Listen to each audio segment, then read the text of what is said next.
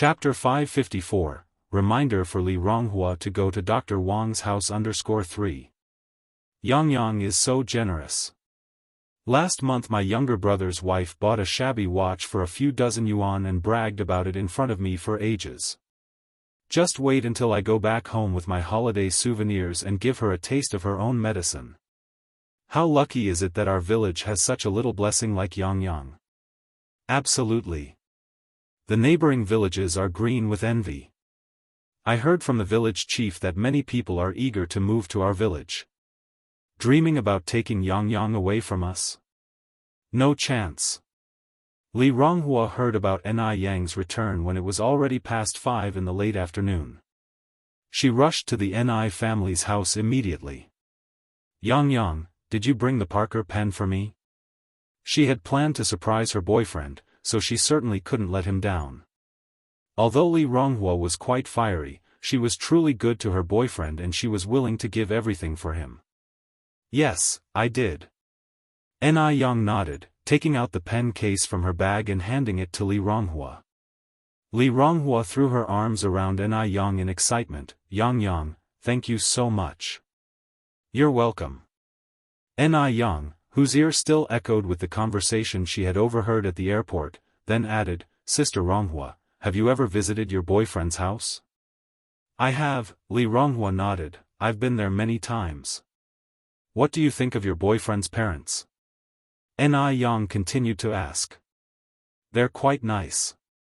Li Ronghua responded happily, my boyfriend's parents are factory workers and their living conditions are pretty decent.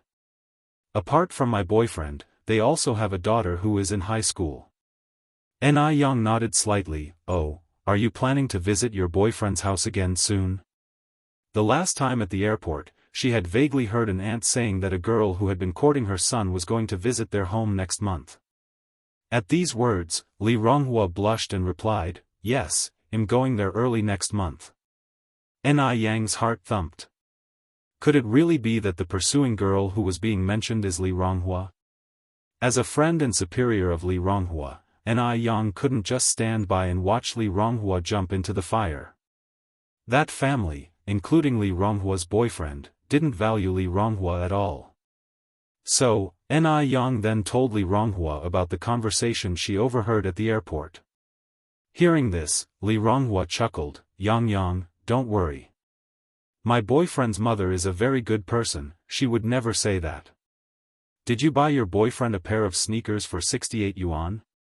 Niyang remembered that the aunt at the airport had bragged about it. I did. But, I am not the only one who bought that brand of sneakers for my boyfriend, it could be someone else. Li Ronghua had been dating her boyfriend for 3 years. She had full trust in him. When faced with this situation, the first thing she thought of was pure coincidence. If her boyfriend would deceive her, then there wouldn't be any good men left in this world. Niyang gave her advices to this point and felt like it is better not to say too much. Sister Ronghua, there are a lot of hypocritical people around pretending to be good people. You must be vigilant and must not be deceived. You must have spent quite a lot on your boyfriend over the years, right? Li Ronghua then responded, it's all my own will. My boyfriend is a man of strong self-esteem, he never actively asks for anything from me, and I believe, he will definitely achieve greatness in the future. Sister Ronghua, Li Ronghua laughed and interrupted Yang, I know you're worried about me. I can assure you that my boyfriend is definitely not like that. And besides, do I look easy to scam? Niyang smiled faintly, as long as you are sure, Sister Ronghua. Yang, thank you for bringing me the pen. By the way, is 200 yuan enough for that pen? How much do I owe you? Li Ronghua is considerate and sensible as well. The Parker pen costs 240 yuan. Li Ronghua only gave 200. Niyang was not a small-minded person and laughed as she said, it's enough, isn't 200 yuan enough to buy a pen? Oh, and Sister Ronghua, here is a gift I brought for you from the M country. Niyang picked up a small gift box and handed it to Li Ronghua. Li Ronghua was surprised and said, Yang, you even brought me a gift? Yes. Ni Yang nodded. Oh, and this is for Gooden, and this is for Changsho. Li Changsho is Gooden's older brother, who had previously lent study materials to Ni Yang. Chapter 555, Reminder for Li Ronghua to go to Dr. Wang's house _4. Yang, you're really being too polite. Li Ronghua, somewhat embarrassed, received the 3 little boxes that Ni Yang handed to her. Having grown up so much now, this is the first time Li Ronghua had ever received a gift, and the feeling was quite peculiar. Ni Yang laughed and said, "No need to be so polite, it's not anything of high value." Li Ronghua returned home with her things. After getting home, she was so eager that she immediately opened the gift box from Ni Yang. Inside was a very nice-looking watch. Li Ronghua happily put it on. When Gooden and Li Changsho returned home, Li Ronghua tossed the 2 gift boxes at them. "Here, these are from Yang." Li Changsho managed to remain calm. Gooden jumped with joy. "Sister Ni Yang is back." "Really? Sister? You better not be fooling me." Usually, Gooden would just call Li Ronghua by her name, but today, amazingly, he called Li Ronghua sister. Li Ronghua laughed and said, "Am I your real sister, or is Yang? If people didn't know, they'd think Yang was your real sister." Gooden didn't even have time to unwrap the gift. He just ran outside, heading straight for the Ni family's courtyard. "Sister Ni Yang." Gooden. Ni Yang pulled aside the door curtain and came out. Gooden rushed straight towards her and hugged Ni Yang. "Sister Ni Yang, I missed you so much." Tweet. Just at that moment, a dark shadow swooped down and pecked a large bite on Gooden's face. "Bad duo. Stinky duo. Why did you peck me?" Gooden let go of Ni Yang and attempted to hit duo, but couldn't reach him because duo flew too high. Gooden stopped bothering with duo, the evil bird, proceeded to walk to Ni Yang's side, and hugged Ni Yang again. "Sister Ni Yang, when did you come back?" Just as he finished his sentence, duo swooped down again and pecked Gooden's face once more. Stinky duo. What's wrong with hugging Sister Ni Yang? Tweet. Duo pecked once again. Having no choice, Gooden had to let go of Ni Yang, only then did duo stop. Ni Yang could barely hold back her smile. In fact, she had noticed that apart from Emo-Chishan, duo would not spare any male who approached her, even if they were just boys. Duo would just attack. Also, duo played only with girls. If a boy dared to tease it or feed it, duo would just peck them without hesitation. This isn't just any evil bird. This is clearly a perverted bird. "Sister Ni Yang, you haven't told me when you got back." This time, Gooden wisely refrained from hugging Ni Yang again. Ni Yang smiled and replied, "I got home around 7 this morning." Gooden hit his head with regret. "Sister Ni Yang, I can't believe I didn't know you came back so early. By the way, does Dabeo know you're back?" "I suppose he doesn't." Gooden laughed and said, "That's good, luckily I'm not the last one to know about your return." "Oh, Sister Ni Yang, thanks for the gift from country, I really loved it." Even though he didn't know what gift Ni Yang had prepared for him, as long as it came from her, he would love it very much. Even if it's a heap of dog poop. "I'm glad you like it." Ni Yang reached out and gently touched his head. "Where's Yun? Didn't she come back with you?" Gooden asked next. Yun is in the inner room." "Then I'll go play with Yun. Go ahead." Ni Yang nodded. It was already past 5 at this time, so Ni Yang started preparing dinner. She hadn't eaten Chinese food for a long while and she planned to fully enjoy a big meal tonight. She'd start with boiled meat, then squirrel fish, mapo tofu, braised pork belly, tomato stew with beef brisket, fried shrimp with green peas, sour and spicy ear mushrooms, and vegetable tofu soup. Although there are only 3 adults and a child to serve, Ni Yang believed, they could definitely finish it all. In fact, everything happened exactly as Ni Yang predicted. At dinner time, Ni Chengue was thrilled. Yang, you're finally back. You have no idea how long it's been since I last enjoyed such delicious food. Ni Yang laughed and said, well, then you should eat a lot tonight. Of course. Ni Chengue then asked, how's country, Yang? Is it any different from here? Ni Tsuhua replied, actually, it's not that special. There's loads of sea. Also, the people there are quite open-minded. You can see young girls on the street wearing ultra-short skirts, showing off their long legs. Also, some people there are extremely dark-skinned while others are extremely white. According to Yang, the dark-skinned people have a particular low status. Chapter 556, Reminder for Li Ronghua to go to Dr. Wang's house _5. Ni Chengue listened very seriously, also filled with yearning. She wondered when her daughter could take her abroad for a trip. Unfortunately, this was a wish that could never be fulfilled. Ni Tsuhua continued, we took a lot of photos. After dinner, Sister Chengue, you can come to my room to look at them. Sure. Ni Chengue nodded eagerly. Despite planning to watch TV in Ni Quihua's room after dinner, Ni Chengue voluntarily washed the dishes. Ni Yang had worked hard to cook the meal, it was only right that she cleaned up. Having washed the dishes, Ni Chengue went to Ni Quihua's room, where Ni Tsuhua showed her the photos they had taken in country. Oh my, these foreigners are so open-minded. There are so many people on the beach, and they just dress like this? Yes, there are even more revealing outfits. Xiaoma went with you to country too? Ni Chengue noticed a photo of Mo Qishan and Ni Yang posing together in front of a castle. Ni Tsuhua shook her head, Xiaoma didn't go with us.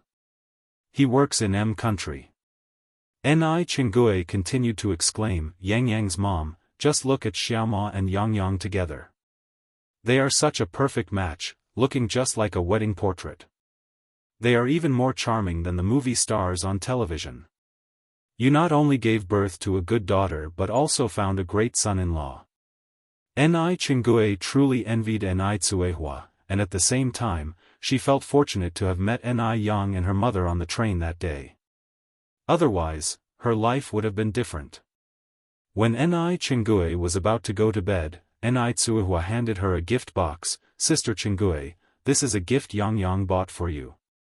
Yang is too polite, she brought me a gift. Sister Chengue, we are indebted to you for helping us settle in Beijing. Ni Tsuehua held Ni Chengue's hand.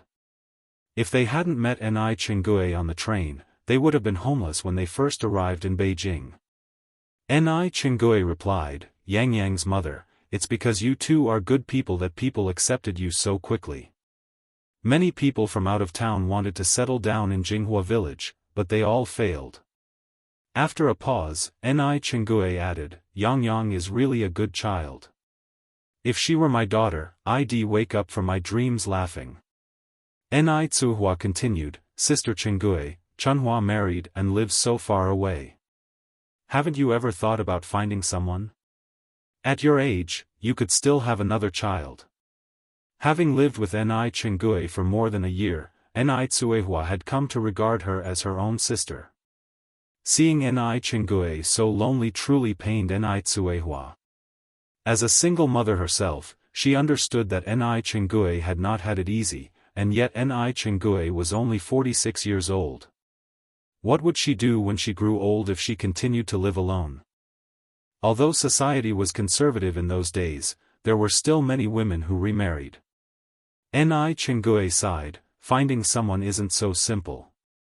If you meet someone unsuitable, you are better off alone. After her husband's death, she was introduced to several men, none of whom were suitable. Gradually, Ni Chengue stopped thinking about these things. With Ni Tsuehua and Ni Yang at home, she did not feel lonely.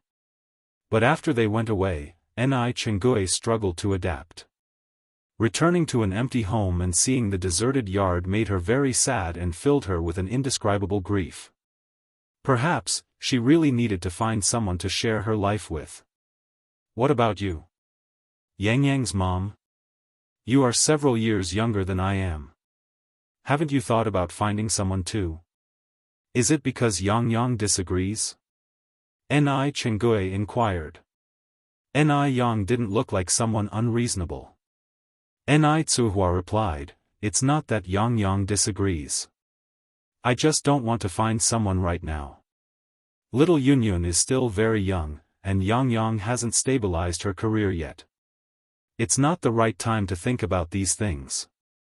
Ni Chenggui nodded, that makes sense. But if you meet someone suitable, you could consider it. Ni Tsuhua smiled, well see. Ni Chenggui then said, okay then, I won't disturb you and little Yunyun's sleep. I'm going back to my room.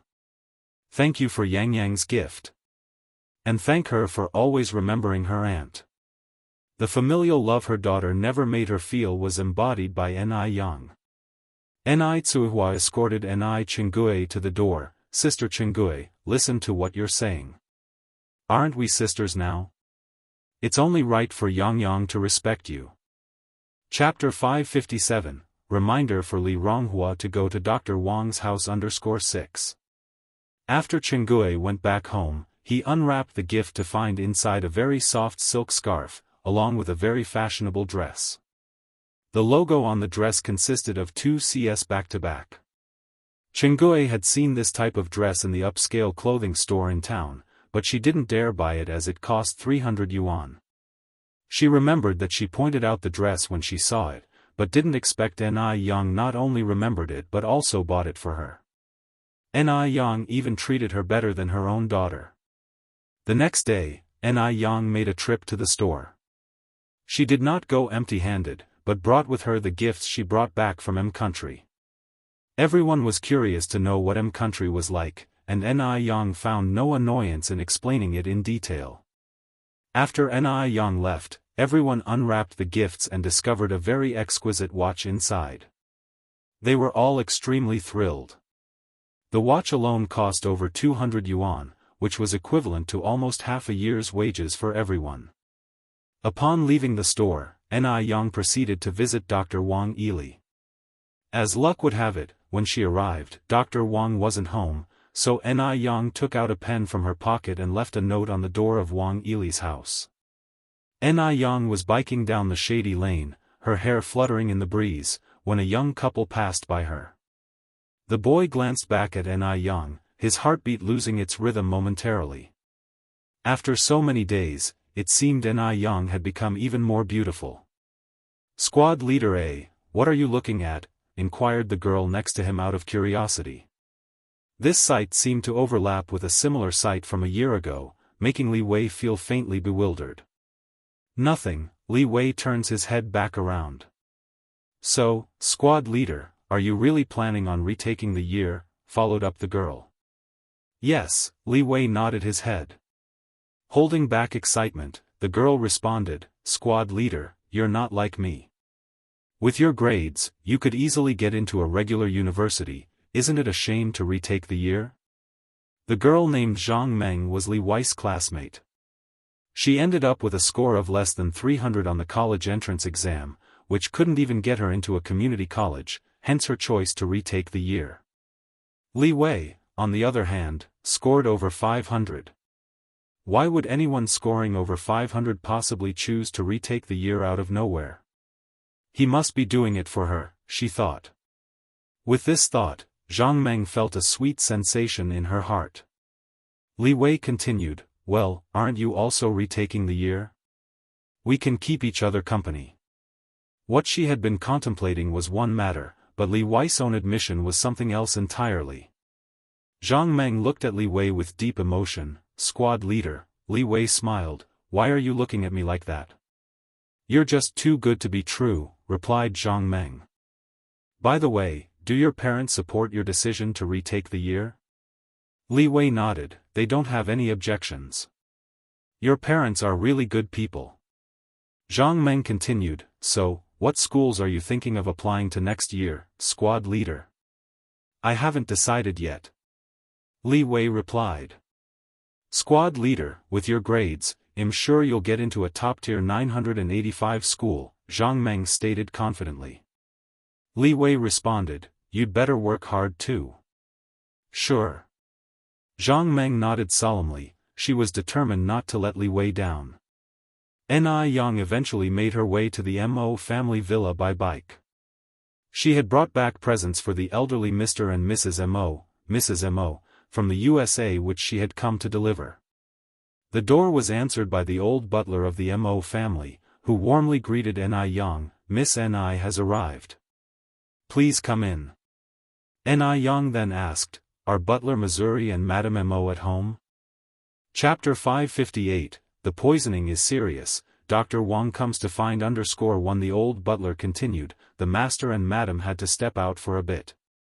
But they should be back soon, Miss Ni, please come in and sit. Okay. Ni Yang nodded and followed the old butler inside. As soon as Ni Yang sat down in the living room, servants brought tea and snacks, worried about neglecting her. You see, Ni Yang was someone held very dear by the master and madam. Sister Ping Ping isn't home either? Ni Yang looked back at the old butler. The old butler replied, Miss Ping Ping has gone to work. Oh. Ni Yang nodded slightly. Just then, footsteps were heard coming from the spiral staircase. A man and a woman descended from upstairs. The man was Mo Baichuan. The woman looked to be around 23 or 4. She wore a purple princess dress, a matching hat, and the same colored eyeshadow. She was very modish. Her name was Xiao Yingying, Mo Baichuan's cousin. Mo Baichuan saw Ni Yang at first glance, with a complex look in his eyes. Ni Yang claimed, again and again, she liked Mo Qishan, yet Mo Qishan wasn't home, so why did she come to the Mo family? The crucial point was, today even the old Mr. Mo and Mrs. Mo weren't home. Although Ni Yang didn't say a word about the wedding from beginning to end, Mo Baichuan felt like it was somehow related to her. Cousin, you have a guest? Yingying didn't want anyone to steal her thunder, so she wasn't fond of any girl prettier than her. Mo Baichuan lightly hummed in acknowledgement. Yingying continued, who is she? How come I've never seen her before? An insignificant person. Shall we go up and say hi? Before Mo Baichuan could respond, Yingying walked straight up to Ni Yang, Butler Li, our family has a guest, won't you introduce me? Butler Li smiled and replied, Miss Xiao, this is Ni Yang, young Master SX's girlfriend. Miss Ni, this is Miss Xiao Yingying, the cousin of young Master Baichuan. So, she was that loser's girlfriend. What good does being good-looking do? In the end, she was still entangled with a loser. Hearing this, Xiao Yingying's eyes were filled with disdain. Ni Yang greeted her with a smile, Miss Xiao. Xiao Yingying continued, Miss Ni is so pretty, may I ask what she works as? Self-employed. Ni Yang replied unfetteredly. Xiao Yingying laughed, well you're a perfect match for Uncle Mo6 then. A self-employed woman and a loser, isn't that the perfect match? Ni Yang seemed not to notice the contempt in Xiao Yingying's eyes and casually responded, thank you. Xiao Yingying saw no point in wasting time on a self-employed woman and turned to Mo Baichuan, let's go, cousin. Weren't you going to take me out for good food in Beijing? Mo Baichuan nodded his head. With that, Xiao Yingying looked back at Ni Yang, would Miss Ni like to join us? Mo Baichuan narrowed his eyes slightly. Would Ni Yang pass up this opportunity to be alone with him? Definitely not. Just when Mo Baichuan was sure that Ni Yang would accompany them, Ni Yang spoke with a charming smile, Miss Xiao, you're too kind. I won't go. I wish you and my nephew a pleasant meal. Not go? Ni Yang is actually not going. Not only was Ni Yang not going, but she also directly called him nephew. At this point, was she still trying to go against the flow? Xiao Yingying continued, since Miss Ni isn't going, I guess I'll take my leave with cousin. Ni Yang nodded slightly. Outside, Xiao Yingying pulled Mo Baichuan's arm. Cousin, where are you taking me to eat? Let's have Japanese food. Mo Baichuan said. Okay. Xiao Yingying nodded. Once they were at the Japanese restaurant, Xiao Yingying enthusiastically poured Mo Baichuan some water. Cousin, you should know why I came back from country to find you, right? Why? Mo Baichuan asked, drinking the water. Cousin, don't you really know? I don't know. Mo Baichuan's face was devoid of any expression. The men of the Mo family all shared a similar trait, they seldom smiled or spoke. Xiao Yingying complained, Cousin, you're too boring. Even if you don't know, wouldn't you want to ask why I came back? I don't want to know. Xiao Yingying rolled her eyes. Cousin, are you really not curious at all? Mo Baichuan found no need to converse any further. Xiao Yingying continued, Cousin, I'm just going to tell you. I came back for Mr. Mog. So, you must help me. Chapter 559, The poisoning is very severe, Dr. Wang comes to find _2. Mr. Mog's name carries great weight in China, and he's even more desirable in the upper echelons of society. Regrettably, Mr. Mog never shows his face and doesn't accept any family's overtures. However, not long ago, Mr. Mog amazingly took the initiative to send a birthday gift to Mrs. Mo. So, speculation is rampant outside that Mr. Mog definitely has a deep friendship with the Mo family. Also, for this reason, the Mo family's status in Beijing has been rising along with the tide. Even despite the big incident at the wedding, no one dared to propagate it, fearing they might accidentally offend Mr. Mog. Baichuan Mo frowned slightly. What does this have to do with me? It has a lot to do with you. Yingying Xiao continued, Cousin, don't you plan to introduce me to Mr. Mog? As the saying goes, don't let the water of your own mill flow into others' fields. Baichuan Mo answered, baffled, I don't even know Mr. Mog, how can I introduce you to him? Yingying Xiao laughed, Cousin, stop pretending, I know you must know Mr. Mog. I know Mr. Mog is discreet and mysterious, and he doesn't want more people to know his identity, so rest assured, I promise I won't tell anyone about this. How could Baichuan Mo not know Mr. Mog? If Baichuan Mo didn't know Mr. Mog, then Mr. Mog wouldn't possibly have sent a birthday gift to Mrs. Mo. Mr. Mog made his fortune in F country, and coincidentally, Baichuan Mo studied there for 4 years. When Yingying Xiao heard that Mr. Mog had sent Mrs. Mo a birthday gift, she couldn't wait to come back from abroad. Should she be so lucky as to catch Mr. Mog's eye, that would be the greatest honor. Just as Baichuan Mo and Mr. Mog happened to be good friends, Baichuan Mo could easily introduce Mr. Mog, with just a few words. Baichuan Mo stated, I really don't know Mr. Mog. Cousin.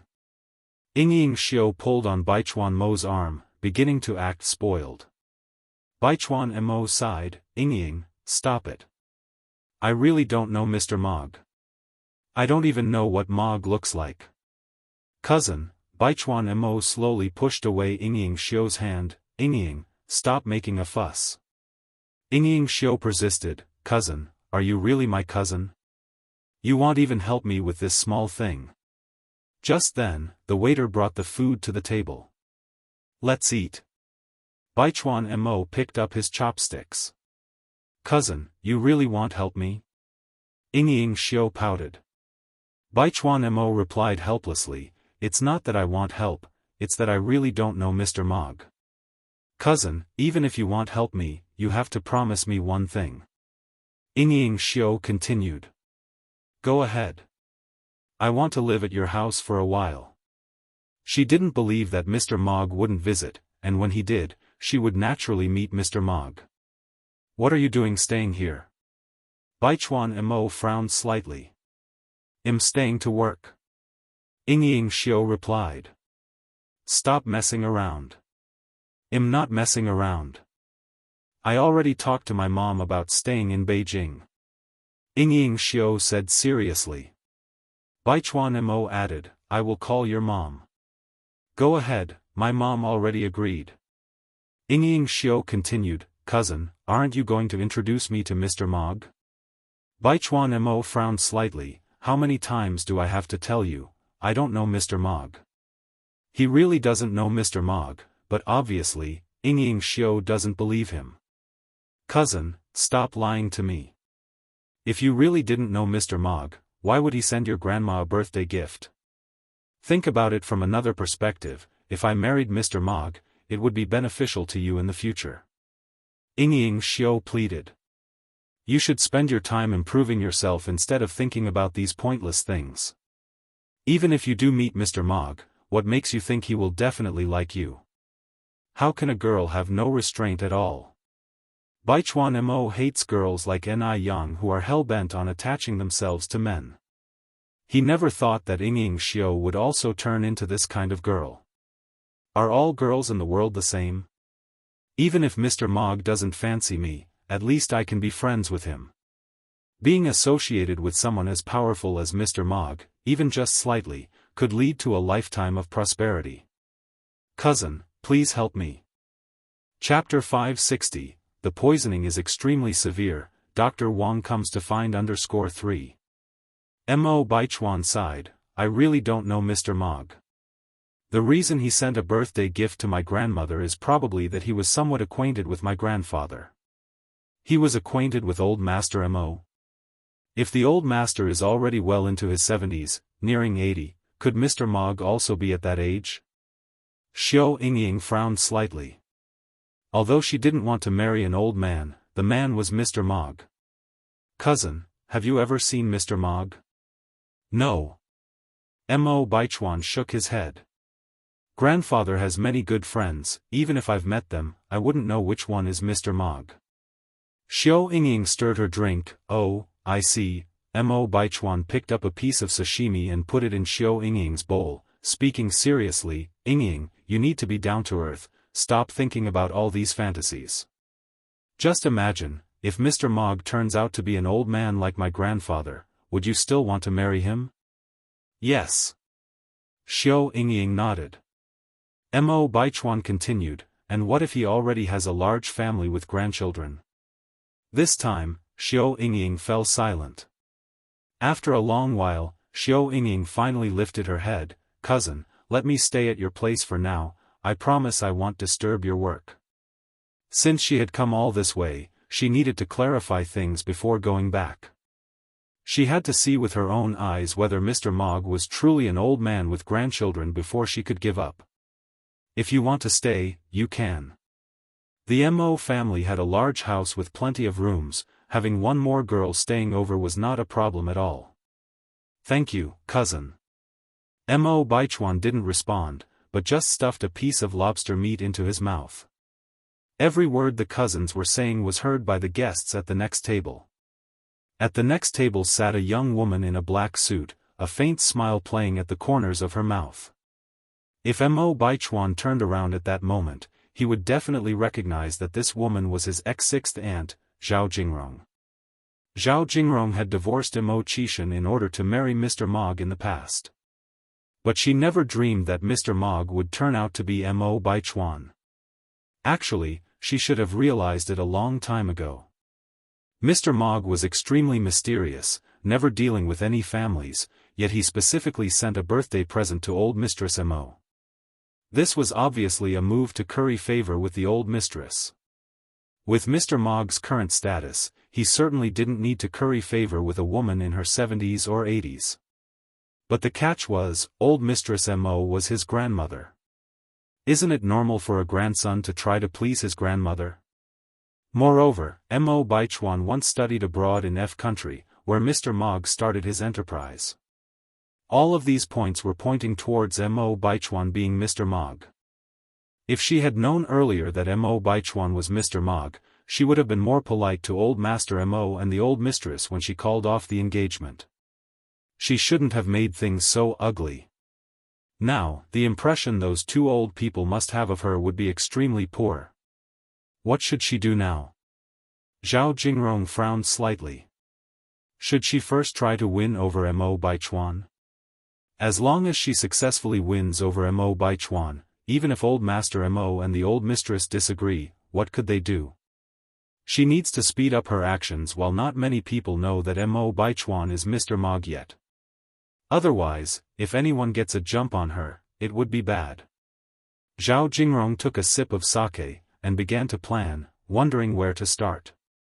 Half an hour after Ni Yang had arrived at the Mo family, Old Master Mo and the Old Mistress finally returned home. The Old Mistress grabbed Ni Yang's hand excitedly. Yang Yang is here. You've been waiting for a long time, haven't you? Why didn't you let us know in advance when you wanted to come over? If you had told us, we could have arranged for a driver to pick you up. Your aunt is right, remember to tell us next time so we can have the driver pick you up. It's just a gas pedal away. Ni Yang smiled, I just arrived. Uncle Mo, Auntie Mo, you don't have to be so polite. The Old Mistress laughed, we're all family, there's no need for such formalities. By the way, Yang Yang, I heard that you went to M country with your mother recently. When did you guys come back? We got home yesterday morning. Ni Yang continued, oh yes, Aunt Mo, I brought you a gift from M country. Really? The Old Mistress looked somewhat surprised. Yes. Ni Yang nodded, took out the gift box, and presented it to the Old Mistress. The gift that Ni Yang had brought for the Old Mistress and Old Master was a massager that was not available domestically.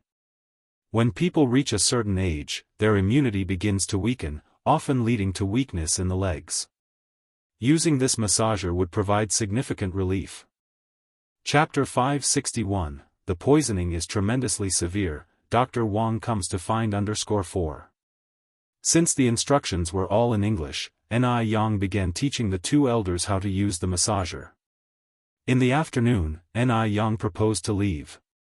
The lady and the master of the Mo family tried several times to persuade her to stay for dinner, but were rejected by Ni Yang.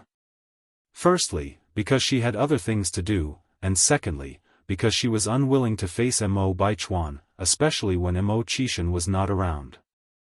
With no other choice, the elderly couple from the Mo family could only see Ni Yang to the door. Aunt Mo, Uncle Mo, please go back inside. The two elders nodded but didn't seem to want to go back inside. But it's funny how things work out. Ni Yang, who desperately didn't want to see Mo Baichuan, ended up running into him. Just as she was about to mount her bicycle, a black jeep stopped by the road. Mo Baichuan and Xiao Yingying got out of it. Ni Yang wouldn't waste her breath on them. She acted as though she hadn't seen Mo Baichuan and rode past him. Mo Baichuan frowned slightly. Xiao Yingying, pulling at Mo Baichuan's sleeve, sneered, so she just rides a bicycle? Seeing Ni Yang in this pitiful state, Xiao Yingying felt a sense of inexplicable elation and superiority. As fellow girls, she was a pampered young lady doted upon since birth who had a chauffeur to attend to her. And Ni Yang? What could Ni Yang possibly have to offer other than her pretty face? Even her boyfriend was beneath her. Mo Baichuan didn't show any expression, she is just a sole proprietor, what else do you think she can ride? Xiao Yingying chuckled, cousin, has the Mo family ever thought about getting her a car? After all, she did come knocking against the grain. Surely, you can't let her get the short end of the stick. Riding that kind of bicycle here is so embarrassing. Mo Baichuan remained silent, but a flicker of contempt clearly flashed in his eyes. The couple continued to walk towards the main entrance. Just then, as if Xiao Yingying had suddenly remembered something, she said, cousin, wait a minute. What happened? Mo Baichuan looked back. Xiao Yingying continued, I forgot to buy something. Cousin, can you accompany me to the mall? Mo Baichuan frowned slightly, can't you buy it tomorrow? No. The ice skin whitening and moisturizing cream has been increasing its monthly limit from 30 jars to 60 jars since last month. We release 30 jars on the 5th and 23rd of each month, and today is exactly the 23rd, let's hurry up before they run out. My mom also asked me to get her a jar of wrinkle cream. Although Xiao Yingying had previously been a student in M country, she was well acquainted with the famous ice skin. Despite being a newcomer in the market last year, the brand has already taken several cities by storm. People have even flown in from other cities specifically to purchase its products. Ice skin now has 3 branches, but its best-selling products are perpetually out of stock. Before Mo Baichuan could react, Xiao Yingying was already pulling him into the car. Cousin, drive faster. Having no other choice, Mo Baichuan had to start the engine. On turning the corner, they ran into Ni Yang. Ni Yang was wearing a sky-blue vintage button-up shirt and a pair of black wide-leg pants. Her dark, lustrous hair was loose behind her, blowing elegantly in the breeze. From the side, she resembled a female university student from the Republican era. Innocent, beautiful, peaceful, untouched by the worldly hustle and bustle. I must say, this Ni Yang is rather attractive, Xiao Yingying remarked as she glanced out the window. Otherwise, why would my 6th uncle be so smitten with her? Mo Baichuan replied. In Mo Baichuan's eyes, Mo Qishan had fallen too deeply to listen to reason. No matter how many times Head tried to warn Mo Qishan, he wouldn't believe him. Moreover, he would even mock him. Perhaps this is what people mean by love is blind.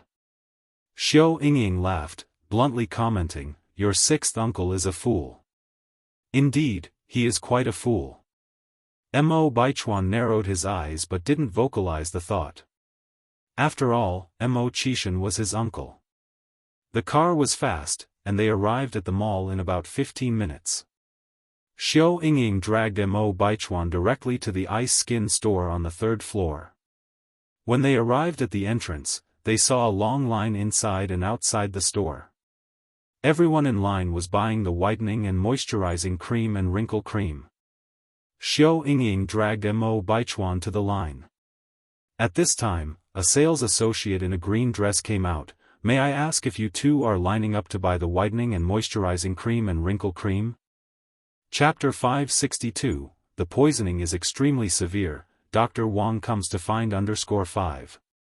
Yes, yes, yes. Xiao Yingying nodded her head.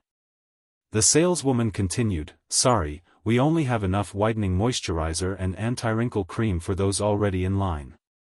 You two can come back and buy on the 5th of next month. It's sold out? Xiao Yingying said in surprise. Yes. How can it be sold out? Miss, can you help us? We came from a long way away, and it's not easy for us to come all this way. Xiao Yingying pleaded with the saleswoman, hoping she might bend the rules a bit. The saleswoman had encountered many such customers. I'm sorry, but both the whitening moisturizer and anti-wrinkle cream are limited editions. I can't do anything about it. You work here, how can you not do anything about it? Can you make an exception for me, please? I'm willing to pay double to buy them. Ever since she started using the whitening moisturizer, Xiao Yingying's complexion had greatly improved.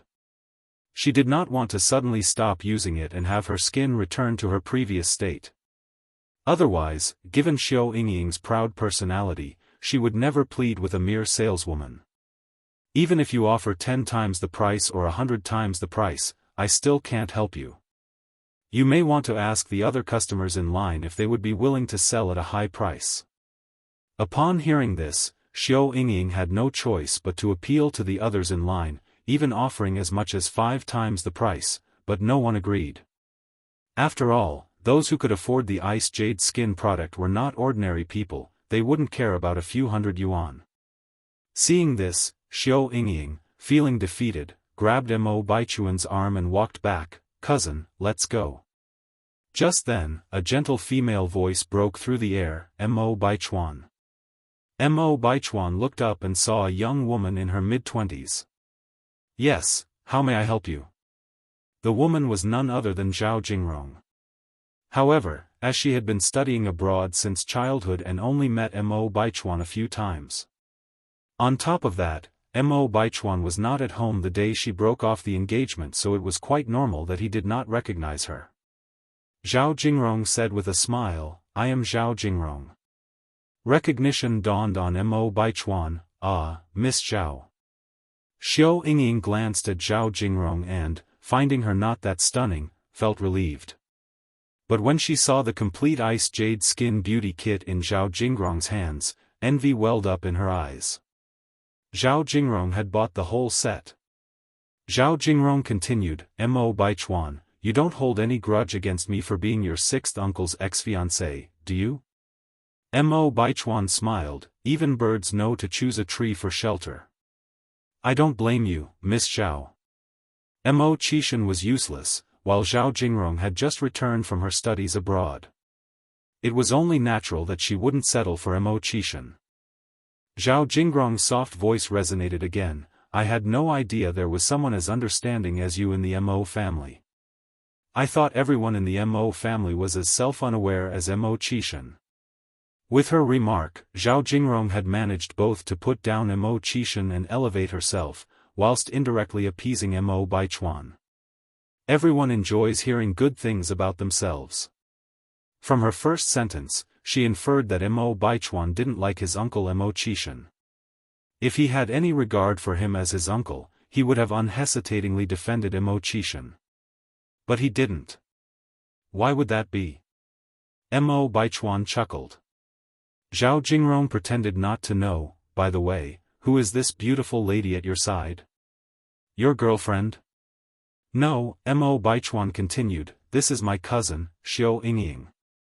Xiao Yingying naturally felt pleased at being complimented for her beauty, and so her opinion of Zhao Jingrong improved considerably. Zhao Jingrong laughed, "So, it's Sister Xiao Yingying, you're here to buy ice jade skin too?" "Yes," Xiao Yingying nodded, adding, "Unfortunately, the saleswoman told me that the whitening moisturizer and anti-wrinkle cream are sold out. It seems I will have to come back at the beginning of the month." With that, she let out a sigh. Zhao Jingrong chimed in, "Don't be upset, Sister Xiao. As it happens, I have the whitening moisturizer and anti-wrinkle cream in my full set of ice jade skin. I'll give them to you." She had been worried about how to get closer to Mo Baichuan, and then this perfect opportunity presented itself.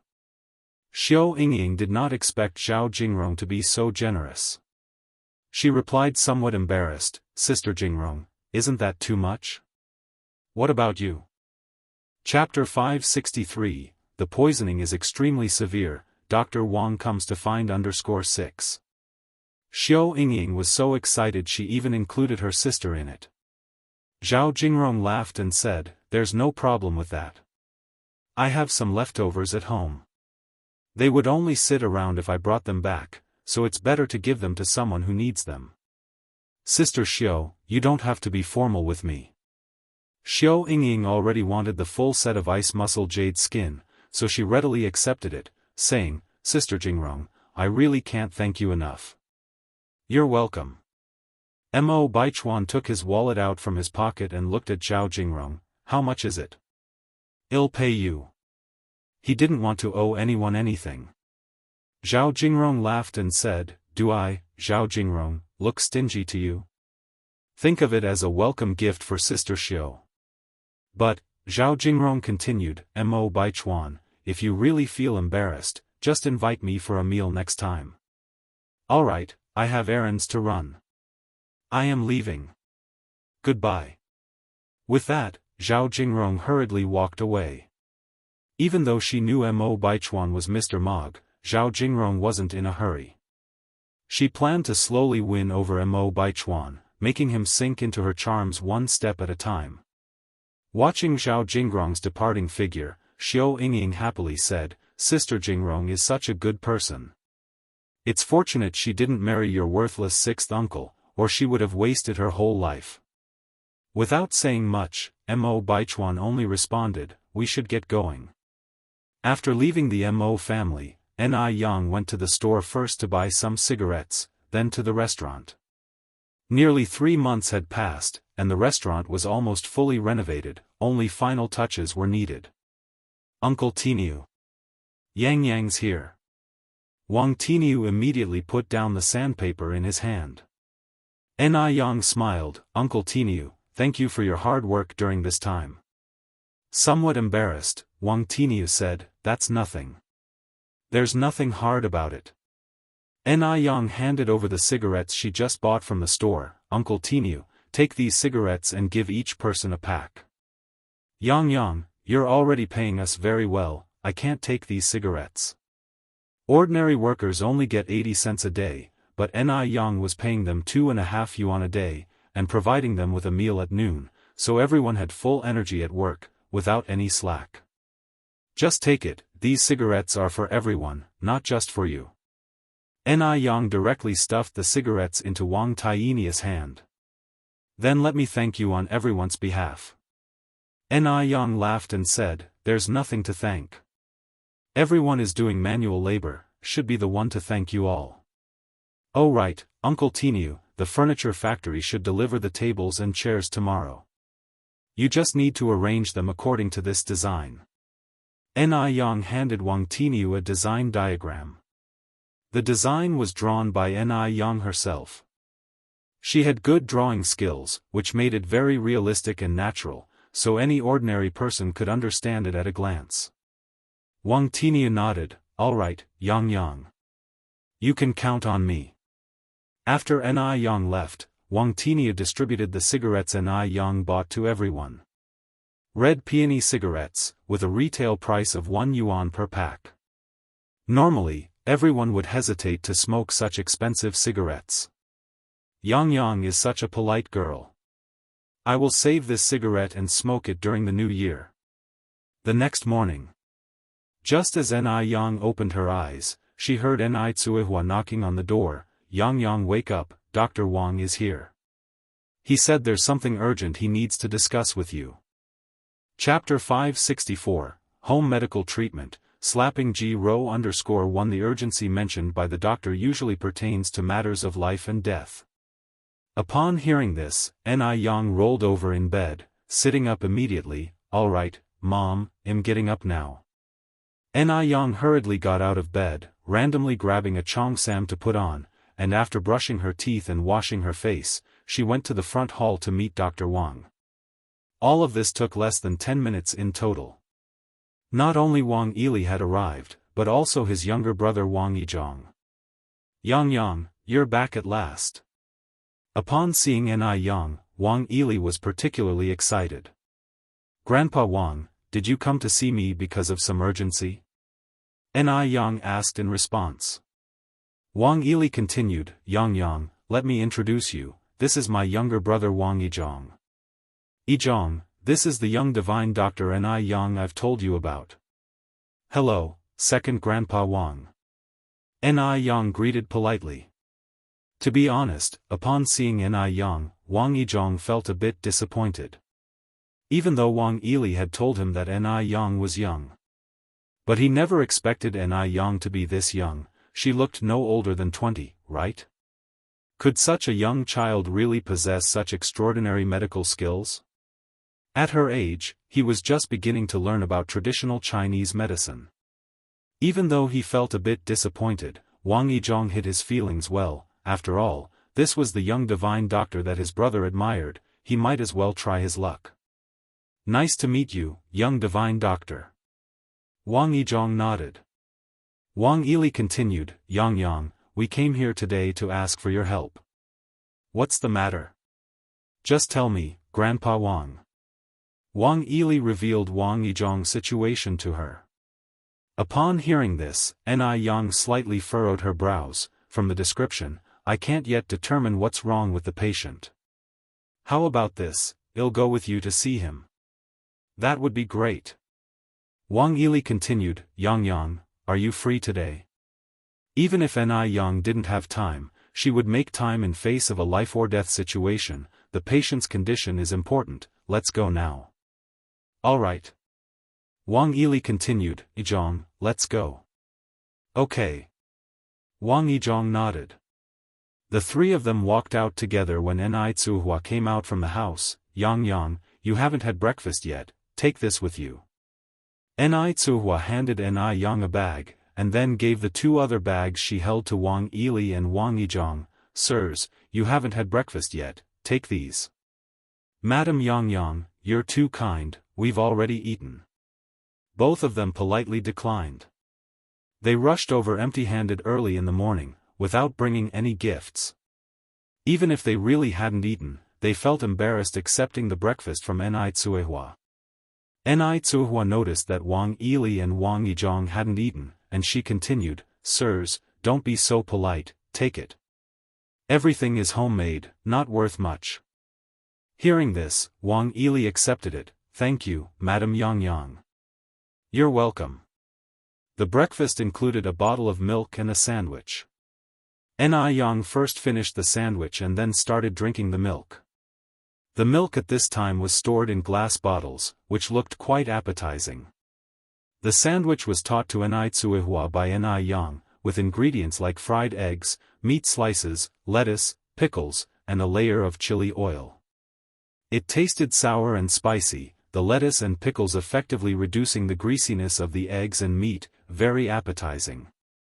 Both Wang Yili and Wang Yizhong had never eaten a sandwich before and found it very novel. Yang, what is this? A meat sandwich? It seemed like a meat sandwich, but it also didn't look like one, and it tasted much better than a meat sandwich. Ni Yang laughed, this is called a sandwich. Sandwich? Wang Yili and Wang Yizhong looked at each other, they had never heard of such a strange name before. Ni Yang nodded, then said, the sandwich is a foreign fast food dish, and I've adapted it according to the Chinese taste. Oh, I see. Wang Yili nodded, then said, this sandwich is really delicious. Ni Yang smirked, Grandpa Wang, if you like it, you can always come to my house as a guest. Where Mr. Abner lived was downtown. About an hour later, their car arrived at the destination. Brother, Yang, we have arrived. Wang Yizhong spoke first. Good, let's get out of the car. Wang Yili opened the car door. Chapter 565, Home Medical Treatment, Slapping G-Row_2. Several people got out of the car. At the door, the bodyguards stood in the way without immediately allowing Wang Yizhong and Wang Yili to enter. Wang Yizhong then said, could you please inform Mr. Abner that the divine doctor has arrived? Even though it pained him to call anyone the divine doctor. But the arrow was already on the string, and he had no choice but to let it fly. One of the bodyguards nodded, wait here. Wang Yizhong looked at Ni Yang, apologizing, I'm sorry Yang, this patient is a bit difficult, I didn't mean for you to get offended. It's fine. Ni Yang shook her head. Shortly after, a large group of people came towards them. A young man and woman led the group. The man was a blonde foreigner with blue eyes, while the woman was a tall Chinese woman. Dr. Wang, the foreign man said in halting Chinese as he walked towards Wang Yili, is this the devised doctor you brought? Divine doctor, hello, I'm Abner, from F country. I hope you can cure my mother's illness. With his full white beard, Wang Yili resembled a hermit, so it was understandable Mr. Abner could mistake him for the divine doctor. After all, no one would associate the title of divine doctor with a teenage girl. Wang Yili awkwardly replied, Sir, you have mistaken me, I'm not the divine doctor. The real divine doctor is her. Wang Yili then pointed to Ni Yang. Her? Mr. Abner looked at Ni Yang, slightly taken aback. This young girl is too young. That was Mr. Abner's initial reaction.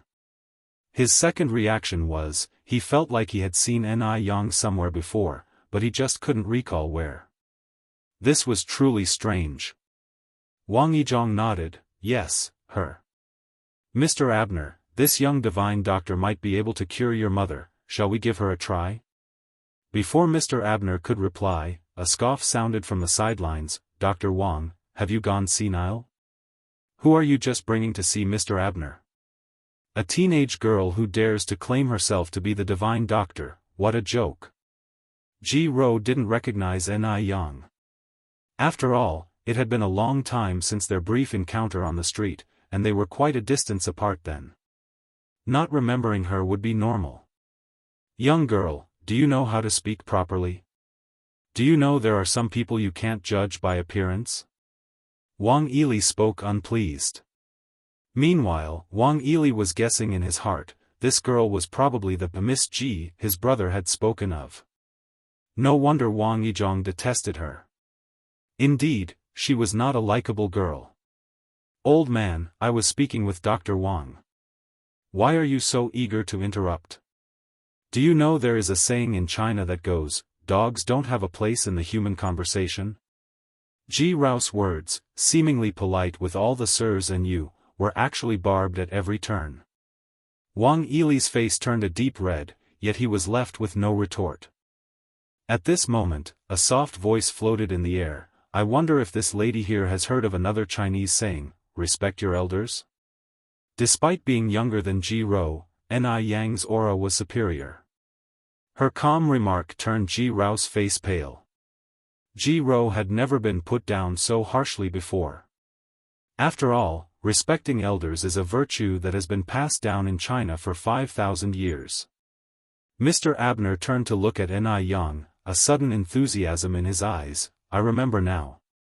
You were the young girl who saved someone in the streets last time. Can you really cure my mom's illness? It was no coincidence Mr. Abner remembered Ni Yang. Ni Yang was so beautiful that he noticed her immediately in the crowd back then. He had never seen such a beautiful Eastern girl. Ni Yang was the first. When she heard this, Ji Rao instantaneously remembered, but she had no good impression of Ni Yang on the street. She thought Ni Yang was all about the limelight, mystifying things. This was a girl with a scheming heart, who had exhausted all means to get Wang Yizhong to bring her to see Mr. Abner.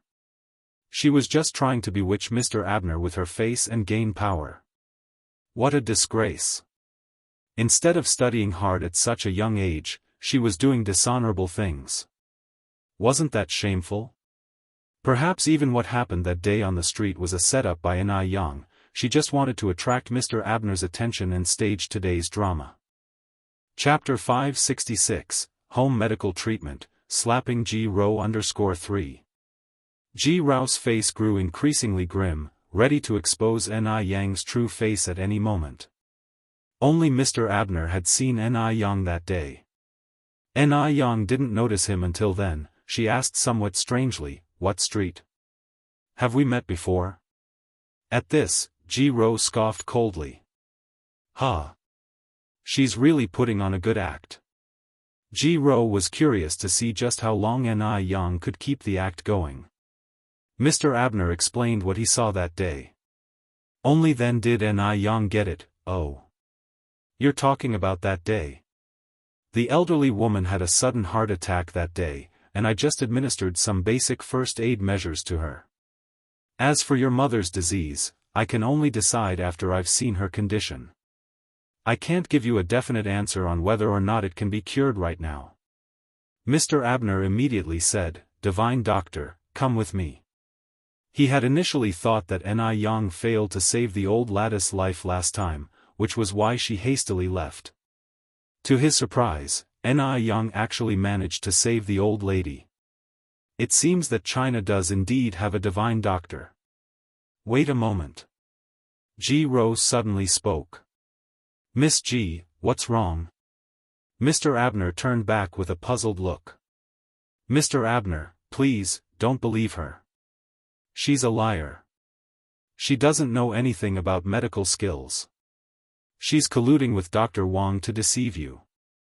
I grew up in China and I've never seen a teenage divine doctor. She's just trying to draw your attention by leveraging her good looks. Speaking fluently in French, Ji Rao continued, Mr. Abner, please, don't be fooled by her and cause unnecessary pain for your wife. At her words, Mr. Abner's expression changed.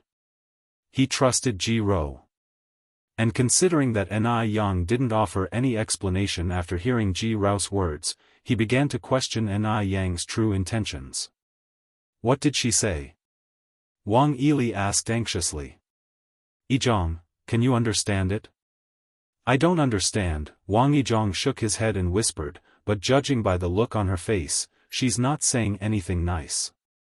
A fine Chinese speaker, why would she switch to speaking bird language? Wang Yili's face darkened. This Ms. Ji is really too bullying. Can't she just speak openly and honestly? Ji Rao's face was smug. She was speaking French. Could those two old fools and the young girl understand it? Ji Rao looked at Ni Yang, her lips curled in disdain, and a mocking glint in her eyes. Her whole goal was to make sure Ni Yang couldn't understand, to make Ni Yang embarrass herself. Ji Rao had seen many Chinese who couldn't speak French. In front of the people of F country, they were like mutes, their hand and foot work clumsy and comical. Just wait. Ni Yang was about to embarrass herself. Just as Ji Rao was waiting for Ni Yang to embarrass herself, a pleasant French voice sounded in the air, "Dear unnamed sister, do you really think it's all right to maliciously assume things about others? I wonder if you have ever heard the saying judge others as you judge yourself, or if you know what it means. The saying means that you see others as what you are yourself. You are trying to seduce Mr. Abner and you're attempting to slander others without any shame." By the end of her statement, Ni Yang simply shook her head. Ji Rao's face turned green with fury. She had never expected that a girl who seemed to have barely had any education would be fluent in French. It was simply unbelievable. While Wang Yili and Wang Yizhong didn't understand what Ni Yang was saying, they inexplicably felt thrilled. Just by looking at Ji Rao's face, they could tell that Ni Yang had gained the upper hand. This ignorant girl really needed some harsh lessons. "What are you babbling about?" Ji Rao said, "I'm going to sue you. You're defaming me." Ni Yang smiled faintly, replying in French, "What you do not wish for yourself, do not do to others. When you were defaming me just now, have you not thought, I could also sue you?" Ji Rao choked, her face turned even uglier. She had never been so humiliated in front of Mr. Abner before. What on earth was the background of this young girl? She was so annoyed. Ni Yang continued, "Dear sister, are you aware that your accusatory behavior just now could have cost Mr. Abner's mother's chance of recovery if it were a doctor who didn't understand French? You think you can cure the wife's disease?" Ji Rao was so angry, her face turned pale. Ni Yang gave a slight smile, "Whether I can or not, just wait and see." Chapter 567, Home Medical Treatment, Slapping Ji Rao _4. Ni Yang's actions not only took Ji Rao by surprise but also Mr. Abner. He never expected that Ni Yang would be able to strike back so beautifully in front of the powerful Ji Rao. A person who can speak French so fluently mustn't have poor medical skills. You should know, French is one of the top 10 hardest languages in the world to learn. Even Ji Rao, who had lived in F country for 7 or 8 years, only managed to learn it so fluently. "Divine Doctor, please, come with me." To show his respect for Ni Yang, Mr. Abner still spoke in Chinese. "Mr. Abner." Ji Rao was not satisfied. "Miss Ji, I think you should be clear about your status." While saying this neutrally, Ji Rao shivered all over. What was her status? At best, she was just a senior assistant to Mr. Abner. Wang Yili glanced at Ji Rao with a cold hum and walked straight past her. Wang Yizhong also showed no friendly face toward Ji Rao. Ji Rao's face was uglier than it ever had been before, but she had to suppress her anger and follow behind the group. She was eager to see what kind of abilities Ni Yang actually had. Mr. Abner's mother was staying on the 3rd floor. The bedroom was large, well ventilated, and almost odorless. "This is my mother," said Mr. Abner, pointing to the middle-aged woman lying on the bed. Mr. Abner's mother was 47 years old. Her name was Georgia. Georgia was covered in tubes for life support. She didn't look frail like a typical patient, but was rather radiant. If it weren't for the tubes in her body, anyone would think she was healthy. Ni Yang had never seen such a phenomenon. It was Wang Yili's first time seeing Georgia. He turned his head to Wang Yizhong and said, "Strange, I've never seen a patient like this." Yang didn't say much. Instead, she sat down beside Georgia and reached out her hand to feel her pulse, concentrating on her diagnosis. The only sound in the ward was the beeping of the heart monitor. After a while, Yang slowly opened her eyes. Mr. Abner asked anxiously, "How is it? Divine Doctor, can my mother be saved?" His mother's illness had been going on for too long. Each day felt like torture to her. Seeing his mother like this, as a son, Mr. Abner was truly distressed. "Your mother is suffering from cold syndrome. Don't worry, it's not a serious illness," Yang said lightly. Not a serious illness?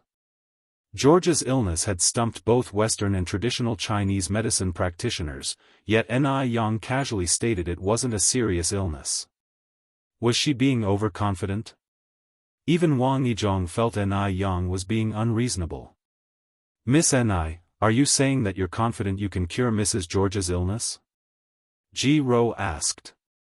"Yes," Yang nodded.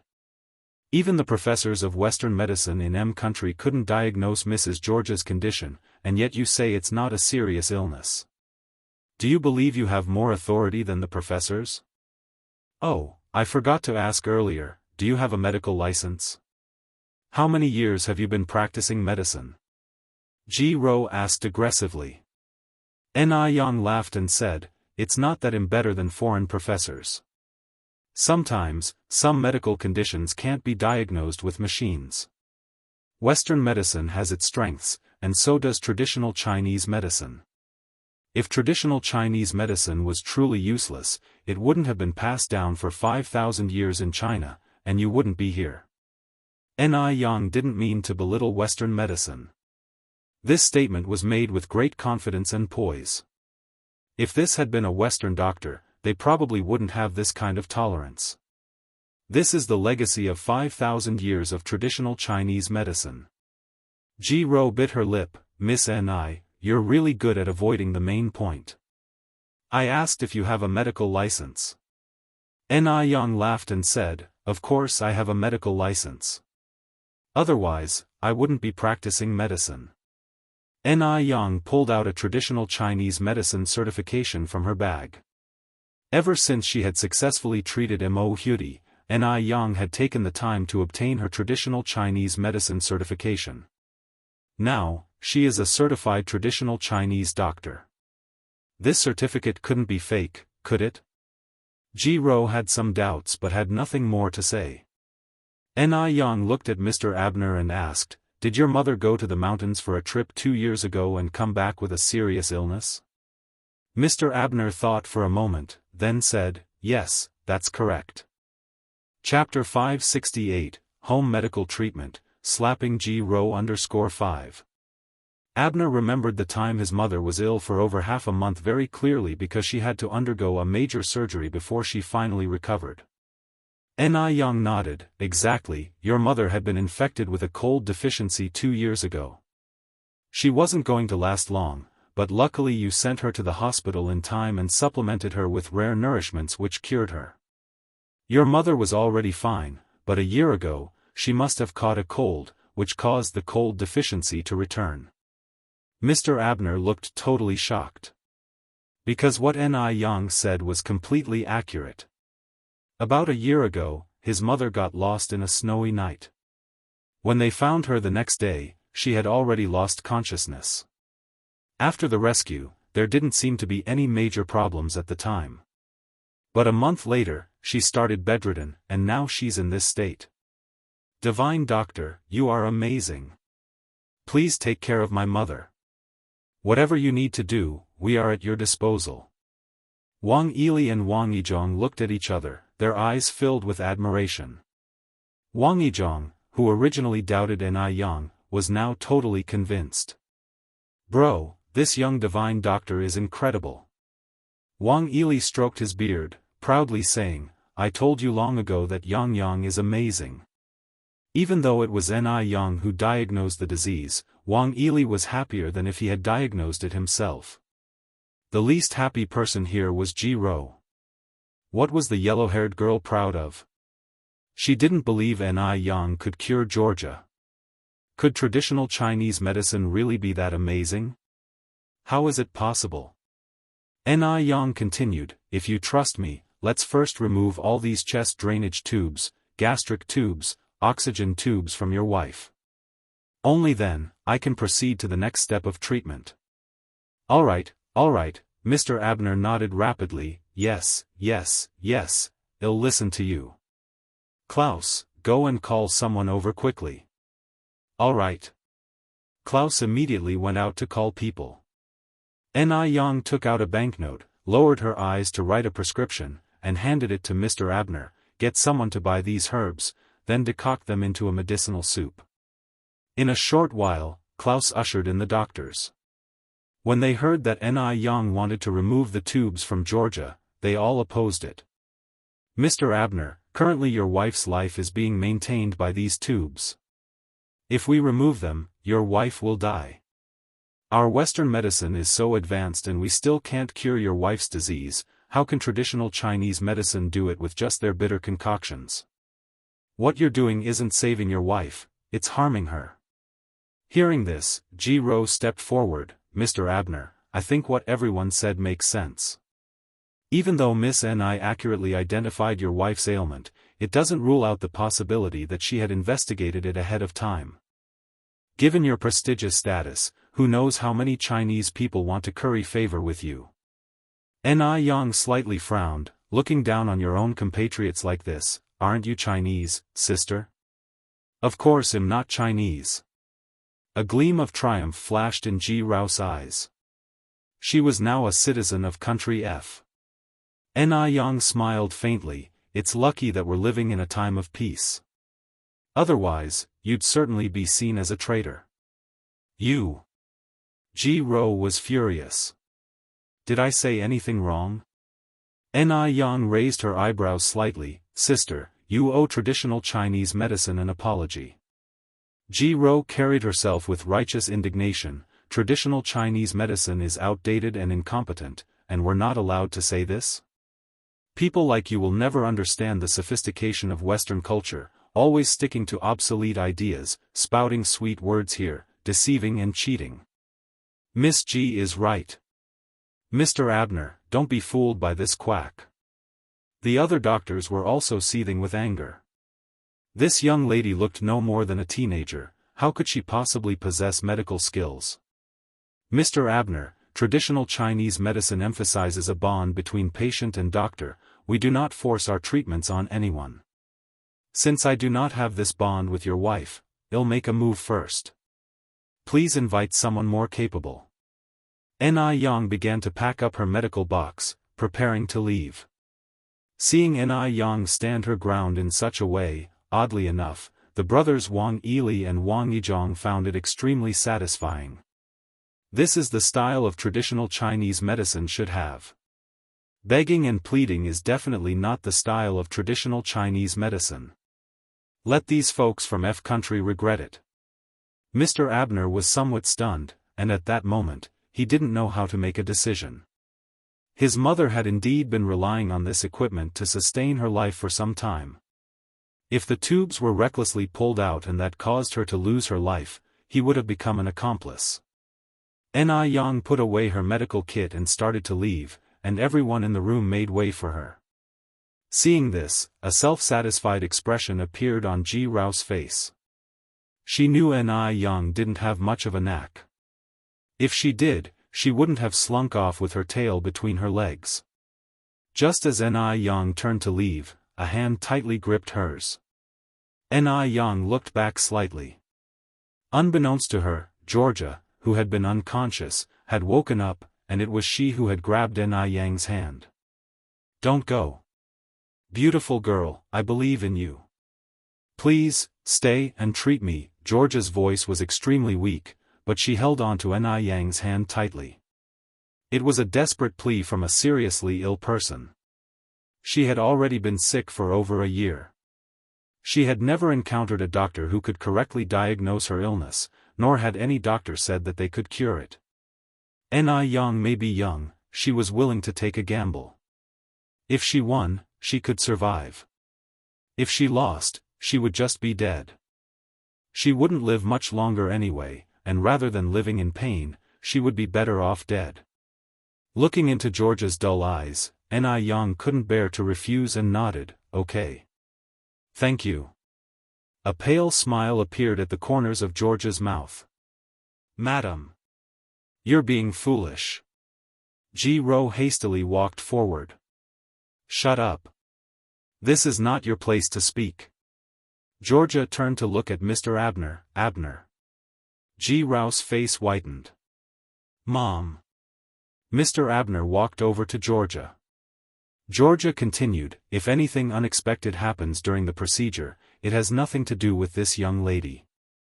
Please don't blame her. Because this is my own choice. She was already a dying person, and she absolutely could not involve others in her troubles before her death." Seeing Mr. Abner remaining silent, Georgia continued, "Abner, promise me quickly." Mr. Abner nodded with difficulty, "All right. I promise you." Ji-Ro anxiously said, "Mr. Abner, Madam has lost her ability to think clearly, but you must not be confused." Mr. Abner sighed, "Stop talking, I respect my mother's wishes." He finished speaking and bowed deeply to Yang, "Divine Doctor, we're counting on you." Yang didn't say much. She turned to look at Wang Yili and Wang Yizhong. "Would the two of you mind assisting me?" "Of course." Wang Yili and Wang Yizhong immediately stepped forward. It didn't take long for the three of them to remove all the tubes on Georgia's body. As soon as the tubes were removed, it seemed as though all of Georgia's strength had been drained. Her head slumped to the side, and she immediately closed her eyes. Wang Yili slightly furrowed his brows, checking Georgia's breathing. Suddenly, his face turned white and he looked at Yang, whispering, She seems to have stopped breathing.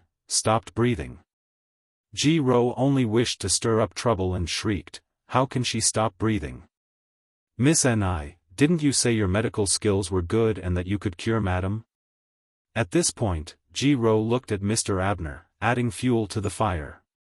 "Murdering compensates life. Mr. Abner, you must hold Miss Ni accountable." Yang had embarrassed her many times. Of course, she needed to take revenge. Even though Georgia had said she wouldn't hold Yang responsible while alive, but how trustworthy could the words of a sick person be?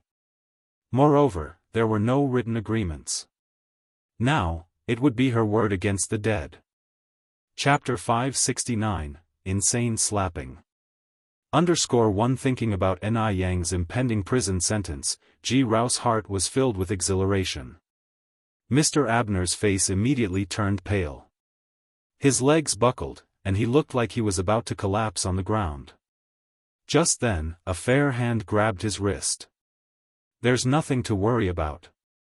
From a medical perspective, your wife is merely in a state of apparent death." Her voice was soft and bland, but it was having a calming effect on him. The temperature of Mr. Abner's body finally began to rise slowly. "Apparent death? Impossible. My wife is clearly dead." Ji-Ro argued. "Mr. Abner, don't listen to her absurdities." Yang glanced at Ji-Ro and smirked. "It appears that you desperately want your wife to die." On hearing those words, Mr. Abner slightly furrowed his brow, his eyes full of displeasure as he looked at Ji-Ro.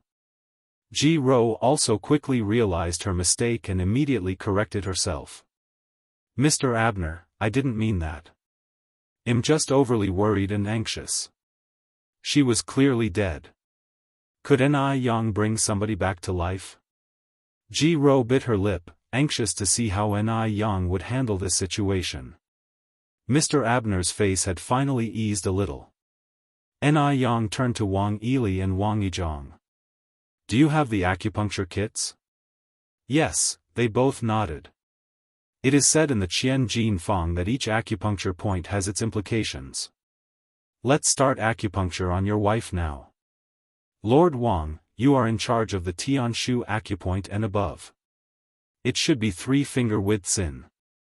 Lord Wang II, you're responsible for the points below the Tianshu acupoint.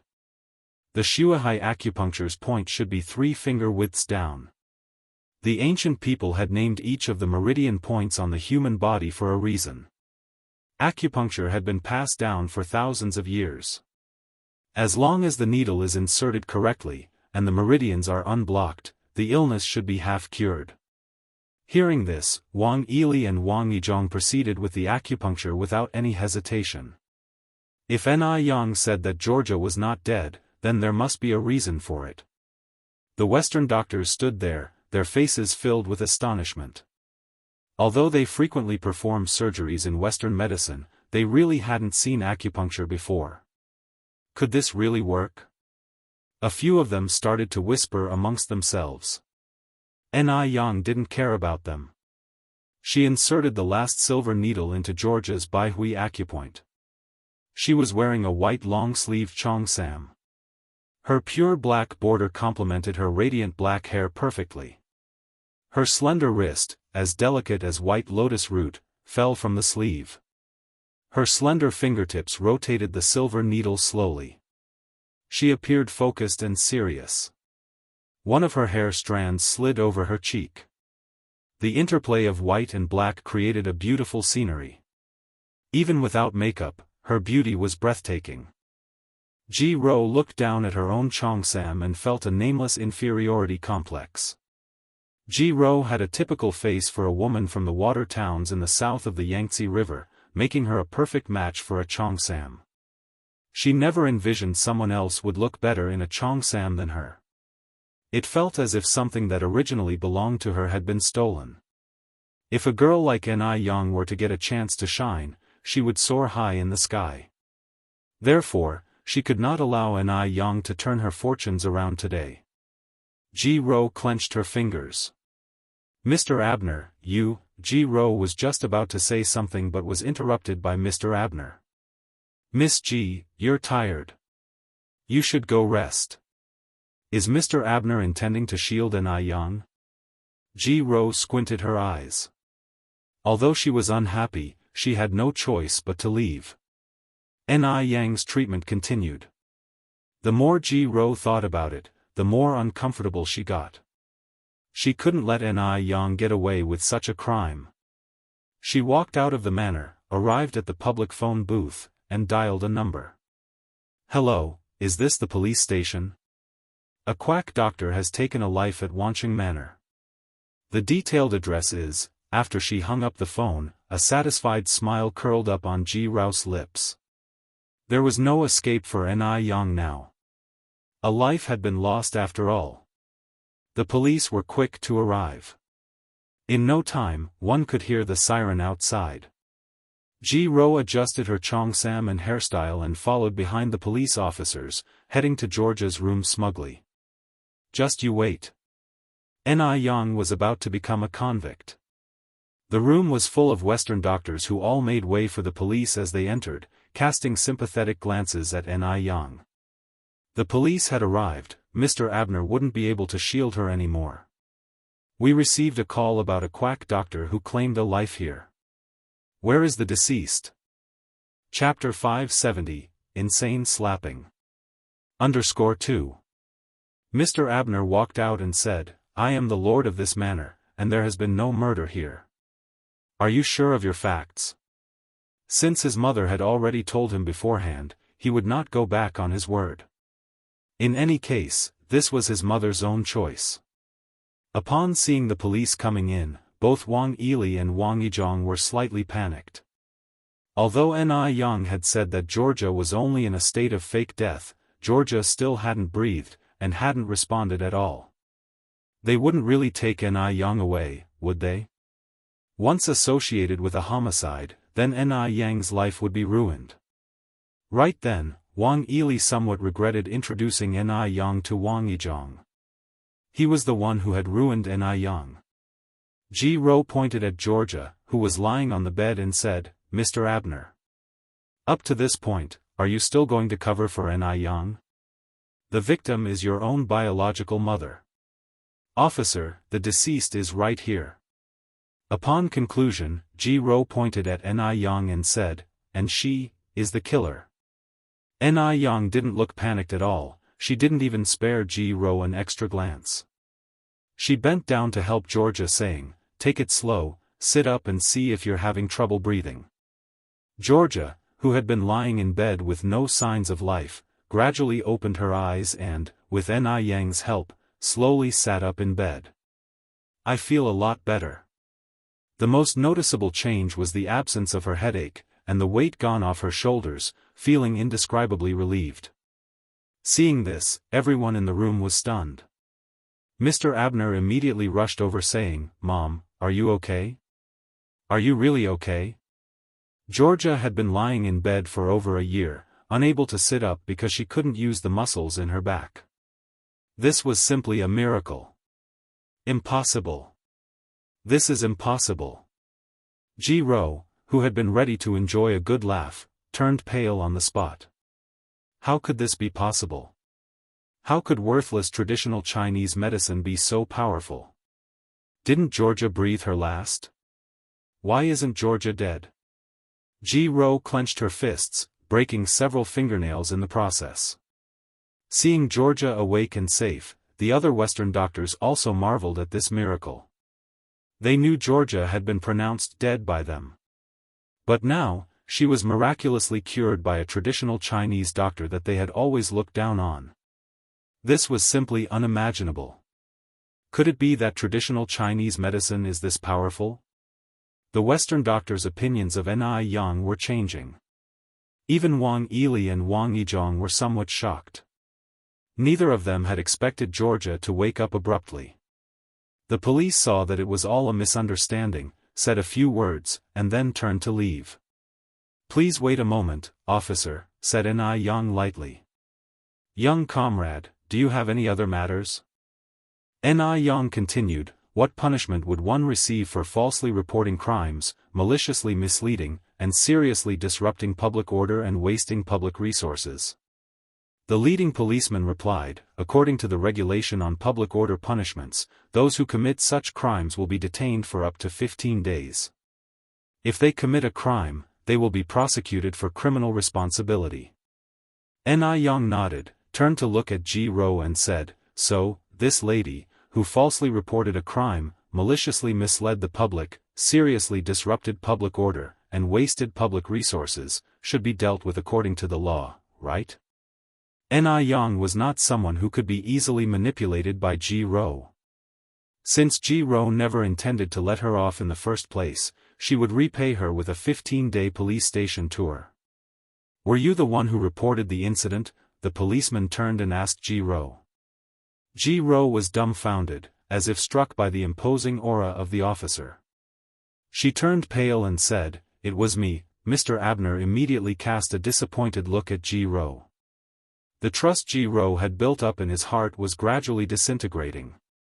Just as Ji Ro realized that she had misspoken and quickly covered her mouth, it was too late.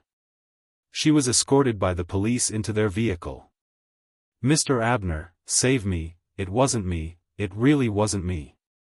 She couldn't be sent to the detention center, she couldn't leave a stain on her record. The original plan was to get Ni Yang into the police car, but she ended up becoming a laughingstock before Ni Yang. Ever since she returned to the country, Ji Ro had never lost such great face. This was such a disgrace. Ji Ro was filled with regret, but there was no antidote for remorse in this world.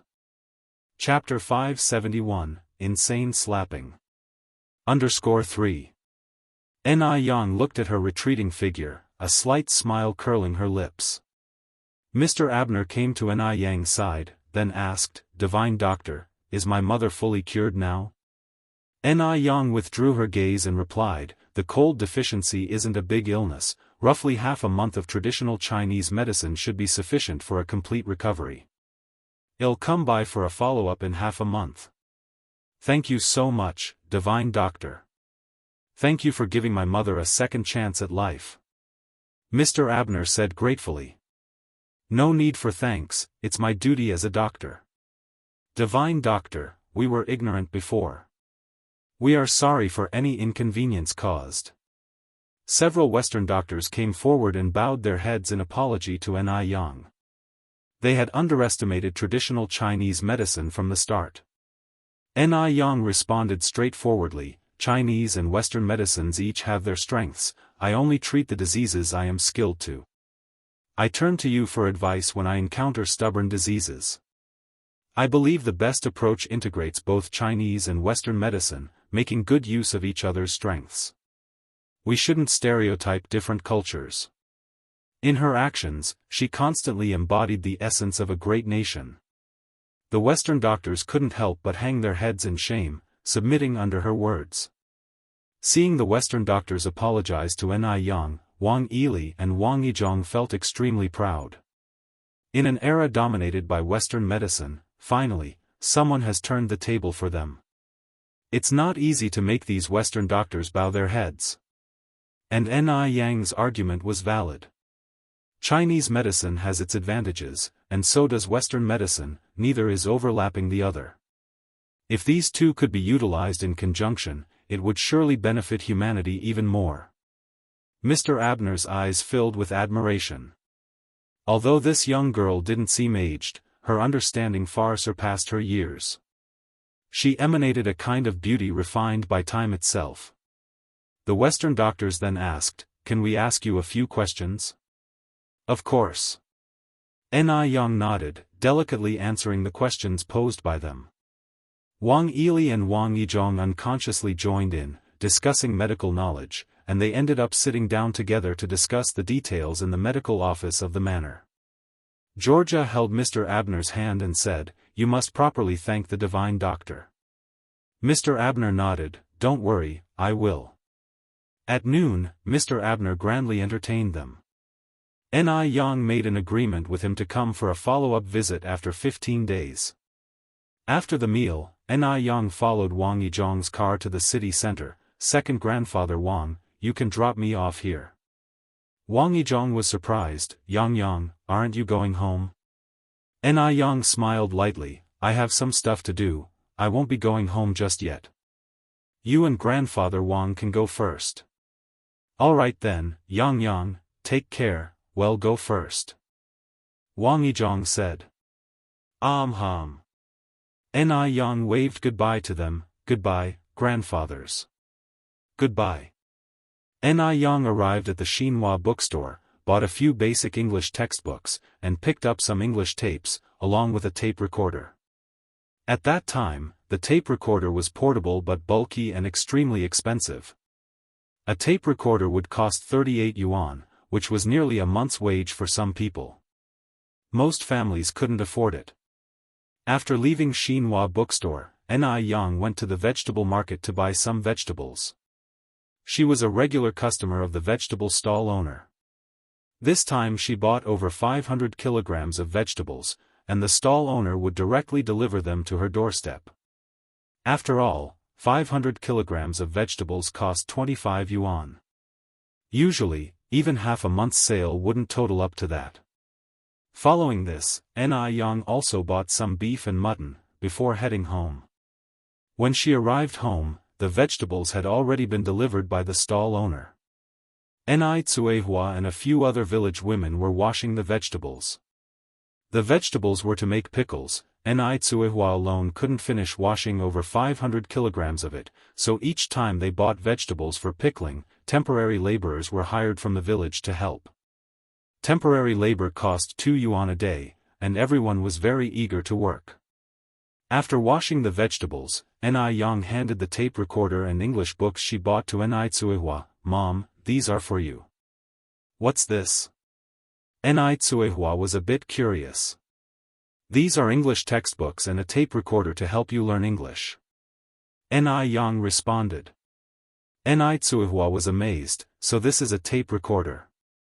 How do you use it?" "I'll show you." Ni Yang plugged in the recorder, inserted a tape, and soon a standard American English accent flowed from the recorder. Chapter 572, Insane Slapping. _4. You speak so well.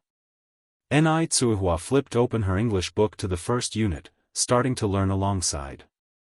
As Ni Tsuehua had spent some time in M country, her pronunciation was quite accurate, and the English book that Ni Yen bought contained Chinese explanations, which made learning easier for Ni Tsuehua. With a smile, Ni Yen said, "Mom, your English is great. You don't need to worry about the household chores anymore, just focus on learning English." Learning another language was not a bad thing for Ni Tsuehua. Ni Tsuehua said, "There's not much to do around the house. I can learn and work at the same time, studying won't delay anything." When Ni Tsuehua was learning English, little Ni Yun was also mimicking behind her, making babbling sounds. Quite expressive indeed. Time flew quickly, and soon it was the beginning of the month. Today was the day when Li Ronghua was invited to her boyfriend's house. Her boyfriend's name was Zhou Wenhua. True to his name, he was a man of education. Although he had to retake university several times before finally getting in, at least he managed to graduate from a second-tier school. In this era, second-tier university graduates were rare, and they were guaranteed a stable job after graduation. Perhaps it was not exaggerating to consider him the golden phoenix in her family. Zhou Wenhua was always the pride of Li Ronghua. Though she didn't even graduate from junior high school, but her boyfriend was really something. Last week, Zhou Wenhua went to Guangguan for a trip. He was arriving today, so Li Ronghua purposely rode ahead to the train station, ready to pick him up. Li Ronghua had waited at the exit for a long time but didn't see Zhou Wenhua. Suddenly, something caught her eye. If the man in the denim jacket and jeans wasn't her boyfriend, who else could it be? "Wenhua! Over here! Over here!" Li Ronghua waved her hands frantically, yelling excitedly. Perhaps it was Li Ronghua's overpowering shouts, or perhaps it was her overtly enthusiastic gestures that caused the girl walking beside Zhou Wenhua to subtly let go of Zhou's wrist and distanced herself from him. The previously vibrant smile on Zhou Wenhua's face stiffened instantly. "Why are you here?" Zhou Wenhua asked as he approached Li Ronghua. Li Ronghua replied with a grin, "I came specifically to pick you up." "How is it? Are you surprised and touched?" Zhou Wenhua frustratingly rubbed his temples. "Li Ronghua, you're over 20. You're not a child anymore, can you please stop acting so immature? Aren't you annoyed with yourself?" In Zhou Wenhua's eyes, Li Ronghua was nothing but a nuisance. Not only was her education lacking, but her fiery temper was unbearable. She could quarrel for lengthy periods over 1 or 2 cents, arguing until she was red in the face. She was even more uncivilized than the uncouth. That wasn't even the worst part. What truly disappointed Zhou Wenhua was that, after a hard struggle, he finally managed to secure a factory job for Li Ronghua through a friend. But instead of taking it, Li Ronghua decided to work for an individual proprietor. Telling others about it was almost shameful. How could he have fallen for someone like this? "Sorry, Wenhua, I didn't mean to cause you trouble. I just wanted to surprise you." It wasn't on purpose. In front of Zhou Wenhua, Li Ronghua held back her spirited nature, becoming as timid and awkward as a child. Because she truly loved Zhou Wenhua. Deeply loved him. A love that seemed beyond cure. Zhou Wenhua frowned in disgust. "Never mind, just don't try to be smart next time." At his words, Li Ronghua immediately broke into a joyous smile. "Okay. I promise. By the way, Wenhua, is that comrade a classmate of yours? Was she scared off by me just now?" When Li Ronghua first spotted Zhou Wenhua, she was so excited that she didn't notice the two of them holding hands. Zhou Wenhua replied, "Her name is Su Ziqin, a university classmate of mine." As he said this, Zhou Wenhua waved toward Su Ziqin, "Over here." Su Ziqin was a city girl with an extraordinary aura. Her hair was tied in 2 long braids, she wore a floral dress, and black high heels were on her feet. "Ziqin, this is Li Ronghua," Zhou Wenhua introduced. Su Ziqin smiled at Li Ronghua, reaching out her hand. "Hello comrade Li Ronghua, I've heard about you from Wenhua, today I finally meet you. You're even prettier than what Wenhua described." Indeed, Li Ronghua was pretty, but compared to Su Ziqin, she lacked self-confidence. She seemed very timid. Standing before university-educated Su Ziqin, Li Ronghua felt immensely inferior. She reached out and shook Su's hand. "Hello. Wenhua told me you're a year older than me. Can I call you Sister Ronghua?" Su Ziqin was more approachable than Li Ronghua had imagined. Chapter 573, Insane Slapping. _5. Sure. Li Ronghua nodded. Sister Ronghua, you call Wenhua by his name, you can call me Ziqin too. Su Ziqin continued. Seeing Su Ziqin being so gentle, Li Ronghua relaxed quite a bit. What does she have to feel inferior about? Although she didn't go to college, but her boyfriend did, didn't he? The three of them walked out of the train station together. Zhou Wenhua handed their luggage to Li Ronghua. You go to my house by bike alone. We will go by taxi. Wenhua, I can take you on my bike. Li Ronghua hadn't grasped what was happening yet. Zhou Wenhua followed up with, Ziqin is also going. Oh, I see. Li Ronghua finally understood and gave Zhou Wenhua a knowing glance. Zhou Wenhua, who had been with Li Ronghua for such a long time, still had some mutual understanding. He walked over to Li Ronghua and impatiently said, What's wrong? Li Ronghua pulled Zhou Wenhua aside and whispered, Wenhua, do you have money for the taxi? How embarrassing it would be to ride with a female classmate and not have money. I have money. Stop worrying about me. Zhou Wenhua hated her bearing the look of offering alms. Perhaps he had forgotten that the money for the trip to Guangguan was quietly provided by Li Ronghua. Without Li Ronghua, he might not even have money for a repeater tuition. Wenhua, I know you're worried about me not having money to spend, rest assured, I have money. Li Ronghua stuffed a big yuan note into Zhou Wenhua's pocket. Anger was evident in Zhou Wenhua's eyes. Right at this moment, Su Ziqin picked up a suitcase and spoke up, Wenhua, I just remembered, my mom is awaiting my return home. I'll have to visit your place next time. Having said that, Su Ziqin turned around with her suitcase and left. Zhou Wenhua instantly chased after her, Ziqin. Su Ziqin looked back and said, Wenhua, go home with Sister Ronghua first. I'm fine, I can visit your home at any time during the summer vacation. But I hope you can handle things with Sister Ronghua soon. So, I'll be off. With no choice left, Zhou Wenhua had to let Su Ziqin leave first. Li Ronghua caught up from behind, strange. Why did Ziqin leave?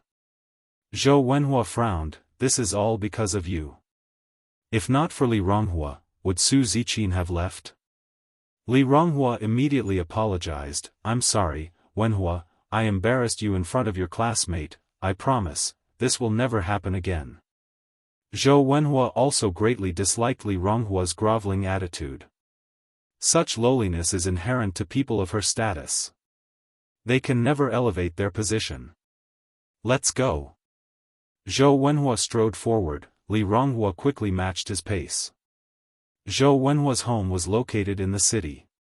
Their house was given to them by the factory, it seemed in better condition than Li Ronghua's house by a lot. As soon as they knocked, Zhou Wenhua's mother, Wang Meiying, and father Zhou Guikai, fervently came out to greet them, Wenhua is back. If Ni Yang were present, she would certainly recognize that this Wang Meiying was the same aunt she met at the airport that day.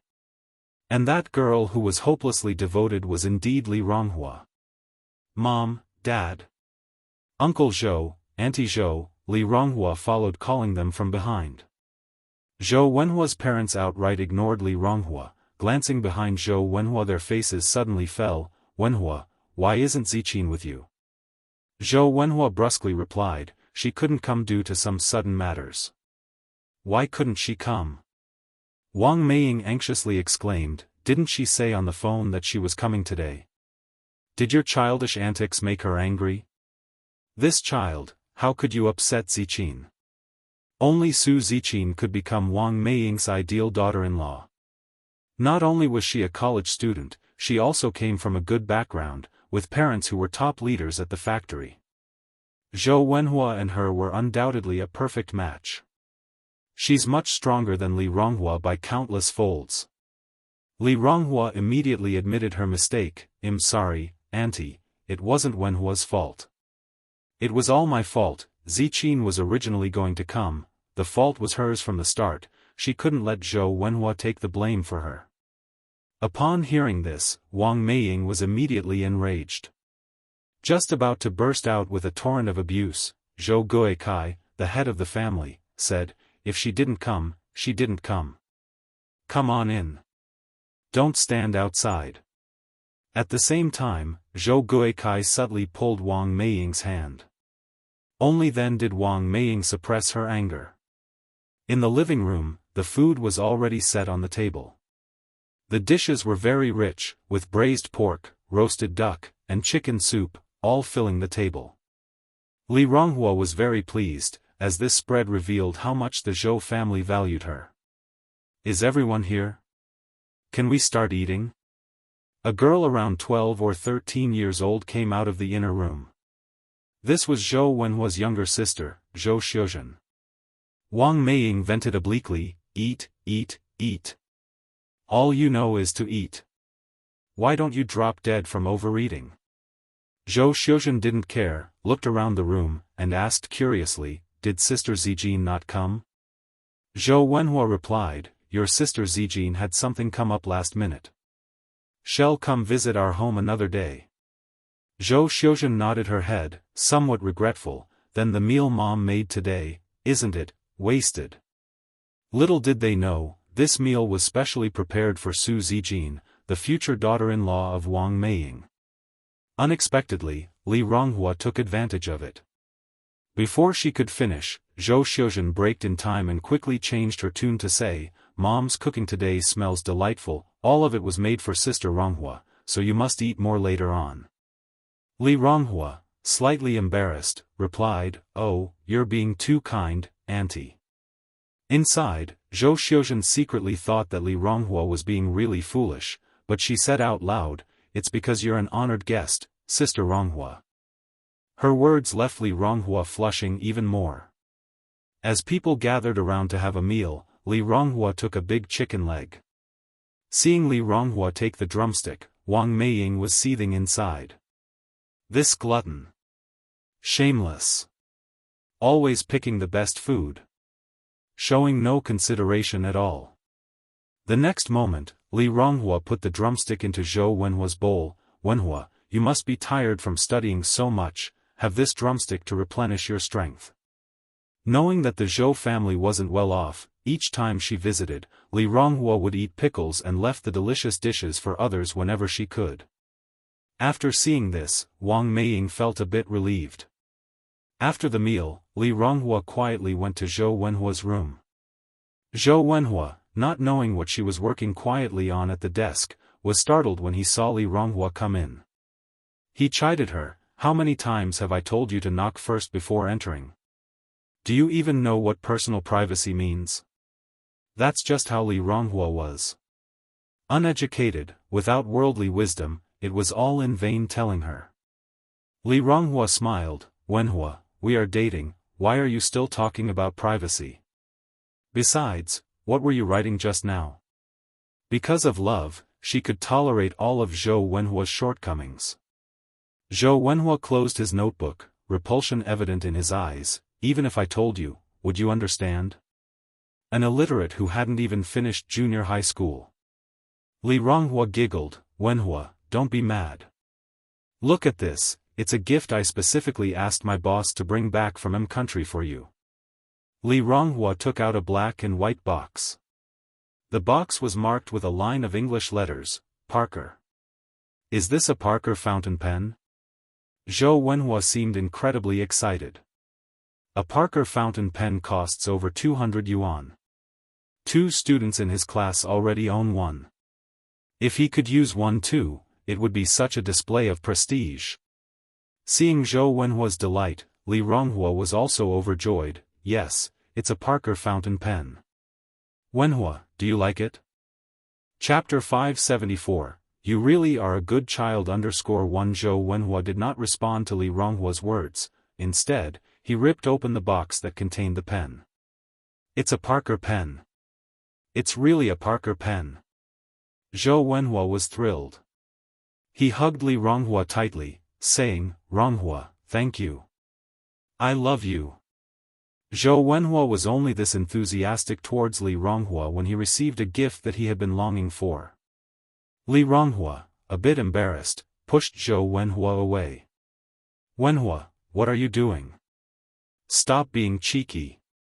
You should check out the pen first. I'm going to go see if Auntie needs any help. The couple had been seeing each other for a few years now, yet they hadn't engaged in any overly intimate behaviors. This made Li Ronghua feel a little uncomfortable.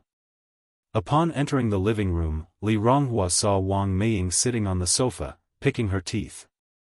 Upon seeing Li Ronghua approach, she immediately yelled at Zhou Xiuzhen, you lazy bum. Why haven't you done the dishes yet? All you do is eat and laze around. Li Ronghua, seemingly oblivious to the hidden meaning in Wang Meiying's words, quickly replied, Auntie, Xiuzhen is still young, let me do the dishes. Wang Meiying forced a fake smile, oh Ronghua, that would be such a nuisance for you, what a good child you are. It's no hassle. What's so hard about washing dishes? Li Ronghua immediately headed to the kitchen to start washing the dishes. The stove was piled with dishes, some from the morning. Humming a small tune, Li Ronghua efficiently washed the dishes. For her, this was nothing. Because here, there were people she loved, and people who loved her. Besides, how many daughters-in-law wouldn't have to wash dishes at their in-laws' home? Sister-in-law, Zhou Xiuzhen cheerfully walked in from outside, speaking warmly, Sister-in-law, you're washing dishes? Can I help you? Li Ronghua, a bit embarrassed, said, don't go calling me that. Zhou Xiuzhen replied, anyway, you're going to be my sister-in-law sooner or later. Plus, I only call you that when others aren't around. Sister-in-law, let me help you. It's too much for you to do alone. Li Ronghua laughed, it's okay, you can go out and play. Zhou Xiuzhen looked at Li Ronghua, wanting to say something but stopping herself. Humming her tune, Li Ronghua didn't notice Zhou Xiuzhen's strange behavior. Zhou Xiuzhen pouted. What's going on with Li Ronghua today? Could it be that she didn't notice her unusual behavior? Since Li Ronghua remained silent, Zhou Xiuzhen had no choice but to speak up, Sister-in-law, I need your help with something, what is it? Li Ronghua glanced at her. Zhou Xiuzhen continued, Sister-in-law, could you lend me some money? To Zhou Xiuzhen, Li Ronghua was like a walking ATM. Just like a fool, she could be easily tricked every time. Of course. Li Ronghua wiped her hands on her apron and without hesitation, pulled out some coins from her pocket and gave them to Zhou Xiuzhen, here you go. The coins were all pennies and dimes, the largest of which was only 3 cents. Added together, they didn't even amount to 30 cents. Zhou Xiuzhen complained somewhat contemptuously, isn't this too little? Sister-in-law, could you give me some more? Li Ronghua said, what does a kid like you need so much money for? Sister-in-law, please, you're my own sister-in-law. I'm not asking for much, just 2 yuan will do. Zhou Xiuzhen was Zhou Wenhua's only sister and her future sister-in-law. Naturally, she couldn't offend her future sister-in-law. Li Ronghua nodded, all right. I'll give it to you. You're the best, sister-in-law. Zhou Xiuzhen was very happy. After taking the money, Zhou Xiuzhen ran out of the kitchen. Once Li Ronghua had finished the dishes and left the kitchen, Wang Meiying instructed Zhou Xiuzhen to do the laundry. In the end, the person doing the laundry turned out to be Li Ronghua.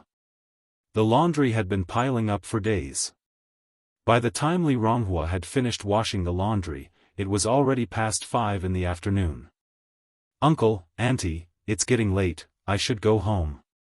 Chapter 575, Extremely Proud, Comparison, One more, _1 Wang Meiying feigned politeness and said, Ronghua, let Wenhua take you home.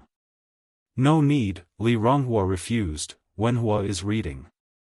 We better not disturb him. Wang Meiying smiled and said, Ronghua, you're such a good kid. Li Ronghua, slightly embarrassed, said, I'm just doing what I should do. With that said, Li Ronghua left on his bike. Watching Li Ronghua's retreating figure, Wang Meiying spat on the ground and muttered, Pa! What a piece of trash! A shameless beggar! After Li Ronghua left, Zhou Wenhua emerged from the room. He had been pretending to read to avoid Li Ronghua. Zhou Guikai and Wang Meiying were sitting at the table. Zhou Wenhua resumed, Mom, Dad, I want to break up with Li Ronghua as soon as possible. Why? Zhou Guikai asked, surprised. Impatient, Wang Meiying asked, Did Zijin ask you to break up as soon as possible? In reality, Su Ziqin was already with Zhou Wenhua. Zhou's parents were very pleased with their prospective daughter-in-law. Zhou Wenhua continued, Zijin understands me. She also sympathizes with Li Ronghua and agrees to give me time to handle this. But I just can't stand it anymore, every minute with Li Ronghua is torture. He had nothing in common with Li Ronghua. When he said one thing, Li Ronghua could manage to twist it to something else. Sometimes her responses were entirely unrelated. He was really fed up. No way, you can't break up with Li Ronghua for the time being. Zhou Guikai spoke up. Right, I don't agree either. Why? Zhou Wenhua looked at his parents incredulously, Mom, Dad, don't you dislike Li Ronghua too? Yes, we certainly don't like Li Ronghua. Zhou Guikai nodded. Impatiently, Zhou Wenhua asked, Then why won't you let me break up with her? The sooner he broke up, the sooner he'd be free. Because of Li Ronghua, he couldn't openly introduce Su Zijin to others. He could only say that Su Zijin was his classmate, which resulted in Su Zijin suffering a lot. Wang Meiying continued, You and Zijin are dating, eating, going to the movies, buying clothes, doesn't all of that cost money? You certainly can't use Zijin's money. Our income is not substantial, and with your brother and sister still studying, when you really break up with Li Ronghua, where will the money come from? To their family, Li Ronghua was like a free ATM. Without Li Ronghua, their life wouldn't be as comfortable. Regardless of the job Li Ronghua was doing, she gave all her money to their family without reserving a cent for herself. Sometimes, Li Ronghua would even give money from her own parents to Zhou Wenhua. Zhou Wenhua frowned, Am I supposed to rely on a woman to support me? Zhou Wenhua was poor but proud. He didn't want to be tagged as one living off a woman. If his classmates heard about it, how would he save face? Zhou Guikai glanced at Zhou Wenhua, Now is not the time for you to act bravely. There are countless examples of men having multiple wives in ancient times. If a woman is willing to give you money, that's because of your own ability. Hearing this, Wang Meiying immediately echoed, Exactly. Your father is absolutely right. Does the guy next door, Guzi, have such ability? I've heard from the matchmaker, his mother introduced him to so many girls, not one of them liked him. When Wang Meiying said this, she appeared extremely proud. Could she not be proud of having such a capable son? Not everyone had the fortune to have such a capable son. Zhou Wenhua's vanity was slowly filled by his parents' words. Yes. Li Ronghua willingly gave him money, but he had never asked her for a cent. As for the money that came unasked, why wouldn't he accept it? Zhou Wenhua nodded, Fine, I'll listen to you. But Mom and Dad, dragging this on forever isn't viable either, it's not fair to Zijin. Su Ziqin was an innocent young girl, she couldn't just blindly follow him around. Like this. Wang Meiying's eyes twinkled, I'll think of a way for you. So you can have money to spend, and also break up with Li Ronghua. Deal. The courtyard of the Ni family. In the evening, the courtyard was filled with the rich aroma of food, and the house was filled with laughter. After these days of hard study, Cuehua had managed to learn quite a lot of English. At the moment, she was practicing English conversation with Yang Yang. Chengue said with a smile, Yang Yang's mom, you're amazing. It seems that I should learn from you. Suihua humbly replied, oh come on, I'm just doing it for fun. Chengue continued, I'm just joking around, if I actually had to do this, I definitely wouldn't have the patience. She was over 40. Where would she have the mood to study this? She didn't have the steadfastness and perseverance of Suihua. Suihua was the kind of person who thirsted for knowledge, and was very smart.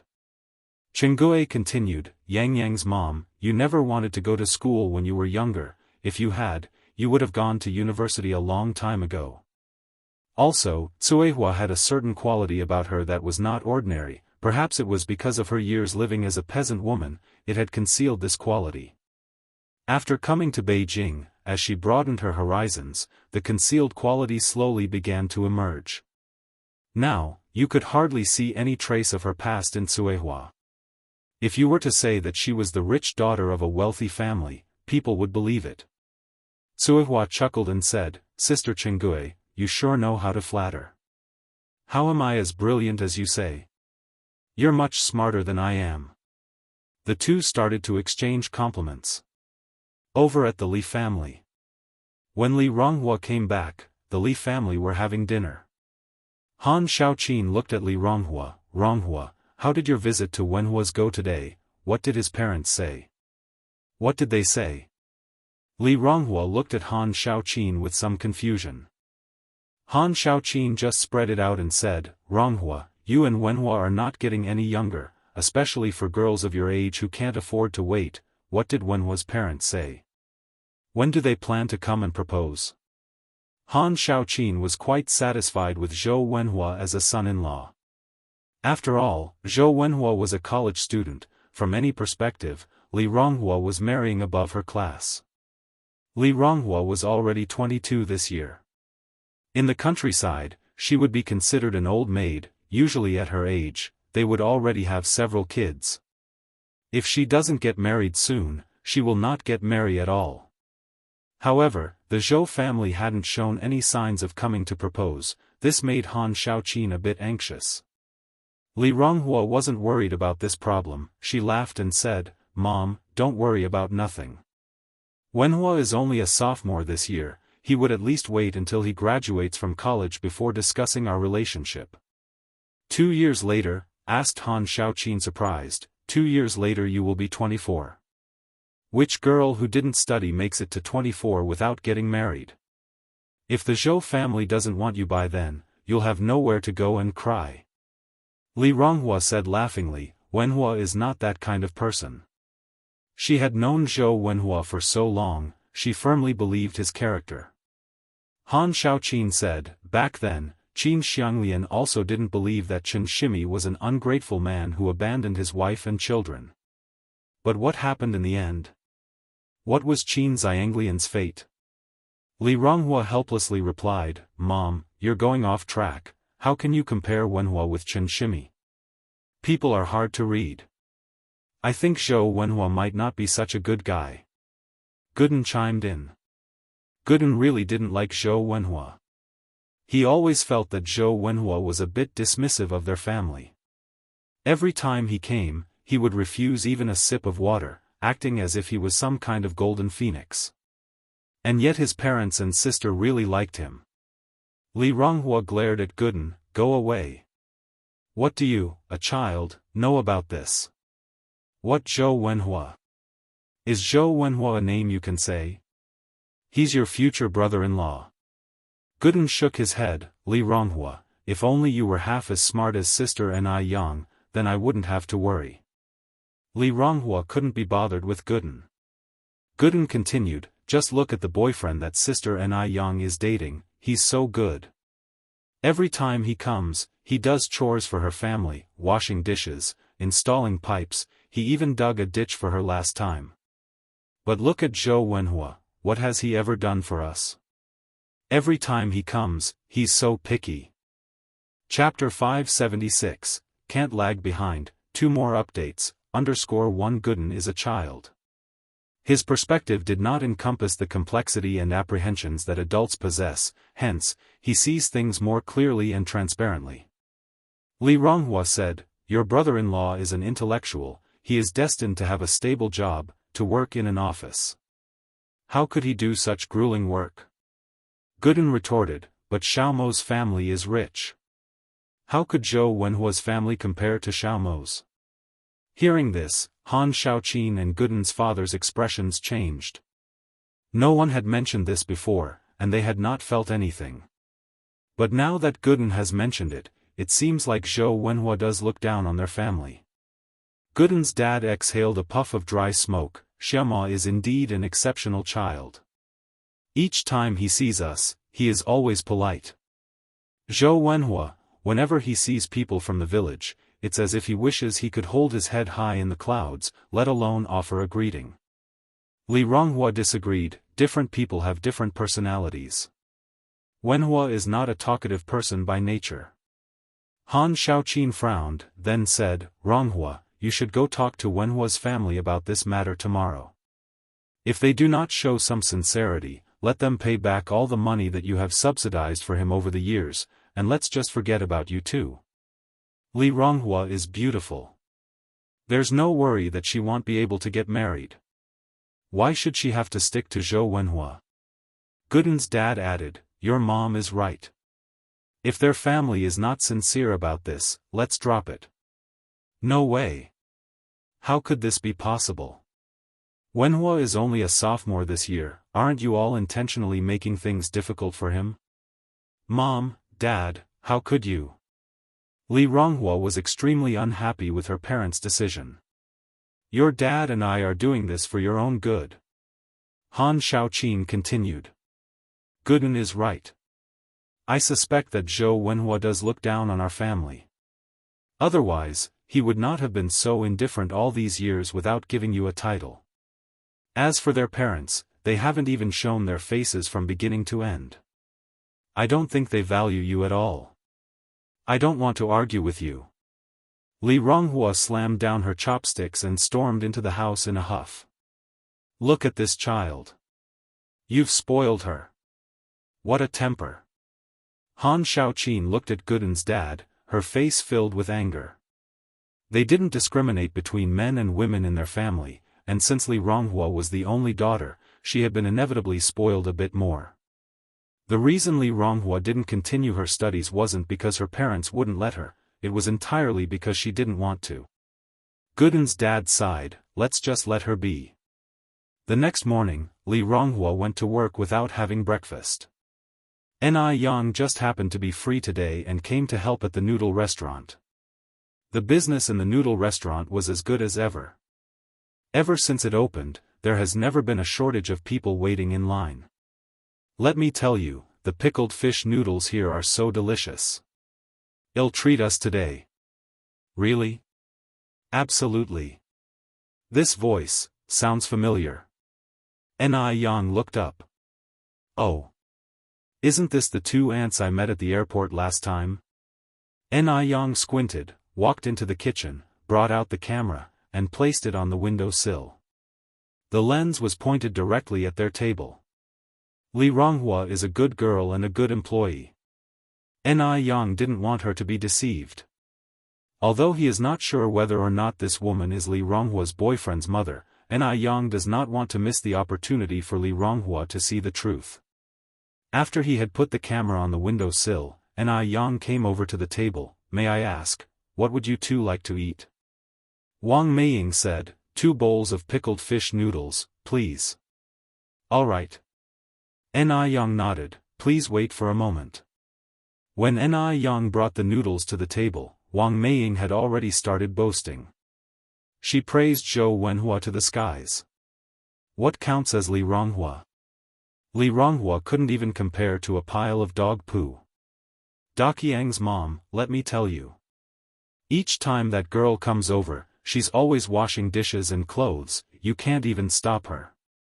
She even frequently gives my daughter pocket money. Really? Daqiang's mom found it hard to believe. Was there really such a masochistic young girl in this world? Even though Zhou Wenhua is a college student, surely he wouldn't have such burning feelings toward her. With satisfaction, Wang Meiying said, "What do you mean, true or not? It just happened the day before yesterday. I even invited you to my house to visit, but you didn't come. If you had come, you would have definitely seen her behaving like a lapdog." Daqiangzi's mother said, "When I have time, they'll definitely come to visit your home." Wang Meiying continued, "However, you may not see it in the future." Why? Daqiangzi's mother was somewhat puzzled. Other families would beg to marry a bride, but the Zhou family is peculiar. They push away a bride-to-be who comes to their doorstep. The ones in the drought would be parched to death and those in the flood drowned. Because my son doesn't fancy such common girls who throw themselves at him. She's just working for a small business, while my son is a university graduate. Their social statuses are mismatching. To tell you the truth, my son now has a girlfriend who is on par with him, also a university student. Not only is she a pretty girl and a university student, but her parents are also high-ranking officials in the factory. Once my son graduates, he will become a leader in their factory. Daqiangzi's mother asked, "So, are you saying Zhou Wenhua will break up with that girl?" "Yes," Wang Meiying said, brimming with pride. Daqiangzi's mother sighed, "The benefit of education is undeniable.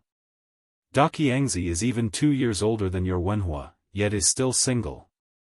After finishing their noodles, the two sat at the table for nearly half an hour, all the time praising Zhou Wenhua.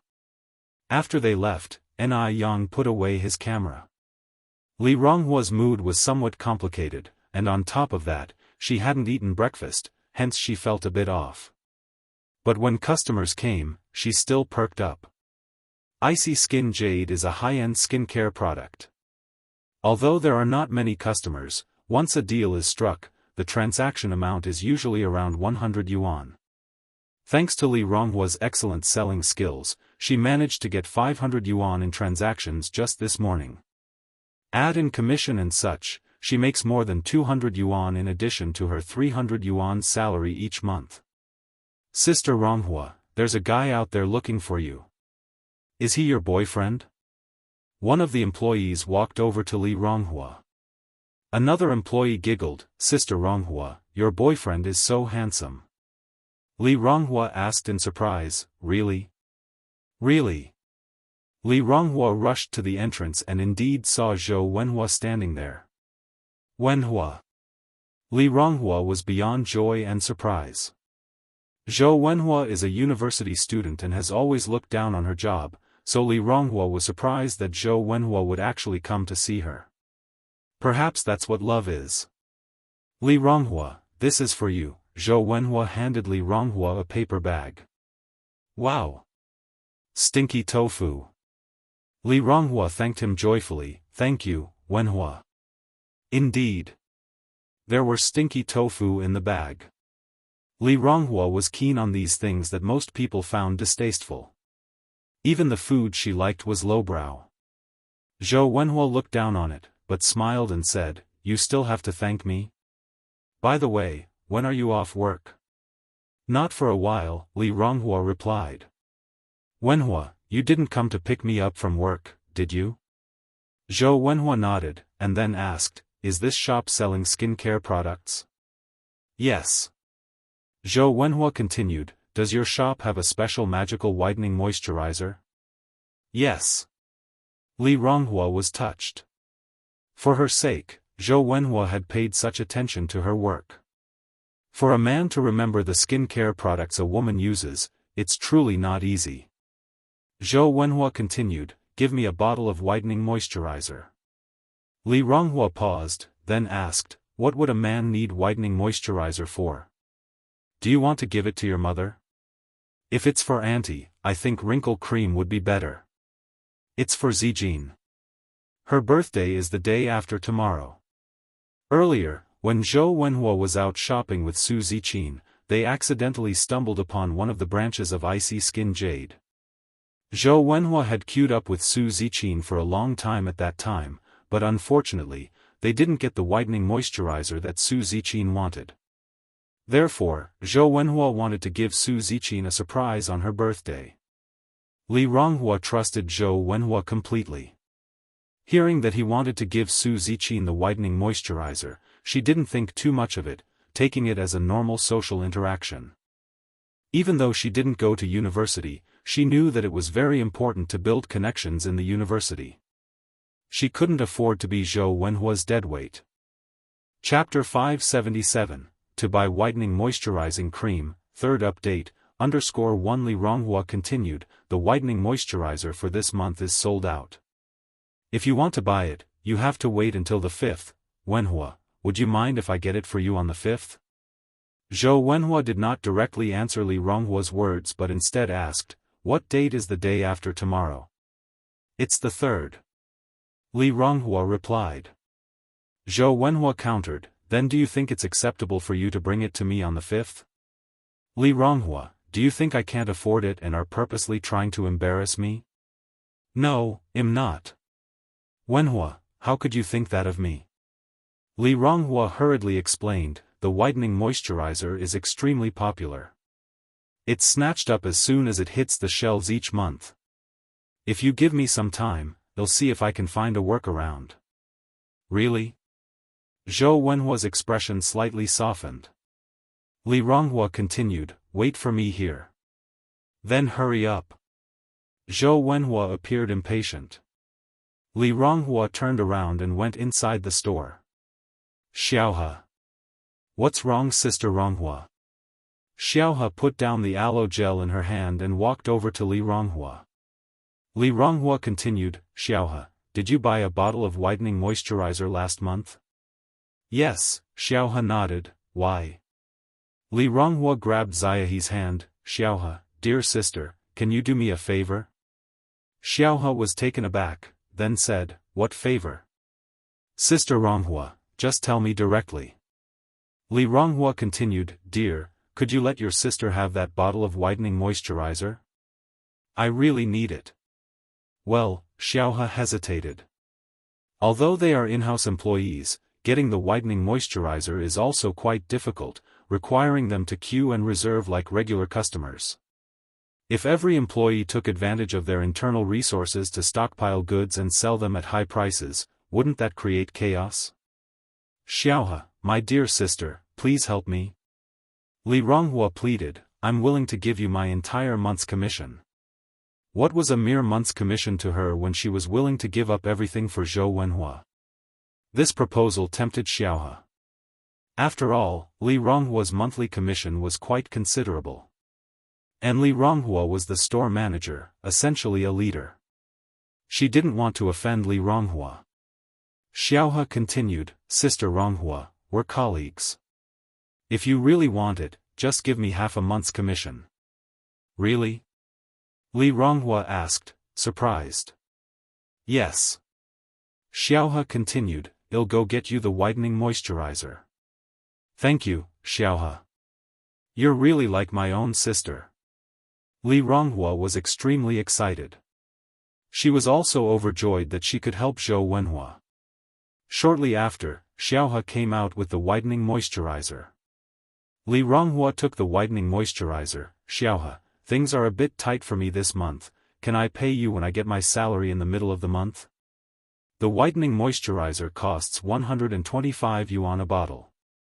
Li Ronghua had used all this month's salary to help Zhou Wenhua, she had just spent 200 yuan on a single fountain pen, where would she get the money to pay Xiaohe? Xiaohe laughed, it's all right, wait till the middle of the month. I'm not dependent on this money. Li Ronghua was the store manager here, so she wasn't worried about her running away. Li Ronghua came back outside with the whitening moisturizer in hand. Zhou Wenhua impatiently said, why did it take so long to come out? If you didn't want to do it, you should have just said so. There's no need to jerk me around like this. Li Ronghua immediately apologized, I'm sorry, Wenhua, it wasn't intentional. Erase your whitening moisturizer. Despite the groveling in front of Zhou Wenhua that felt deep to her bones, she didn't understand that a flower can never bloom out of dust. Zhou Wenhua took the moisturizer and asked, do you have money on you right now? This was the first time Zhou Wenhua had asked Li Ronghua for money up front. In the past, it had always been Li Ronghua voluntarily offering money to Zhou Wenhua. Hearing this, Li Ronghua quickly checked her pockets. Pulling out the only bill she had, she handed it to Zhou Wenhua. "Here, this is for you." "That's it?" Zhou Wenhua slightly frowned. "Li Ronghua, are you worried I won't pay you back later?" "Relax, once I graduate and start working, I'll repay you every cent." He was just temporarily broke. How petty of Li Ronghua. "What can you do with 10 yuan? Li Ronghua replied, "I only have this much on me now. How much do you need, Wenhua?" Thinking of his mother's words, Zhou Wenhua said, "I need 1,000. 1,000? Li Ronghua was taken aback. "Wenhua, why do you need so much money? This is her salary for 4 months. She doesn't have that much money right now." Zhou Wenhua impatiently said, "This is between us university students, you wouldn't understand even if I explained." Li Ronghua bit her lip. "Can your uncle and aunt help? My parents are getting on in years, and my younger siblings need to go to school. How could you expect me to ask them for money?" "Li Ronghua, if you don't want to give me money, just say it outright. Why beat around the bush and insult people?" "Wenhua, don't be angry. I didn't mean that," Li Ronghua said. "I will go back and figure something out." "When do you need it by?" Li Ronghua's father is currently renovating a restaurant for Ni Yang. Han Shaoqin works in Ni Yang's noodle restaurant, and there are many aloe vera roses growing at home. Their income is quite optimistic, so it shouldn't be difficult to put together 1,000 yuan. "Tomorrow," Zhou Wenhua replied. "Wang Meiying has planned for him. As soon as he gets this 1,000 yuan, he will find an appropriate opportunity to break up with Li Ronghua. He's had enough of this life. Li Ronghua, an illiterate, is entirely unsuitable for him. As for the money, Li Ronghua gave it to him willingly. He never forced her." Li Ronghua nodded. "I'll deliver it to your school tomorrow after work." Although Zhou Wenhua is on summer vacation, he's staying at the university due to their lack of space at home. "I'll come and get it." Zhou Wenhua wouldn't let Li Ronghua come to his school. If his classmates found out he had such a girlfriend, how embarrassing would it be? "You're so tired from studying every day, let me deliver it to you." Zhou Wenhua frowned and said, "If I say it's not necessary, it's not necessary. Why are you so annoying?" Fearing that she would upset Zhou Wenhua further, Li Ronghua immediately said, Okay, I won't go." When a woman is in love, she won't think that Zhou Wenhua was afraid of being embarrassed by her. Instead, she felt that Zhou Wenhua was being considerate, not wanting her to make the trip. Thinking this, Li Ronghua's heart filled with sweetness, as if she had eaten honey. "I'm going now," Zhou Wenhua said next. "Let me see you out." Li Ronghua followed Zhou Wenhua's footsteps. "No need, go back," Zhou Wenhua said, his eyes filled with disdain. "Wenhua, don't worry. I'll only walk a little bit, everything's fine at the store." Communicating with an illiterate person is exhausting. Zhou Wenhua took a deep breath, his eyes filled with impatience. After seeing Zhou Wenhua off to the mall, Li Ronghua returned to the store. After getting the brightening moisturizer, Zhou Wenhua immediately rushed to curry favor with Su Ziqin. When she got home from work, Li Ronghua discussed the matter of the 1,000 yuan with her parents. Han Shaoqin said, "Ronghua, are you silly? He doesn't even want to acknowledge us as family, and yet you promised to give him 1,000 yuan. Do you think our family is a bank? 1,000 yuan. In the past, they could only earn 100 yuan in a year. This Zhou Wenhua is good, asking for 1,000 just like that." Li Ronghua said, "Isn't this to support Wenhua's study? Mom, he is your future son-in-law, you wouldn't refuse, would you? We don't have that much money at home." "Dad," Li Ronghua turned her head to Gooden's dad. Gooden's dad took a puff of his dry pipe. "In our house, your mother is the boss." "Mom." Li Ronghua looked at Han Shaoqin again. Han Xiaoqin said, 1,000 yuan. Your brothers still need to go to school, where does the family have so much money? Li Ronghua continued, Mom, you give me whatever you can, and I'll figure out the rest myself. Surely that's okay? That's not possible. Ronghua, let me tell you, you can do whatever with your salary, and we won't ask you for a penny, but don't think about getting any money from the family. Ronghua, haven't you realized it yet? The Zhou family and Zhou Wenhua do not value you at all. Li Ronghua frowned, Mom, if you don't want to lend it, just say so. Why the need to insult Wenhua? He's not that type of person. Chapter 578, Capturing the True Colors of the Zhou Family, 5th update, _1 Gooden's father tapped his tobacco pipe and said, Ronghua, you need to temper your fiery temper. Your mother means well, she fears you might be deceived. 1,000 yuan is not a trivial sum. Zhou Wenhua is not that kind of person. Li Ronghua retorted, Fine, if you don't want to help, so be it. I'm going for a walk. Li Ronghua put down her chopsticks and walked out. Sis. Li Changsha was just about to follow her but was stopped by Han Xiaoqin, let her go. This wayward child is getting worse. Sooner or later, she'll come to grief because of Zhou Wenhua.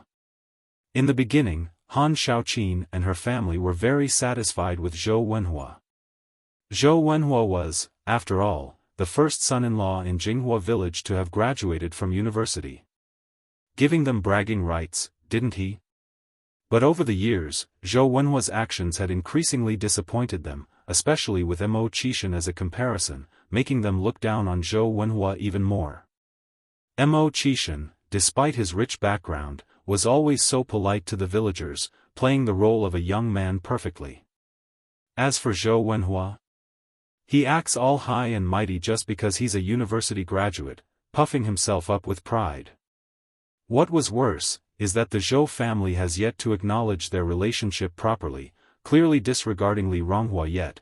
Li Ronghua still treats Zhou Wenhua like a treasure. Walking down the countryside road at dusk, Li Ronghua was in a gloomy mood, plucking flowers and plants along her way in frustration. Now that Zhou Wenhua had asked her for money for the first time, she couldn't let him down.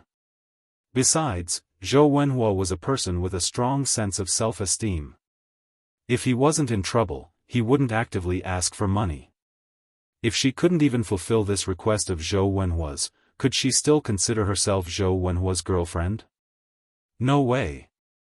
She had to scrape together this 1,000 yuan. Ding ding ding.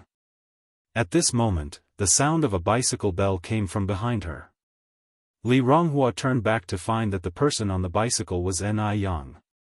Seeing Ni Yang was like seeing hope to Li Ronghua, so she immediately waved her hand, Yang Yang. Sister Ronghua. Yang Yang alighted from her bicycle. Li Ronghua asked, Yang Yang, did you just come back from the city? Yes, Ni Yang nodded slightly. Are you taking a walk, Sister Ronghua? Li Ronghua also nodded, hesitated for a moment, then said, Yang Yang, can you do me a favor? What do you need, Sister Ronghua? Yang Yang, can you lend me 1,000 yuan? Ni Yang was a big boss now, lending her 1,000 yuan would not be a problem. Ni Yang asked with concern, Sister Ronghua, have you encountered some difficulties? Li Ronghua's family was not exactly poor. There was no reason for them to borrow money unless they had encountered a serious problem. Li Ronghua replied, it's not a big problem, just a bit of an emergency. Does it have anything to do with your boyfriend? Asked Ni Yang. Yes, Li Ronghua nodded. Ni Yang frowned slightly, your boyfriend is a university student, what does he need so much money for? Li Ronghua replied, there are many expenses at university. Yang Yang, can you help me out for now? I'll pay you back from my salary. Recalling the footage she had taken in the morning, Ni Yang said, let's talk about the money later. Sister Ronghua, come with me to my house. I want to show you something. What is it? Li Ronghua asked. You'll know when you see it. Li Ronghua followed Ni Yang to the Ni family's house. Ni Yang immediately led Ronghua to their new house, and they entered the living room on the first floor. Even though they hadn't moved into the new house yet, all the furniture was already arranged. The retro-style decor, even the sofa was made of redwood, looked very pleasing to the eye. Li Ronghua visited Ni Yang's new house for the first time and expressed her surprise. Yang, your home's renovation is beautiful. It looks just like the ones on TV. Ni Yang gave a faint smile. Sister Ronghua, please take a seat. Sure. Li Ronghua sat down on the sofa. Ni Yang walked to the TV, took out a camera from her bag, and connected it with a data cable. Soon enough, a picture appeared on the TV. Li Ronghua excitedly exclaimed, "Hey, Yang, isn't this your noodle restaurant?" Ni Yang nodded, "Yes, it's my restaurant. Today, I accidentally recorded something quite interesting when I was filming there. I'd like to show it to you." Sure. This was Li Ronghua's first time watching a video recording. Soon, a familiar face appeared on the screen. "Isn't this my aunt?" Ni Yang asked in confusion, "Do you know this person?" Li Ronghua pointed at Wang Meiying and said, This is my boyfriend's mother." "Oh," Ni Yang nodded slightly. Yang, why are you showing me this?" Li Ronghua was somewhat curious. Ni Yang continued, "You'll understand, Sister Ronghua, just keep watching." At first, Wang Meiying had nothing but praise for Zhou Wenhua.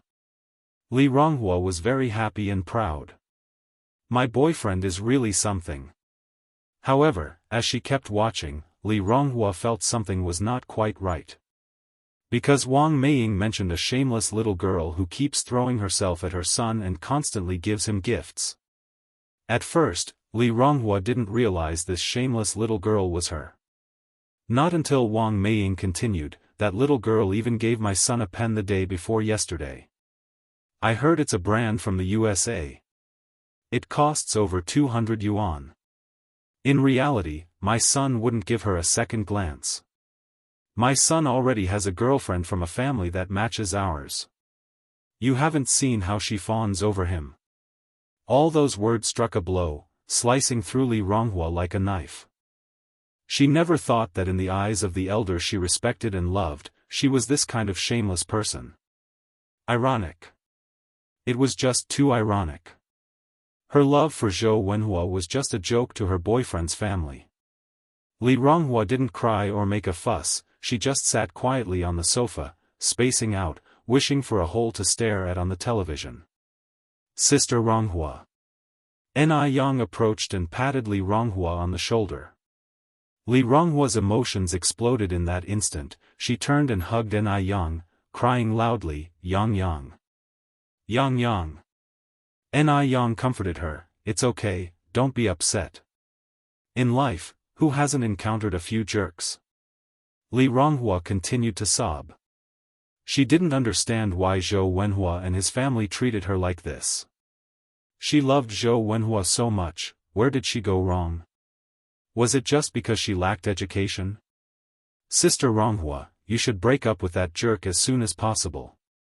You are still young, you have a long life ahead of you.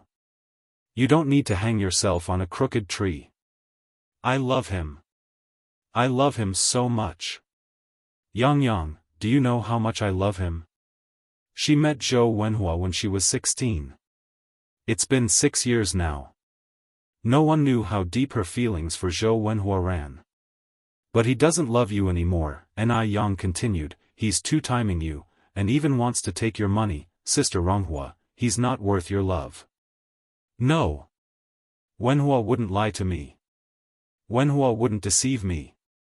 Li Ronghua shook her head, she absolutely could not accept that Zhou Wenhua had betrayed her. Ni Yang sighed, "Sister Ronghua, there's a saying, love makes people crazy. Now you are the crazy one. I hope you can calm down and think about it carefully. For instance, are there any suspiciously close female students around him? Since his mother said he already has a well-matched girlfriend, there must be some signs." Li Ronghua was stunned. Her first thought was of Su Ziqin. That extraordinary woman who was both a beauty and a university student. No, Wenhua would never betray me. Li Ronghua wiped the tears from her face and stood up. I'm going to find Wenhua. Unless Zhou Wenhua admitted it himself, Li Ronghua would never accept it. Sister Ronghua, Ni Yang kept up with Li Ronghua. Li Ronghua turned back and tried to keep her tone as calm as possible. Yang, don't follow me. I want to handle this myself. Ni Yang was somewhat worried, but, don't worry, it'll be fine, Li Ronghua responded without turning back and left the place. Li Ronghua didn't know how she ended up at Zhou Wenhua's school. She had delivered sneakers to Zhou Wenhua here before, so she knew where his dormitory was. But Zhou Wenhua's roommate told her that Zhou Wenhua wasn't in, that he had gone out to watch a movie. As such, Li Ronghua stood at the entrance of the movie theater, waiting for him. She waited for a long time. Only then did she see Zhou Wenhua emerge from the cinema. Chapter 579, Hero Saves the Beauty, Update 6_1 to be precise, Zhou Wenhua and Su Ziqin were coming out of the cinema together. Seeing Li Ronghua waiting at the entrance of the theater, Zhou Wenhua walked over with a displeased face. Li Ronghua, why are you here? Did she already manage to raise the money so quickly? He didn't want Su Ziqin to see him asking a woman for money. Li Ronghua tried to smile. Wenhua, what are you doing here? Did you come to the movies with Ziqin? Yeah, so what? Li Ronghua clung to Zhou Wenhua's arm. Wenhua, we've never watched a movie together. Will you watch one with me? Zhou Wenhua jerked his arm away disgustedly. Li Ronghua, what's gotten into you? Li Ronghua looked up at Zhou Wenhua. Wenhua, do you love me?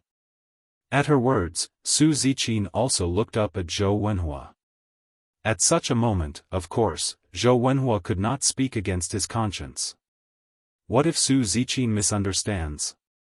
After all, he loved only Su Ziqin now. Li Ronghua, stop making a scene.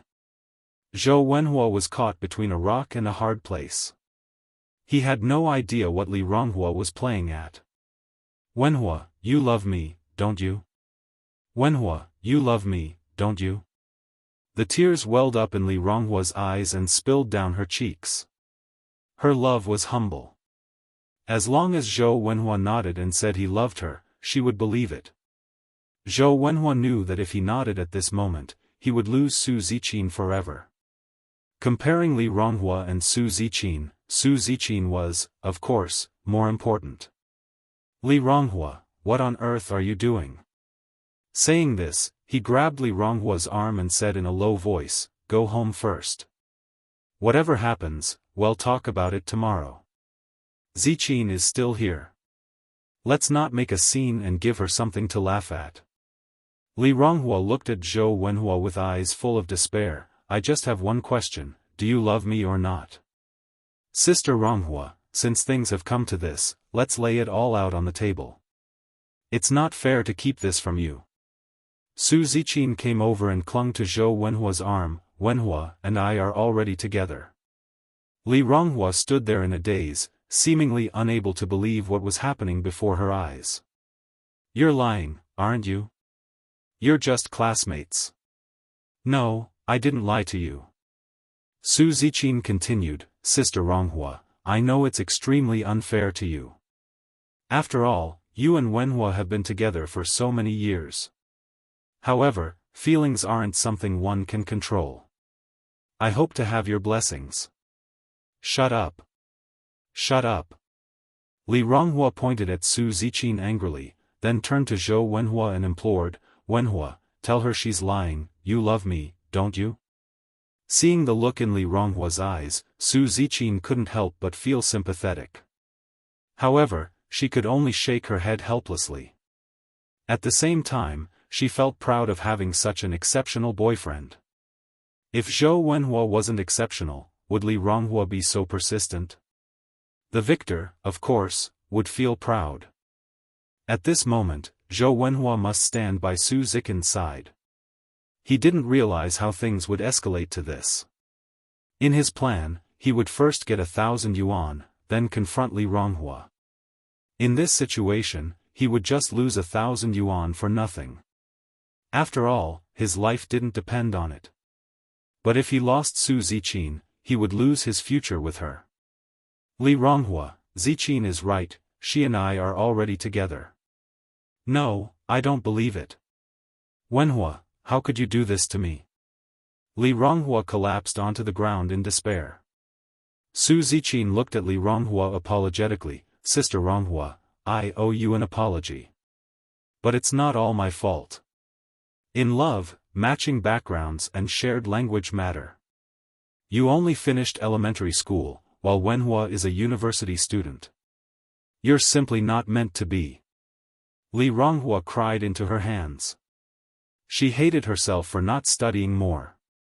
Su Ziqin continued, Sister Ronghua, if you still have some dignity, stop pestering Wenhua. It's pointless. We wish you the best in finding your own happiness. The only response Su Ziqin got was a low sob.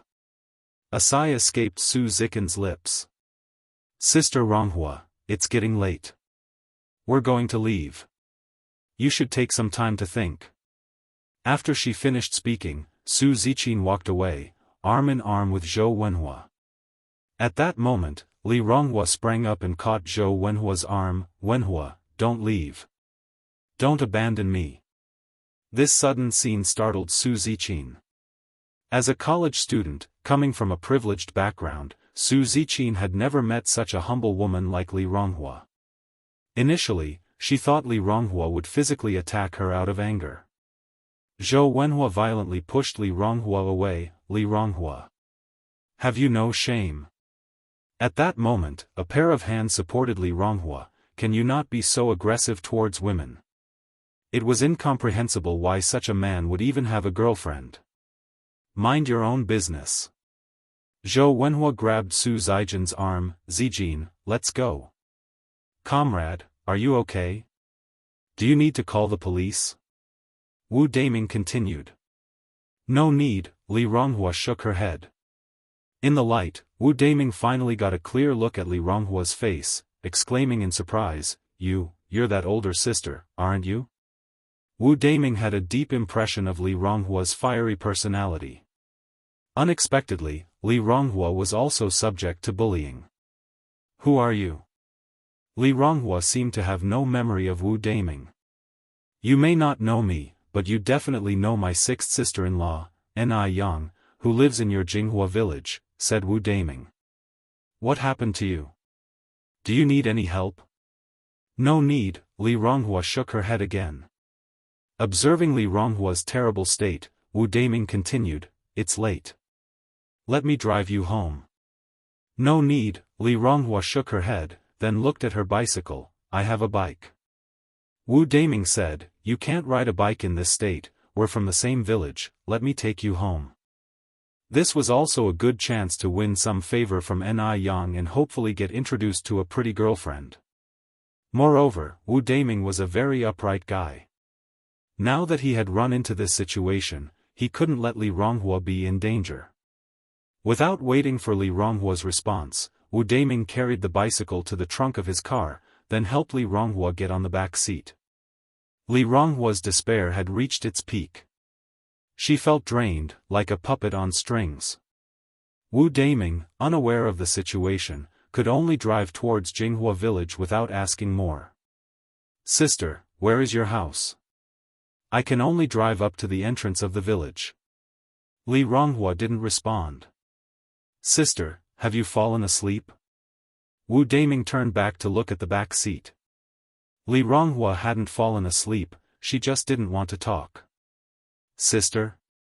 Wu Daming poked Li Ronghua's arm lightly with his finger. Li Ronghua still didn't respond. Oh, my God, sister, don't scare me. Wu Daming panicked. Women are really scary. He shouldn't look for a girlfriend. Li Ronghua remained silent, so Wu Daming had no choice but to seek help from Ni Yang. Sister, stay in the car, don't go anywhere. I'll be right back. Wu Daming ran over to Ni Yang's house. Sixth sister-in-law. Ni Yang had just taken in her laundry and was preparing to take a shower. She was surprised to see Wu Daming and asked, "What brings you here, Wu Daming?" Wu Daming, gasping for breath, said, "I ran into one of your village's older sisters in town. Something seems to have happened to her, she's in my car right now. Could you quickly come and check?" "Okay." Ni Yang put down the laundry basket. Without even having time to greet Ni Tsuhua, she followed Wu Daming to the entrance of the village. "Sixth sister-in-law, it's this sister." When Ni Yang looked, it wasn't just any older sister, it was Li Ronghua. "Sister Ronghua?" Ni Yang started in a gentle voice. "Yang," Li Ronghua lifted her head to look at Ni Yang. With Li Ronghua finally talking, Wu Daming breathed a sigh of relief. "Sister Ronghua, what's happened to you?" Li Ronghua wept silently as she hugged Ni Yang. Wenhua doesn't want me. He really doesn't want me." Ni Yang continued, "Sister Ronghua, stop crying. Would you like to come home with me?" "I don't want to go home," Li Ronghua sobbed. Chapter 580, Break Up with the Scumbag. Update 7_1 She was too ashamed to face her parents. Ni Yang said, "Then don't go back to your place, why not come with me to my house first? You can stay with me for the night." "Okay." Li Ronghua nodded. Ni Yang turned her gaze to Wu Daming. "Wu Daming, could you please help push Sister Ronghua's bicycle?" "No trouble at all." Wu Daming promptly pushed the bicycle and followed behind them. Once they arrived at the Ni family's residence, Wu Daming parked the bicycle in the yard and bid Ni Yang goodbye. Ni Yang said, "Wu Daming, thanks for your help tonight. I appreciate you bringing Sister Ronghua back. Sister-in-law, you needn't be so formal with me. I'll be on my way then." Ni Yang nodded, "Be careful on the road." After Wu Daming left, Ni Yang led Li Ronghua into her own room, and then she went to inform Ni Tsuhua. Ni Tsuhua, being a kind-hearted person, asked with concern as soon as she heard about the situation, "Is Ronghua okay now?" "No serious matter. Mom, could you do me a favor and visit Gooden's house? You can tell Gooden's parents not to worry." Ni Tsuhua immediately put down her English book. "I'll go right away." "Okay." Ni Yang nodded. By the time Ni Tsuhua got there, Gooden's parents were already getting anxious and about to go out in search of her. Upon hearing that she was at Ni Quihua's house, they finally breathed a sigh of relief. Since stepping into Ni Yang's room, Li Ronghua had begun to weep silently. Apart from crying, she didn't know what else to do. Ni Yang sat by her side, comforting her. "Sister Ronghua, recognizing the true colors of a scumbag like Zhou Wenhua is actually a good thing. If you didn't see it until after you were married and had children, it would be too late for regrets. You're so young and beautiful. What kind of man can't you find? Zhou Wenhua is not worthy of you at all." Li Ronghua couldn't listen to these comforting words at all right now, she just kept on crying heartbrokenly. Ni Yang intensified her tone. "Sister Ronghua, do you really plan to continue being dejected like this?" It was only then that Li Ronghua raised her head to look at Ni Yang. "Then, what should I do? I've lost everything. Zhou Wenhua was her everything. Now that Zhou Wenhua didn't want her anymore, what did she have left? You still have family. You have grandparents, parents, and 2 younger brothers. Do you really think they, combined, are not as important as a man like Chenshimi? Do you realize how upset your family would be if they heard you say this? Especially Aunt Han, who worked so hard to raise you.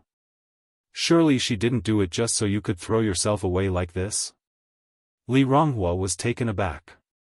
No one had ever said such things to her before. Everyone always said that the fate of a girl was like a seed. If it lands on fertile soil, it can enjoy a life of happiness. If it lands on barren soil, then it can only experience a life of hardship. That's why she was always dreaming about finding an exceptional boyfriend and marrying into a good family. And then she met Zhou Wenhua. When they first met, Zhou Wenhua was a high school senior. It was she who had accompanied him through failure after failure until he rose again. Because she believed Zhou Wenhua would certainly succeed one day. And indeed, she was right. After 3 years of studying for the college entrance exam again, Zhou Wenhua was finally admitted to a second-tier university. Thanks to this, Li Ronghua was able to hold her head high in front of all her relatives. Li Ronghua loved Zhou Wenhua so much that she didn't even notice when he began to change. Ni Yang sighed, and then said, "Sister Ronghua, a man is not everything. You should cheer up and strive to better yourself." Have you ever heard this saying? What saying? Li Ronghua asked. If today you look down on me, there will come a day when you might not be able to reach me. This simple, plain sentence carries an unexplained power. Most of the sadness in Li Ronghua's heart suddenly disappeared. Yes, she should cheer up. She would make Zhou Wenhua regret what he did today. She would become someone Zhou Wenhua could never dream of being with. Ni Yang continued, even the chairman said that women are now holding up half the sky. You absolutely must not bemoan or pity yourself, or even abandon yourself. Doing so will only give satisfaction to your enemies and pain to your loved ones. Li Ronghua wiped her eyes and looked at Ni Yang. Ni Yang, you're right. I should cheer up. Ni Yang smiled and said, Sister Ronghua, as long as you've come to your senses, that's good. She was afraid that Li Ronghua would descend into her own world and never be able to return. I will make Zhou Wenhua regret. Ni Yan continued, making Zhou Wenhua regret is only secondary, your main task is to become better yourself. Only when you yourself become better can you meet better people. Don't let jerks get in your way. Li Ronghua nodded, thank you, Yang Yang. Ni Yan was like a wake-up call. After that, Li Ronghua asked, what does jerk mean? This word was quite fresh, she seemed to have never heard it before. Ni Yan explained, it simply means scum. Oh. Li Ronghua continued, Yang Yang, I won't bother you anymore, I'll go back first. She had figured it out now and wouldn't be foolish anymore. Ni Yan said, just stay here for tonight, my mom has already informed your family. Tomorrow, I'll give you a day off and we can have a good wander around the city together. Li Ronghua quickly declined, no need, Yang Yang, I'm really fine now, you don't have to give me a day off. Ni Yan smiled lightly, don't misunderstand, it's not just for you. I just want to go out for some fun myself. Sister Ronghua, keep me company, otherwise it'll be so boring for me alone. Li Ronghua knew that Ni Yan was comforting her. How fortunate she was to have met such a good leader and friend like Ni Yan in her life. Ni Yan then took a set of pajamas from the cabinet, Sister Ronghua, you can wear my pajamas tonight. That night, the two chatted for a very long time. In the middle of the night, Ni Yan asked, Sister Ronghua, what's your dream? What is her dream? Before, Li Ronghua's dream was to marry Zhou Wenhua and become a qualified wife. Now, her dream is to become better and make Zhou Wenhua regret. Li Ronghua answered as such, then counter-questioned, Yang Yang, what is your dream? Ni Yan said, my dream is to make a lot of money, then buy a villa, car, yacht, and travel the world. She is a simple person with no lofty dreams. She just wants to quietly be a rich person, living a comfortable life with someone she loves. As they talked, they fell asleep unknowingly. The next day, when Li Ronghua woke up, Ni Yan was already out of bed. As she stepped out of the room, she saw Ni Yan walking out of the yard with a cup and toothbrush. The sunlight shone on her face, Sister Ronghua, you're up. Hurry and brush your teeth and wash up, it's time for breakfast. At that moment, Li Ronghua forgot all about the incidents of yesterday, smiling and saying, all right. Yes, life is so wonderful, why should she keep thinking about a jerk?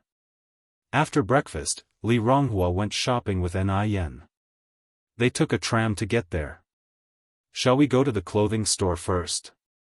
A girl's wardrobe is always short of one piece. Li Ronghua nodded.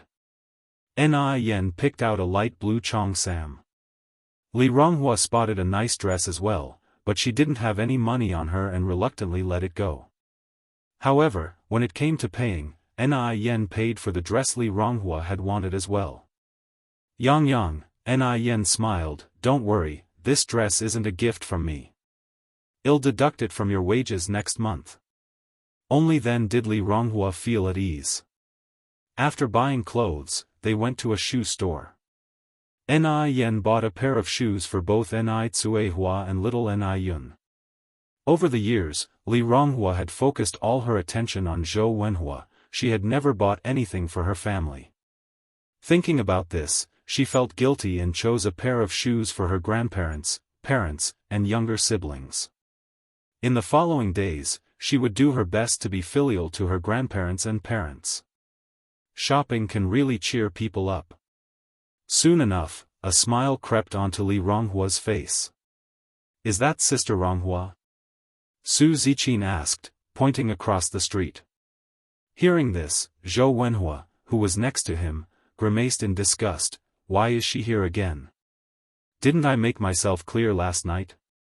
"Well, you are so accomplished, it's normal for Sister Ronghua to not let go." Su Ziqin reasoned. "Wenhua, let's say hi to Sister Ronghua." Chapter 581, Scum Men and Women Seeking Abuse at Home, Update 8_1, Why bother greeting her? What if she clings on to us? Zhou Wenhua didn't want to see Li Ronghua at all right now. Su Zijin said, "That won't happen. I believe Sister Ronghua is not that type of person. Nowadays, men's and women's relationships are so open that it's possible to stay friends after breaking up." The more Li Ronghua clung to him, the more it highlighted her understanding nature. Without the green leaves, how can we highlight the red flowers?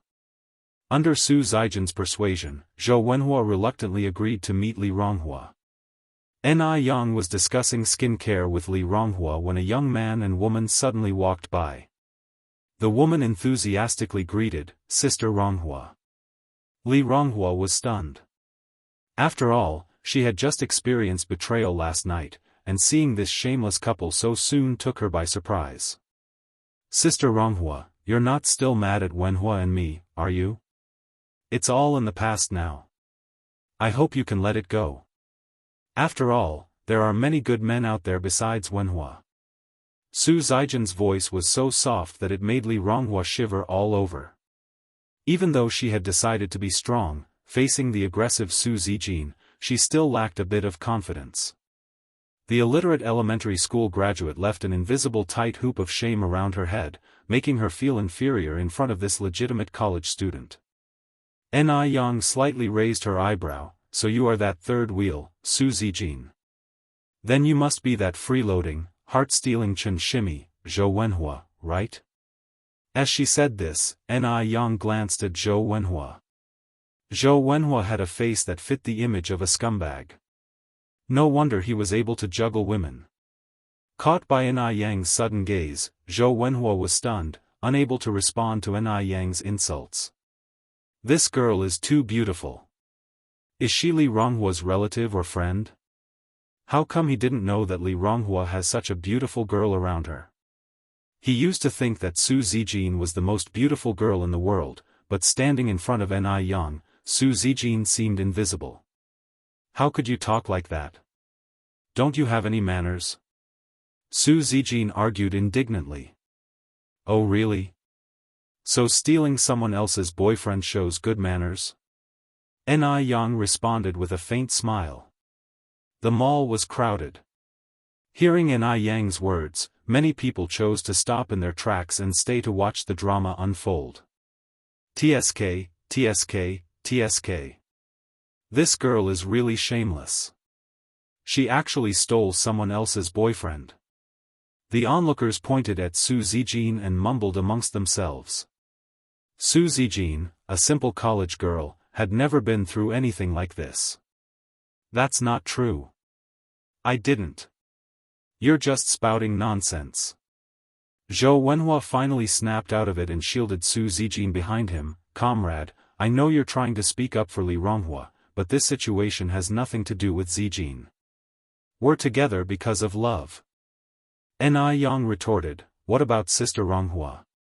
When you were double-timing Sister Ronghua with Su Zijin, have you ever thought about how she felt?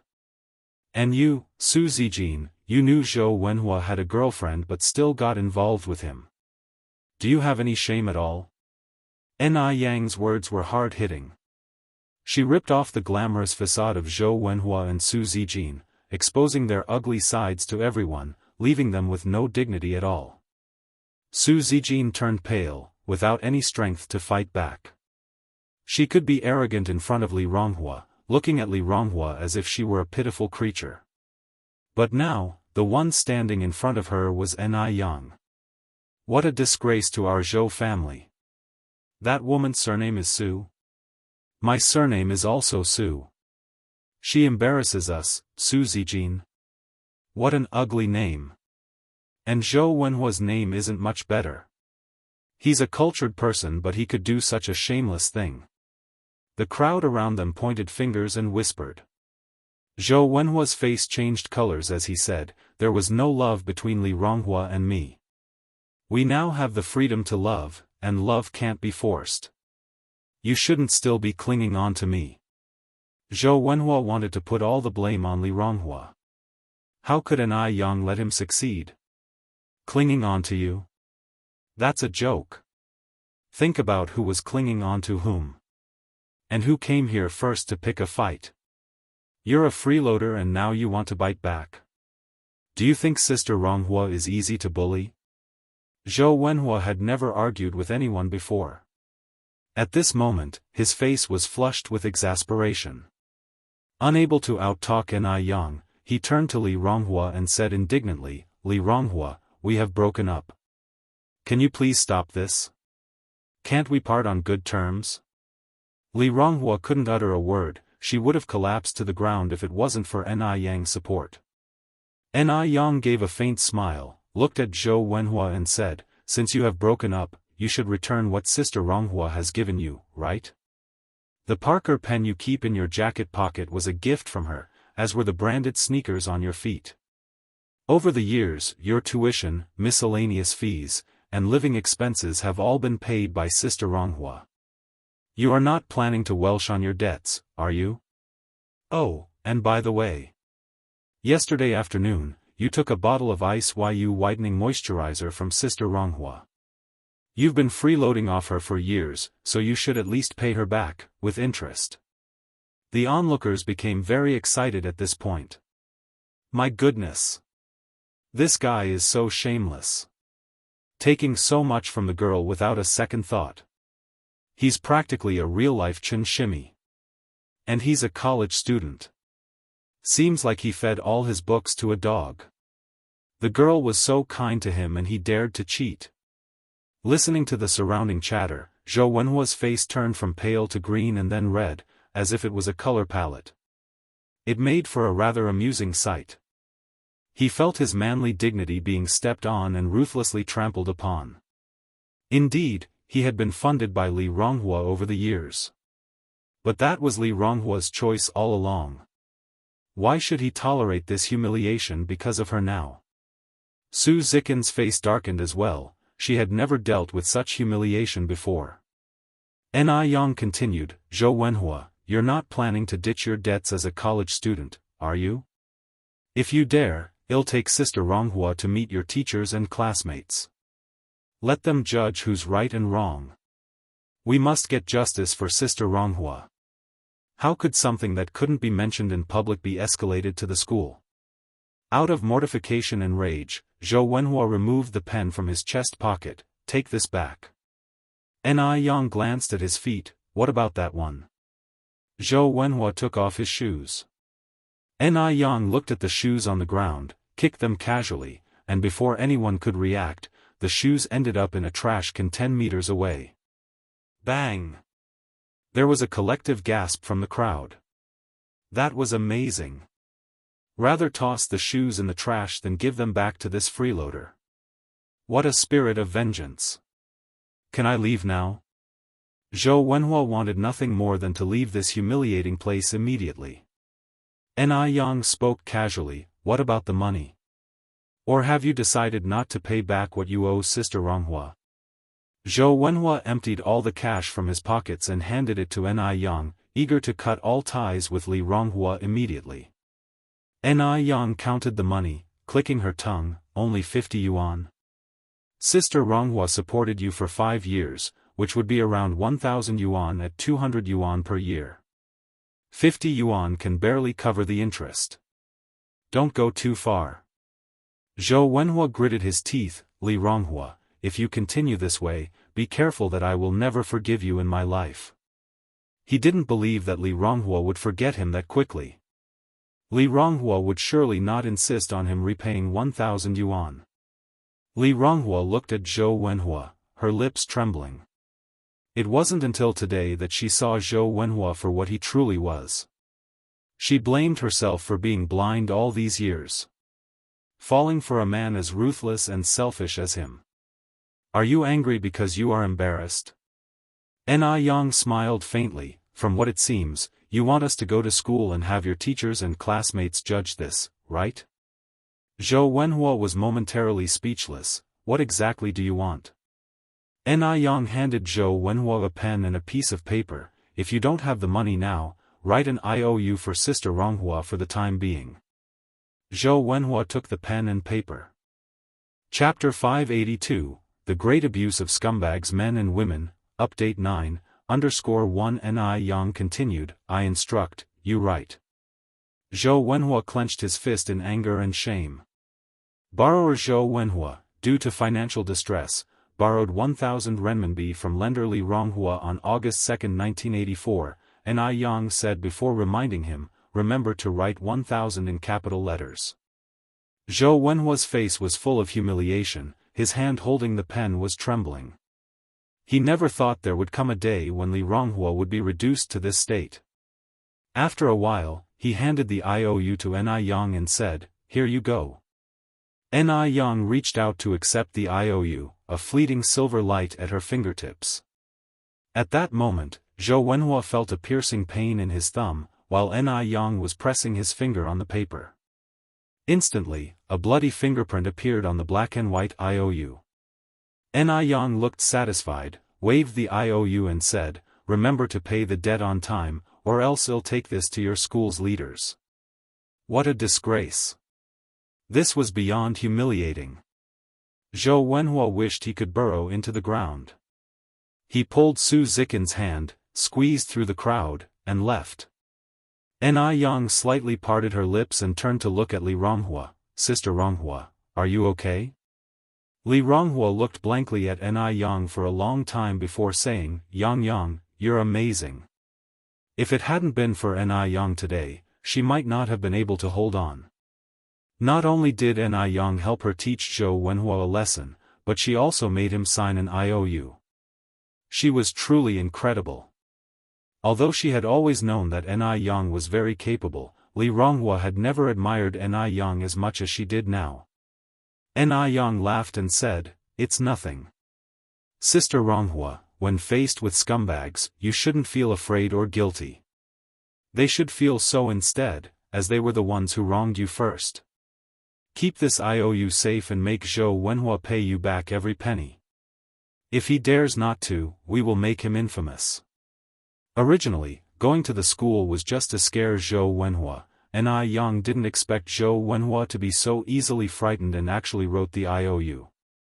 Now with the IOU, she was not afraid of Zhou Wenhua denying the debt. If Zhou Wenhua dared not to repay the money, Ni had 100 ways to make him famous. Yang, you're so kind. Li Ronghua hugged Ni. Ni patted Li Ronghua's back. We're good sisters, it's only natural. Li Ronghua nodded, yes, we are lifelong good sisters. She would never forget Ni kindness in her lifetime.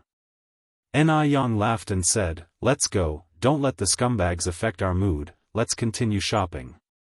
Yang, wait for me a minute. Li Ronghua picked up the Parker pen and walked towards the trash can. Sister Ronghua. Don't throw it away. Ni Yang immediately stopped Li Ronghua. Li Ronghua looked at Ni Yang with confusion. Why keep the pen that Zhou Wenhua had used?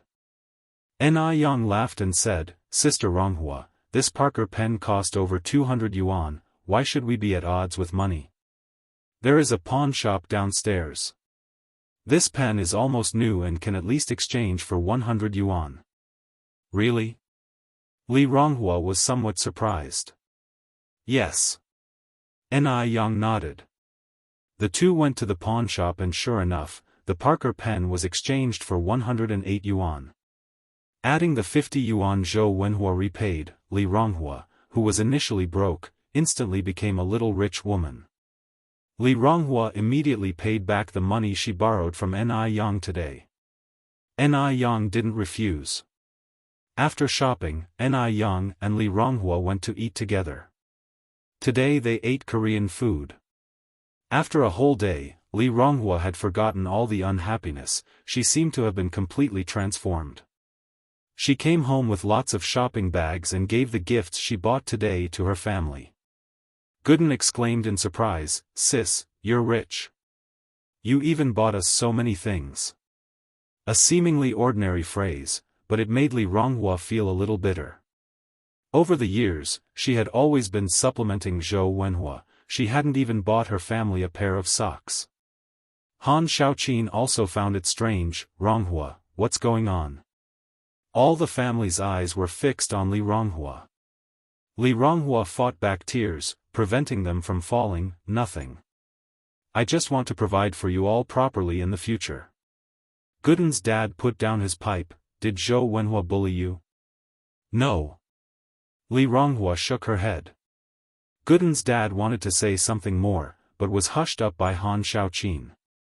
In the evening, Han Xiaoqin came to Li Ronghua's room. Li Ronghua was crouching over an iron basin that seems to be burning something. Seeing Han Xiaoqin come over, she immediately put out the fire in the basin. Ronghua, what's the matter? Mom, why are you here? Li Ronghua seemed a bit awkward as she got up. Han Xiaoqin looked at the smoky iron basin on the ground, took Li Ronghua's hand, and sat on the edge of the bed. Ronghua, please tell me, is it true that you had a fight with Wenhua? Such things, despite being temporarily hidden, can never be held back forever. Sooner or later, they need to be laid on the table. Li Ronghua nodded, Mom, we broke up. Broke up? Han Xiaoqin was somewhat surprised. Li Ronghua was her daughter, she knew how much Li Ronghua liked Zhou Wenhua, and the many sacrifices she had made over the years for him. Li Ronghua affirmed with a nod. Han Xiaoqin then asked, what happened exactly? Why would you break up? What about all the sacrifices you've made over these years? Are they wasted, just like that? Although she had an unfavorable view of Zhou Wenhua now, she still felt sorry for her daughter. Li Ronghua went through the entire story. Han Xiaoqin began by cursing Zhou Wenhua. She then expressed her relief, thank goodness Yang was there. Otherwise, you would have suffered a terrible loss. You'll learn from this experience. Be more careful when you choose your next boyfriend. 1,000 yuan was a large sum during this period. At least Li Ronghua didn't lose everything, which was somewhat comforting. Li Ronghua nodded, I understand, Mom. Han Xiaoqin glanced out the window and continued, then I'll go back to my room. Mom, Li Ronghua stretched out her hand and grabbed Han Xiaoqin's hand. What's wrong? Han Xiaoqin turned back to her. Li Ronghua then said, Mom, would you sleep with me tonight? Okay, Han Xiaoqin nodded in agreement. This was the first time since she was grown up that Li Ronghua had shared a bed with her mother. Li Ronghua felt like she had returned to her childhood. The mother and daughter lay in bed, chatting about lots of intimate matters. At Ni families. After Ni Yang returned, Ni Tsuhua couldn't wait to inquire about Li Ronghua. Ni Yang smiled and said, don't worry, Sister Ronghua is okay. That's good, Ni Tsuhua nodded, Ronghua is a good girl, a bit naive. I didn't expect that she would encounter such a man. It's fortunate she didn't marry him. If they had married, it would have ruined the life of Li Ronghua. Half a month flew by in a blink of an eye. In M country. The condition of Caroline's skin had been improving recently. The most noticeable changes were that her crow's feet and forehead creases had faded, and even her skin had become whiter. She looked more than 10 years younger. Wherever she went, people would ask her which skincare products she used. Caroline smiled and said, "This skincare product is called Ice's Jade Skin. However, you can't buy it here. You need to go China to get it." "Is it a skincare product produced in China?" "Yes." Caroline nodded. She absolutely trusted Ice's Jade Skin now. "So where did you buy it? Can you help me get a set?" Caroline regretfully said, "That may not be possible. Someone else gave this to me as a gift." "Oh, I see." Seeing that there was not much wrinkle cream left in the bottle, which was enough for only 3 months, Caroline immediately went to find Annie. When Annie saw Caroline, she was also taken aback. "Oh my dear. You look so much younger." Caroline smiled and said, "Thanks to the bottle of wrinkle cream you gave me." "Dear, would you help me buy a few more bottles?" "Money is not a problem." This product was so good that she would willingly spend all her fortune on it. Annie was surprised. "Is that wrinkle cream really that amazing?" Caroline pulled Annie towards the mirror. "Of course. Just look at my face." In the mirror, 2 contrasting faces were reflected. One showed signs of aging, with numerous lines and wrinkles. The other appeared radiant, with full vitality. Annie was about the same age as Caroline. They used to look similar, but now, it seemed as if Annie had aged overnight. Caroline continued, "My dear, you don't have to believe in Ice's Jade Skin, but I do. I am so thankful that it was you who introduced me to such an amazing product. You must help me bring back a few more bottles." Chapter 583, The Spirit of Traditional Chinese Medicine Admired by the People of F Country. Update 10_1 Annie was slightly stunned. She really hadn't expected the Bing Jiu Fu cream to have such a great effect. This was too miraculous. If she'd known how good the Bing Jiu Fu cream was, she would definitely have kept it for her own use and not given it away to others. For a moment, Annie was filled with regret. After Caroline left, Annie immediately went to Emily's school. Only after seeing Emily, did Annie realize that Caroline wasn't the only one who had changed. Emily had also transformed. Emily's skin was fair and tender, able to drip water. "Mom, why are you here?" Emily was surprised to see her mother. Annie asked, "Do you have any more wrinkle cream left? Give some to your mom." Emily shook her head. "No, there isn't any left." "Didn't I give you a bottle last time?" Instead of directly answering Emily's question, Annie continued, "Can you ask your friend to mail a few bottles over? Erase the money." Annie took out a bundle of cash from her pocket and stuffed it into Emily's hand. Emily was a little confused. "It takes over 2 months for a package from China to arrive. The goods Yen sent me after she went back to China are still in transit." "Over 2 months?" She wanted to use the wrinkle cream right away and couldn't wait that long. "Why does it take so long? Can't it be faster? It only takes a dozen hours to fly over from China. Why are the postal services so slow?" Emily frowned. "Mom, weren't you worried that the wrinkle cream would ruin your face? Why do you suddenly want to buy it now? Have you already used the wrinkle cream? But I don't see any changes on your face." With the miraculous effect of the Bing Jiu Fu cream, Annie's face should not remain the same. Annie was very upset. "I gave that wrinkle cream to your Aunt Caroline." "What?" Emily looked shocked. "How could you give such a precious thing to Aunt Caroline?" Annie sighed. "I regret it very much now. But there was no antidote for regret in this world. If she had not given the wrinkle cream to Caroline, she would be using the wrinkle cream now. A bottle lasts 3 months, and by the time she finished a bottle, a new one would be on its way. Why don't you wait a little longer? Annie looked at Emily. Do you have Yan's address? Emily was taken aback, then asked, are you thinking of going to China? Yes. Annie nodded. For beauty, she was willing to pay any price. A trip to China was no big deal. Mom, are you sure about this? A trip to China wasn't easy. They didn't know a soul there, and the language barrier might make it difficult to locate Nin. Annie nodded. Yes, I've made up my mind. All right then, hold on, I'll go get the address for you. The last time Nin had left, she had given Caroline an address. Annie took the note. I might be going to China soon. You will be alone at school, so be careful. Yes. Emily nodded. Mom, remember to bring me some Chinese specialties. I heard from Nin that China has a lot of delicious food. Sure. Annie gave her daughter a hug before leaving. China. Today was the day for Nin to follow up with Georgia. Lying semi-recumbent in bed, Georgia spoke in her not-so-fluent Chinese. Divine Doctor, you came. Madam. Nin walked over, placed her medical box on the cabinet in front of the bed, and asked, have you been feeling unwell recently? Georgia smiled. Not at all. I feel very good.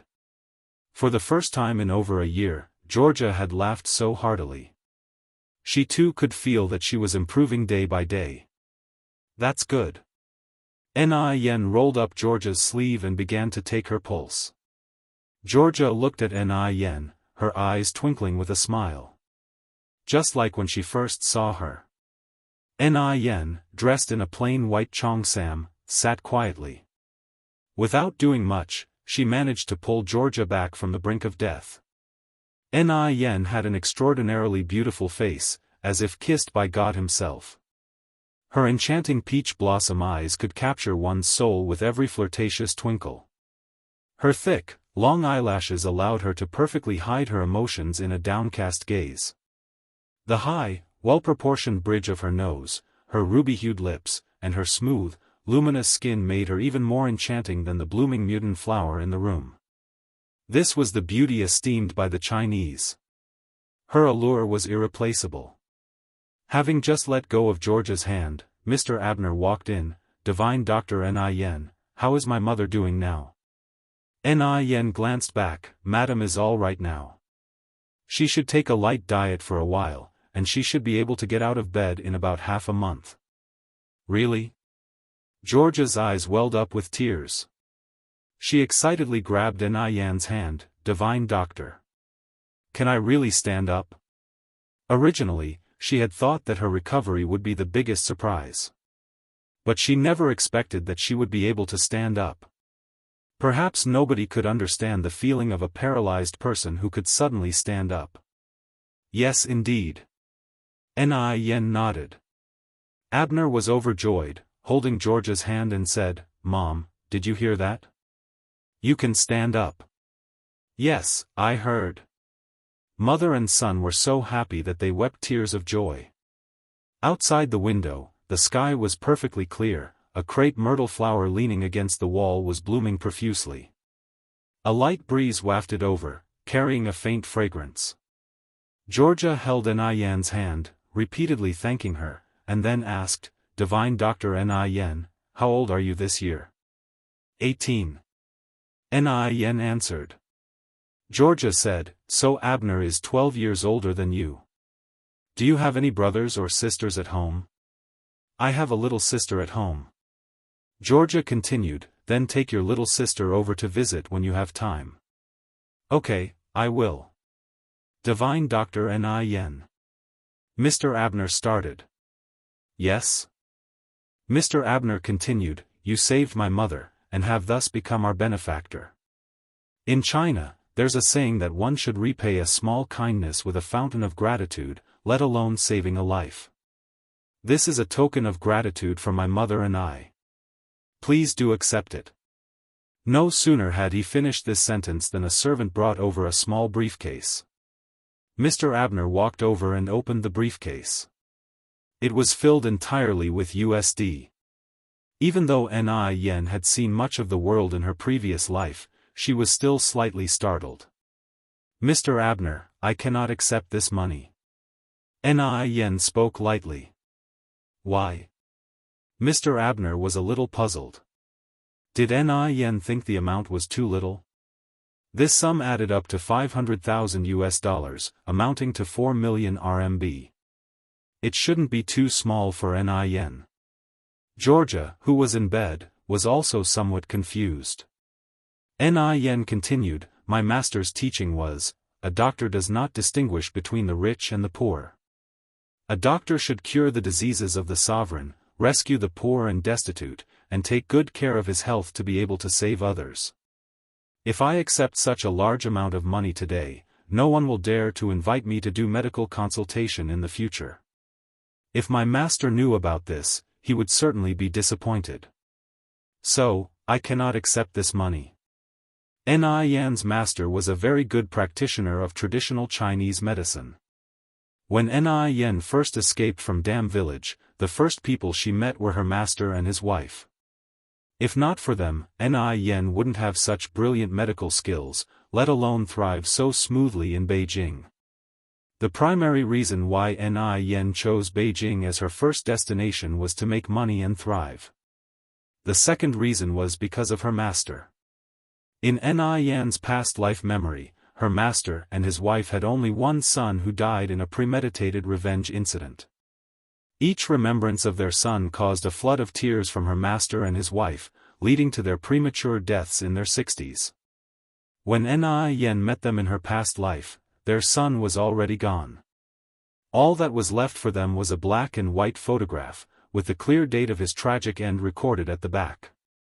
What Ni Yan was now determined to do was to rescue him from that premeditated revenge. In this life, Ni Yan would not let her master and his wife endure the pain of losing a child again. The time of that tragic incident involving the elder brother she never met was fast approaching. Ni Yan was prepared for that moment. Mr. Abner looked at Ni Yan, and his eyes were full of respect. He thought, maybe this was the spirit of traditional Chinese medicine. Compared to the exorbitant fees of Western medicine, the spirit of traditional Chinese medicine was truly admirable. Divine Dr. Ni Yan, I admire your spirit of traditional Chinese medicine.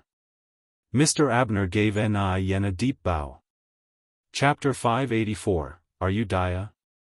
11 updates, _1 This was Mr. Abner's first time admiring someone so much. And also the first time he fell in love with a country. He had always heard about the profoundness of Chinese culture, this time, he experienced it firsthand. You flatter me, I am merely carrying on my master's teaching, Ni Yang said with a faint smile. Yang. Georgia looked at Ni Yang, may I call you that? You may. Ni Yang nodded. I really like you. I don't have many friends in China. Can I come to talk to you often after I recover? Georgia asked. Ni Yang nodded, of course, I'd be very happy to. Hearing Ni Yang's response, Georgia was very pleased. After Ni Yang left, Georgia turned to Mr. Abner.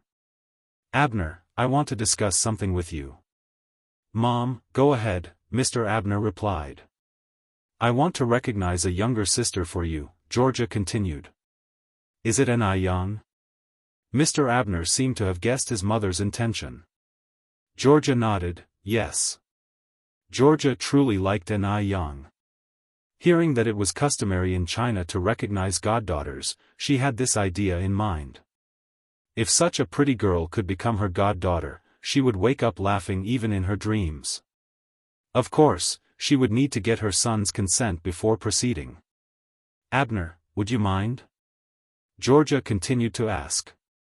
Having such an excellent sister would undoubtedly be fine for Mr. Abner, the question is whether Ni Yang would agree?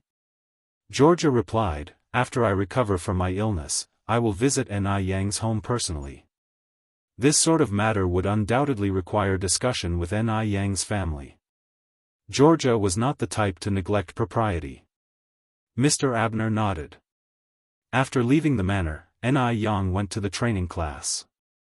With over a month passing by, the training effect was very good, and the front-of-house staff could start working at any time. The executive chefs were also busy tasting dishes and discussing the names of the dishes. As Ni Yang's restaurant aims for a higher-end market, the names of the dishes couldn't be too plain. For example, Spread Your Wings is the name for chicken wings slow-cooked over low heat. Gold Branches and Jade Leaves refers to stir-fried meat with green and red peppers. Galloping Across the World signifies braised pork trotter. While they were discussing the names, Ni Yang sat aside, occasionally giving some suggestions. As for the taste of the dishes, with Ni Yang's secret recipe, even a simple fried vegetable dish has its unique flavor. The chefs were very skilled, and with Ni Yang's secret recipes, the dishes would exude an incredible aroma as soon as they were served at the table. "Miss Ni, could you try this and tell us how it tastes?" The head chef passed the chopsticks to Ni Yang. Ni Yang stood up and took a piece of fish. "The taste is good. But we need to rethink the way of plating and the portion size. Chinese people prefer hearty servings, so most dishes are very large in portion. Actually, this is least preferred in high-end restaurants. Because, in scarcity lies value, too large a portion doesn't look precious. How should we change it?" The head chef was a bit confused. Ni Yang lightly smiled. "Have you ever had Japanese or Western cuisine?" "No." The head chef shook his head. After all, a Japanese meal would cost 200 to 300 yuan. How could he afford that? Ni Yang smiled and said, "It's okay if you haven't tried it before. I can show you now." After saying that, Ni Yang took out a dozen photos from her bag and distributed them to the cooks present. These photos were taken while having Japanese and Western cuisine previously. Ni Yang continued, "This is plating. Both Japanese and Western cuisines pay great attention to plating. A perfect dish not only tastes good but also looks good. It triggers both the appetite and the feeling of high quality." Hearing this, the chefs frowned. It sounds simple, but it's not that easy to do. That's true. Are the flowers on this Japanese dish fake? Who can make a dish look this good? Ni Yang didn't get angry, instead she picked up a radish and a kitchen knife while speaking. In no time at all, the radish in her hand had become a beautiful peony.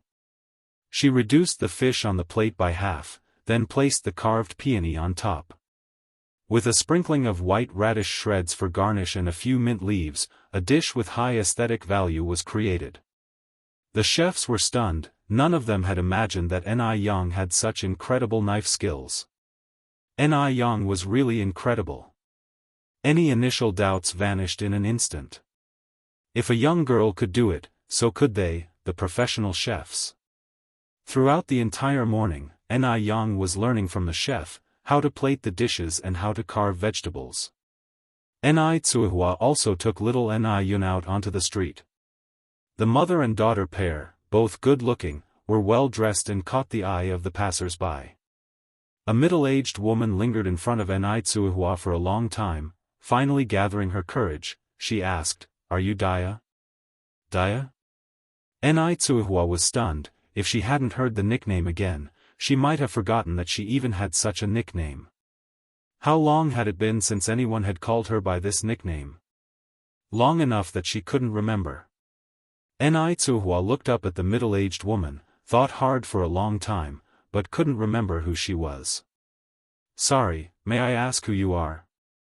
"Daya, it's me, Danny, who grew up with you. Don't you remember me?" This woman was Zhou Danny, who had grown up with Ni Tsuihua. They were very close in the past, but after Ni Tsuihua left, Zhou Danny got married, and they lost touch. Only then did Ni Tsuihua remember her childhood friend.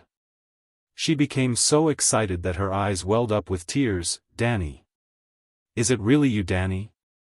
She remembered that Zhou Danny had a small mole in the middle of her forehead. The mole was still there. This woman was indeed Zhou Danny. Zhou Danny was also very excited. she hugged Enai. Dia, I never thought we would meet here. Look at you, you're still so young and pretty, I've gotten old. Is this your daughter? Enai was born beautiful. Back when she was 16 or 17, she was considered to be the beauty of the village. Later, her father fell ill and had no money for treatments. Enai was sold for 10 yuan. Yes, Enai replied, her eyes teary, this is my daughter Enai Yun. Yun, say hello to auntie. To meet an old friend from childhood was truly exciting for Enai. Auntie. Little Enai Yun obediently greeted. Enai Yun? The child shares Dia's surname? Zhou Danny was somewhat confused, but she didn't ask. Instead she extended her hand towards little Enai Yun. Come, shall auntie hold you? Yes. Little Enai Yun nodded. Zhou Danny's smile was tinged with tears, this child is so good and beautiful. Dia, she looks just like you. She continued asking, Dia, where have you been all these years? Is your life good? Enai sighed, it's a long story. Let's find somewhere to talk about it. Zhou Danny nodded, I live nearby, can we talk at my home? Danny, you also live in Beijing? Enai expressed surprise.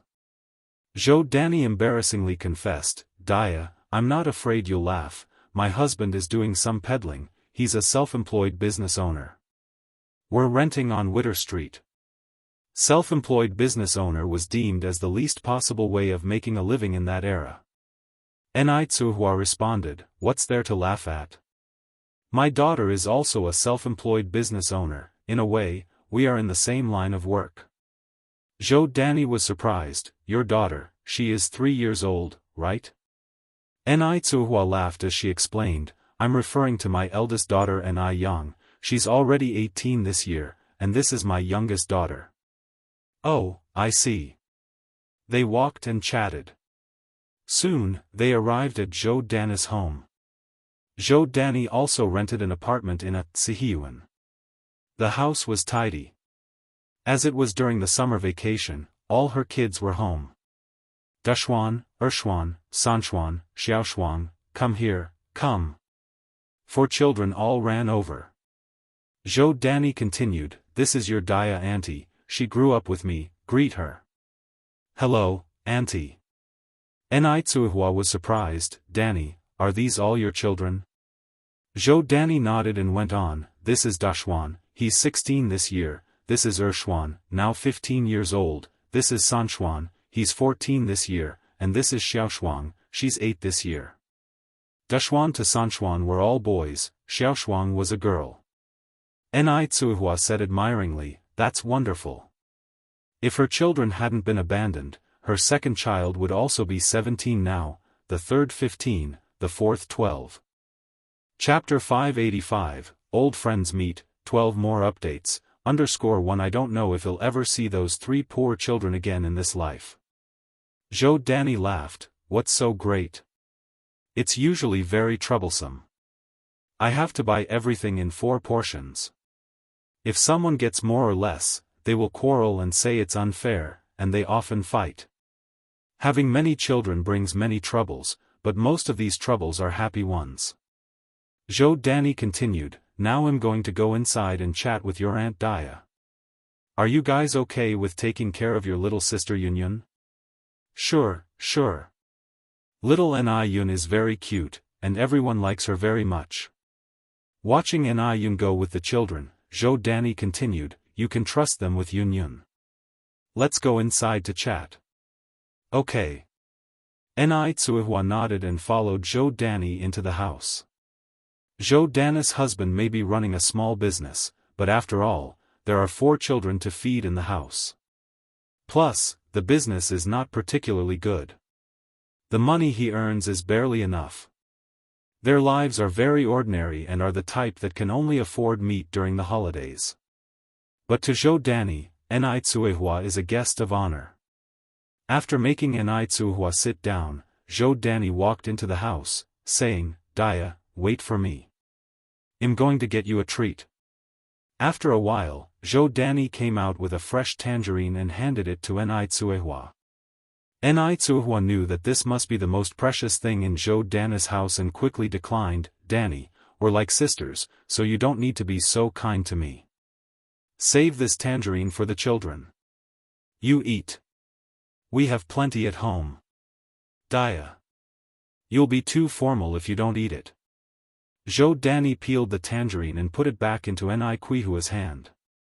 Ni Cuihua was deeply moved and stuffed half of the tangerine into Zhou Danny's hands, saying, "You also eat." Zhou Danny nodded, "Okay, let's eat together." The two chatted as they ate.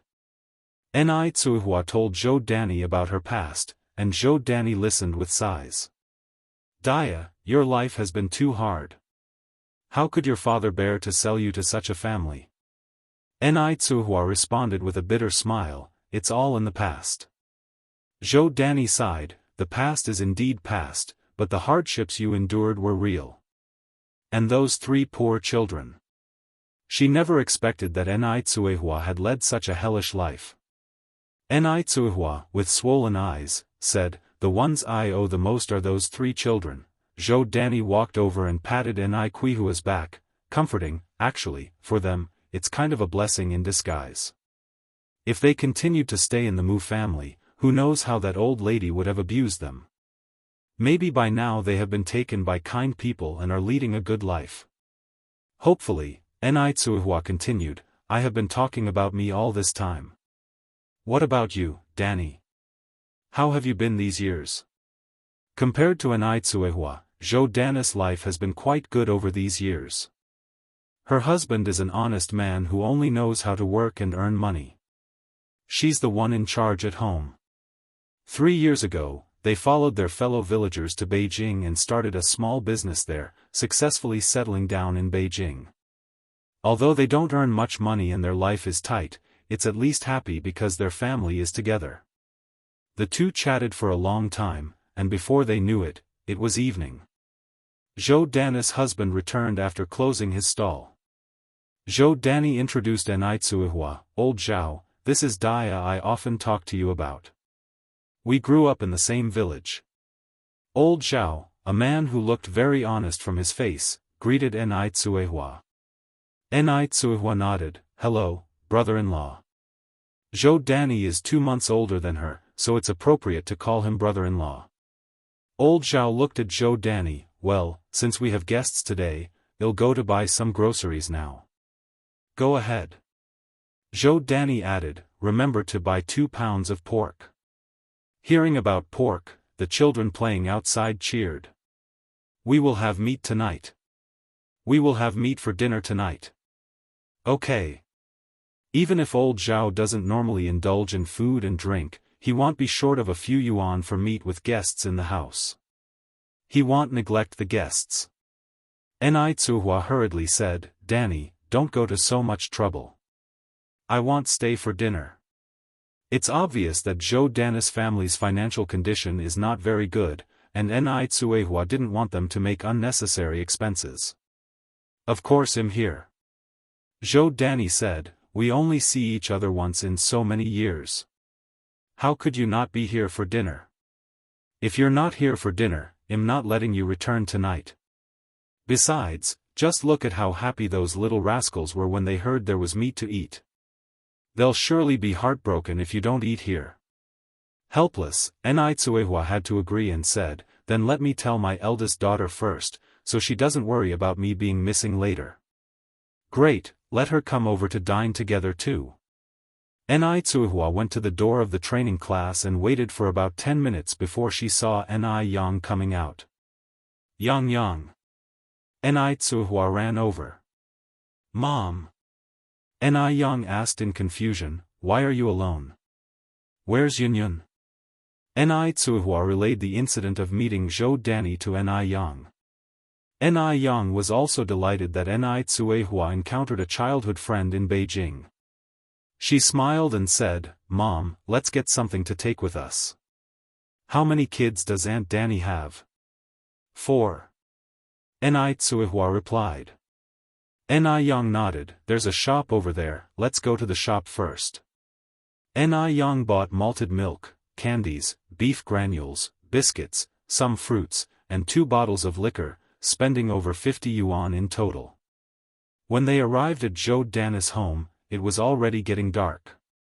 All the children had gathered in the living room. Old Zhao was cooking in the kitchen. Zhou Danny and the children immediately came out to greet them. Ni Cuihua handed the bags of gifts to Zhou Danny and the children. These are all goodies for the kids. Zhou Danny chided, Dia, why did you buy so many things? After all these years of friendship, why waste money? Everyone's living conditions aren't easy, and Ni Cuihua bringing so many things made Zhou Danny feel slightly embarrassed. Ni Cuihua laughed and said, I didn't buy much, they just looked nice. Speaking of, Danny, this is my eldest daughter Ni Yang. Yang, this is your Aunt Danny. Ni Yang politely greeted, hello, Aunt Danny. Only then did Zhou Danny get a clear look at Ni Yang by Ni Cuihua's side. She was surprised and said, Dia, your daughter is too beautiful. She's like drawn on a picture. Zhou Danny had seen quite a lot of people over the years, but she had never seen someone as beautiful as Ni Yang. Not only was the girl beautiful, but she also had a unique charisma. No wonder she managed to get Ni Cuihua out of Dam Village.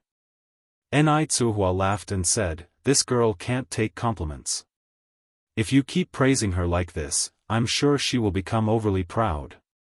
Zhou Danny responded, I'm not just flattering, my niece really is beautiful. Alright, let's not just stand here, let's go inside and sit. They all went inside. Old Zhao had already set the meal on the table, and the dinner was very rich, with both fish and meat. Ni Cuihua introduced old Zhao to Ni Yang. Ni Yang politely greeted, hello Uncle Zhao. Zhou Danny has educated her children well. Although they had not eaten meat for a long time, after each of them had taken a piece, they did not take any more, preventing any chaos over food. On the other hand, Zhou Danny kept serving meat to Ni Yang and Ni Cuihua. Dia, you and Yang eat the meat. Treat this place as your own home, don't be polite. Unable to refuse, Ni Yang ate 2 large pieces of fat meat. She was unable to eat the last piece, but she still gulped it down with discomfort. After dinner, she quickly took her bowl to the kitchen, fearing that Zhou Danny would serve her more meat. Zhou Danny was a bit worried that Ni Yang did not eat enough. Yang, how come you've eaten so little? There's still plenty of rice in the pot. Don't worry about saving food for me, it's not a famine era now. Ni Yang smiled faintly, I'm full, Aunt Danny. Zhou Danny was somewhat skeptical, can you be full with just that? Is it because the food Uncle Zhao cooked isn't good? Ni Yang continued, Uncle Zhao's cooking is delicious, Aunt Danny, I'm truly full. Ni Cuihua chimed in from the side, Danny, you don't need to worry about her. This girl has always had a small appetite, always like feeding a mynah bird. Only then did Zhou Danny feel relieved. Chapter 586, Guidance, 13 more updates, _1 after dinner, Zhou Danny and her husband, Lao Zhao, walked Ni Cuihua and her daughter Ni Yang, carrying little Ni Yun, to the tram station. Ni Yang was holding little Ni Yun in her arms. Ni Cuihua tightly held Zhou Danny's hand, Danny, whenever you have time, you need to come over with your brother-in-law and the children. You can take the number 9 tram and get off at Jianghu village. Give us a call when you're on your way, and I'll meet you at the village entrance. Zhou Danny nodded, we're a bit occupied at the moment, but we're definitely coming as soon as we get some free time.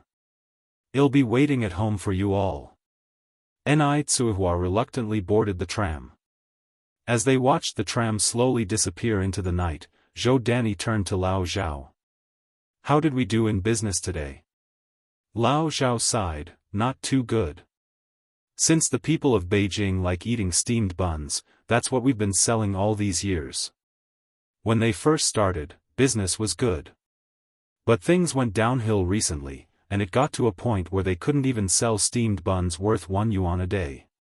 They also had to pay 10 yuan every month as rent. Zhou Danny expressed her worry as well. What can we do? We have to pay the rent soon, and the kids need to go to school too.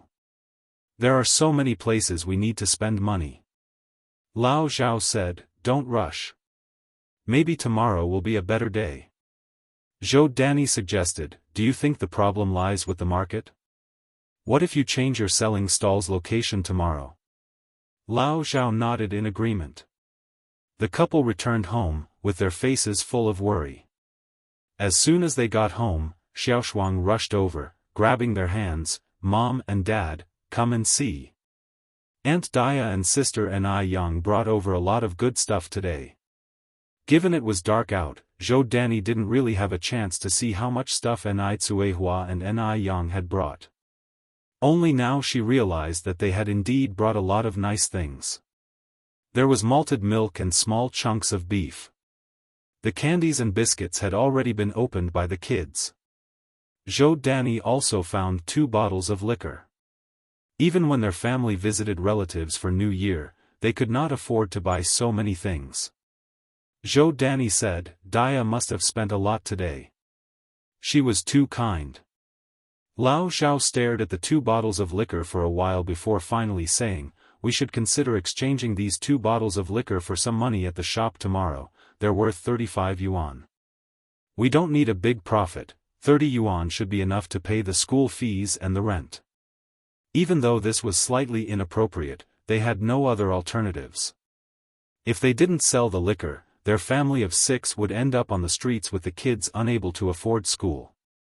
Zhou Danny was silent for a moment then nodded, all right.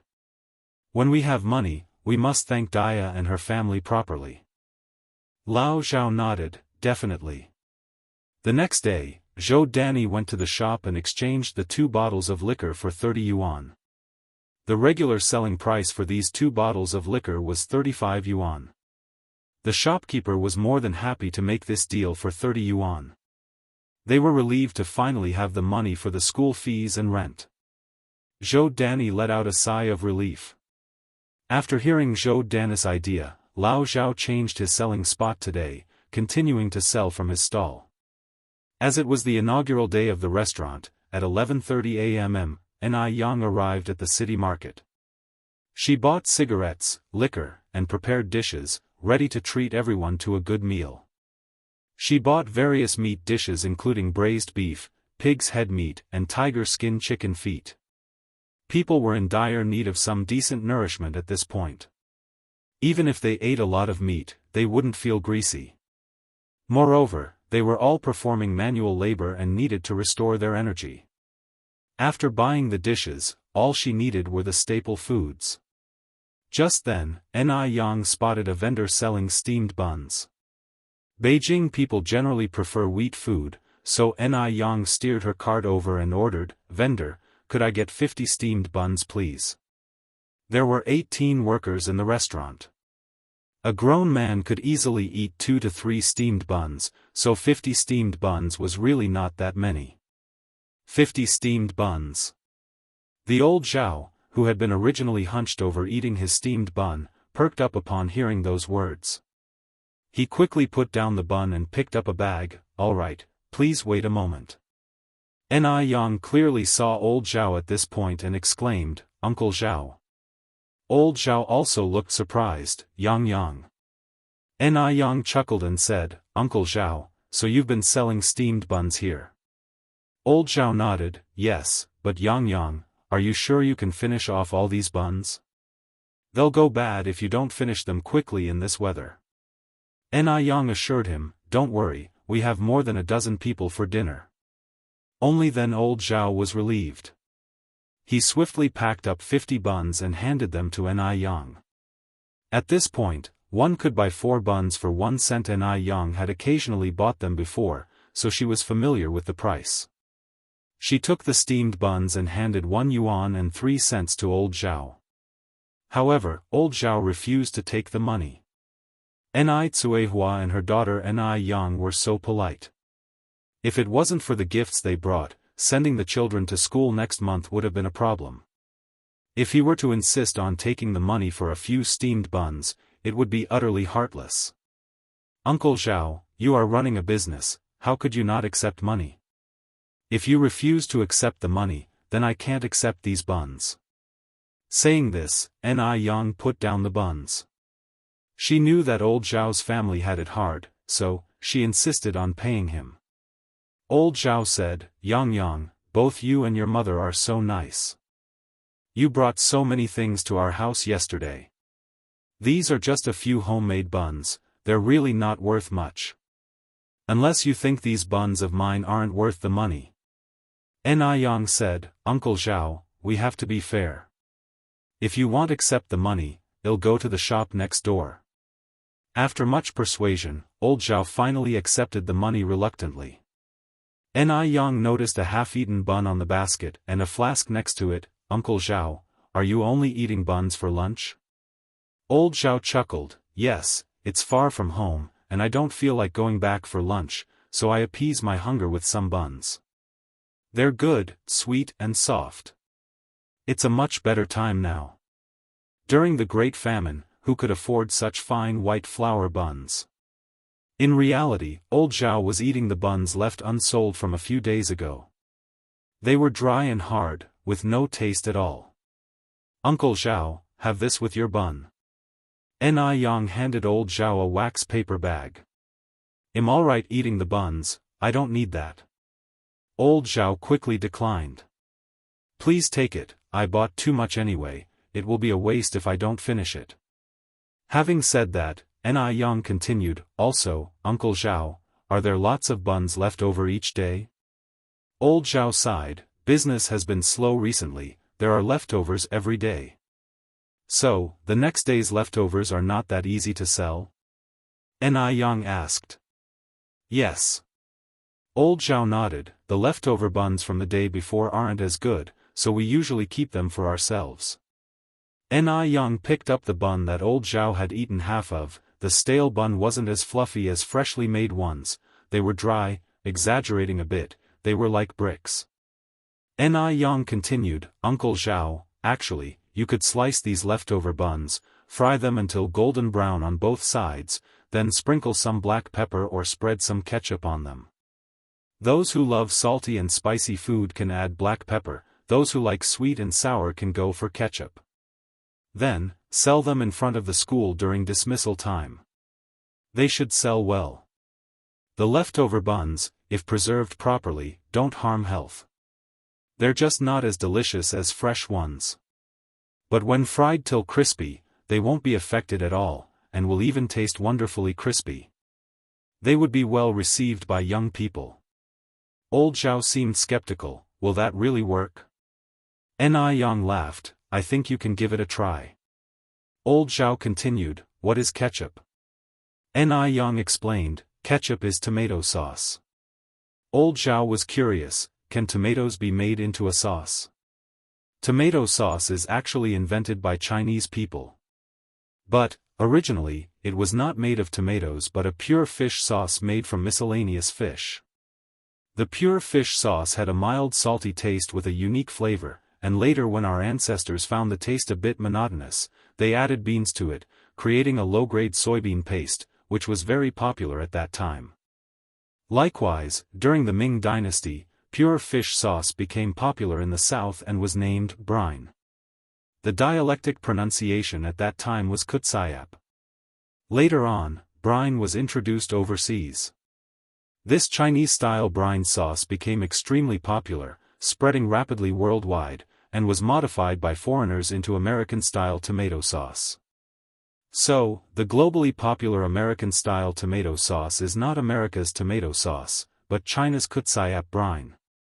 During the 1980s, when KFC and McDonald's were still not introduced to China, Chinese people did not really like tomato sauce. In fact, some people did not even know what tomato sauce was. Yang nodded, and said, of course tomatoes can be made into sauce. I'll write down the recipe for you, you can try it at home.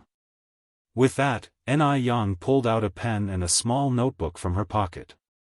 Chapter 587, Pre-Opening Celebration, Update 14_1 She wrote the steps for making tomato sauce, stroke by stroke, very seriously. In no time, she had written half a page. When she finished writing, she tore the paper from the notebook and handed it to Mr. Zhao, saying, "Uncle Zhao, you can go home and follow these steps to make tomato sauce." "Okay." Mr. Zhao took the note and casually put it in his pocket. After Ni Yang left, Mr. Zhao resumed selling steamed buns. When Ni Yang arrived at the restaurant, everyone was cleaning. The place had a pure vintage decor, even the ornate frames of the ceiling lights were crafted in traditional style. Wooden screens separated the tables, and the carvings on them depicted Tang poems and Song dynasty lyrics, radiating an elegant aura.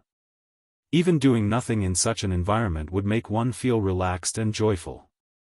"Yang is here, this is the sample clothes delivered by the clothing factory this morning," said Wang Tiniu, handing over a small bag. Ni Yang put the large and small bags of food she had on the table, surprised, they arrived so quickly. Having adopted a vintage theme, even the waitstaff's uniforms were designed by her, reflecting Han cultural elements. The men's were black, and the women's were red. Ni Yang had just taken out the clothes when Wang Tiniu remarked, "Isn't this a historical costume? It's so beautiful, I've also seen it on TV." Ni Yang laughed and clarified, "This isn't a historical costume. It's Hanfu, the traditional clothing of the Han people, which originated from the Yellow Emperor and thrived during the reigns of Yao and Shun." "Oh." Wang Tiniu nodded, seemingly understanding. Ni Yang put the clothes back and continued, "Uncle Tiniu, has everyone finished their tasks? We can have dinner once everyone is done. I'll go call them." Ni Yang nodded, starting to tidy up the table. By the time everyone had come downstairs, the large round table was already full of dishes, or to be precise, full of meat. A pack of cigarettes was placed on each seat, and 3 crates of beer were placed on the side of the table, with baijiu displayed on top of the beer. Eating meat and drinking heavily, what a blissful life. Ni Yang called everyone to sit down, "Everyone has worked hard recently, tonight everyone must drink to your heart's content." "It's not hard at all. Yang, you're too kind. You must have spent a lot on these cigarettes and alcohol, right?" They had never been treated this well anywhere they had worked. Nowadays, if a typical family could provide lunch every day, it was considered very good. But Ni Yang not only provides lunch every day, she ensures meat is available in every meal. Working for her, everyone was full of energy and did not allow themselves to make any mistakes. Even if there were minor defects in their work, they would redo it. That's why the restaurant was so beautifully decorated. Ni Yang laughed, "It didn't cost much, uncles, please sit down." Under the warm invitation of Ni Yang, everyone finally sat down. Though Ni Yang could drink alcohol, she was only 18 and wanted to take care of her health, so she toasted everybody with tea instead of alcohol. Everyone enjoyed this meal immensely. The day passed quickly. Though Mr. Zhao changed his stall today, business was still not very good. Including the 50 steamed buns Ni Yang bought, he only sold 100 steamed buns in total and had over 100 left unsold. As soon as he returned home, Zhou Danny come forward and asked, "How was business today?" "Not very good." Mr. Zhao handed all the money he had earned from selling steamed buns that day to Zhou Danny. Zhou Danny took the money and exclaimed in surprise, "You earned all this today?" Mr. Zhao nodded. "There's 2 yuan and 5 jiao. That's impressive. A caddy of flour costs 5 cents, a caddy of flour can be made into 10 steamed buns, 2 caddies of flour can be made into 20. There isn't much overhead, so if you can earn 2 yuan and 5 jiao every day, you could earn 75 yuan in a month. That's 900 yuan a year, so there's no need to worry about the children's schooling and rent anymore." Mr. Zhao added, "Another 1 yuan and 5 jiao is from Ni Yang, who bought 50 steamed buns all at once." "Ni Yang?" Mr. Zhao nodded and took out a paper bag from the stall. "This is what Ni Yang gave to me to eat at noon, you warm it up and let the children have a taste." He could eat less meat, after all, he was already old. But the children were growing, so if there was any meat, he would save it for them. What is this? Zhou Danny looked down at it in surprise. It's meat. Did Ni Yang give this to you? Mr. Zhao nodded. Ni Yang is a good child.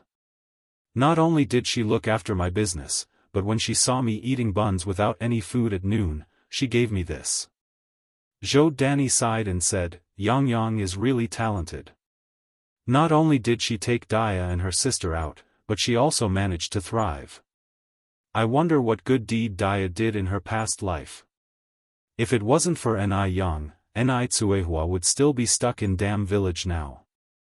Old Zhao added, Yang Yang talked about a way to make money today. I wonder if it will work.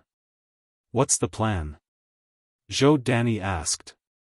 Old Zhao discussed the idea of grilled bun pieces with Zhou Danny. Upon hearing this, Zhou Danny said, it should consume a lot of oil, right? They couldn't even afford to use oil for cooking. Where would they get the oil for frying bun slices? What if they grilled them and couldn't sell it? Wouldn't they have wasted the oil? Zhou Danny continued, we can't sell white steamed buns, how can we sell them if they're grilled? The more we fuss, the poorer we get. Let's not fuss about it. Rich households can afford the toss, poor households simply can't afford it. Old Zhao scratched his head, that's true. Maybe we should make fewer buns tonight to avoid leftovers. Yes, Zhou Danny nodded, we can't keep failing to sell the buns. Should we think of more ideas? Old Zhao sighed, the times are tough this year, but maybe things will get better next year. Let's get by the second half of this year first. Zhou Danny smiled, yes, let's not lose heart yet, perhaps business will pick up tomorrow? Right. Although the couple had lost faith in the future, they were still full of hope. After Ni Yang got home, she tried on the hanfu. She walked in front of Ni Tsuehua and asked, Mom, do you think this dress looks good? It's a Chi-Ru-style hanfu, unlike traditional hanfu. It has been modified so that the sleeves are narrow, and the skirt just reaches the ankles. This makes it easy to serve dishes and walk without getting caught or tripped. The top is white, the skirt and ties are red. Ni Yang, with her slender and tall stature, looked stunning in the hanfu, which perfectly accentuated her figure. The interweaving of red and white made her radiant and striking, as if she had stepped out of a classical beauty painting, captivating everyone's attention. Ni Tsuehua nodded, beautiful. Even more beautiful than a fairy. Ni Yang happily twirled around, really? Would your mom lie to you? Ni Tsuehua replied with a smile. Little Ni Yun excitedly clapped her hands on the side, beautiful.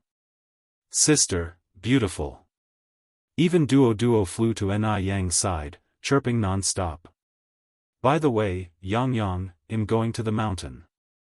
Take care of Yun at home. Ni Tsuehua picked up the basket. What are you going to do on the mountain? Ni Yang asked.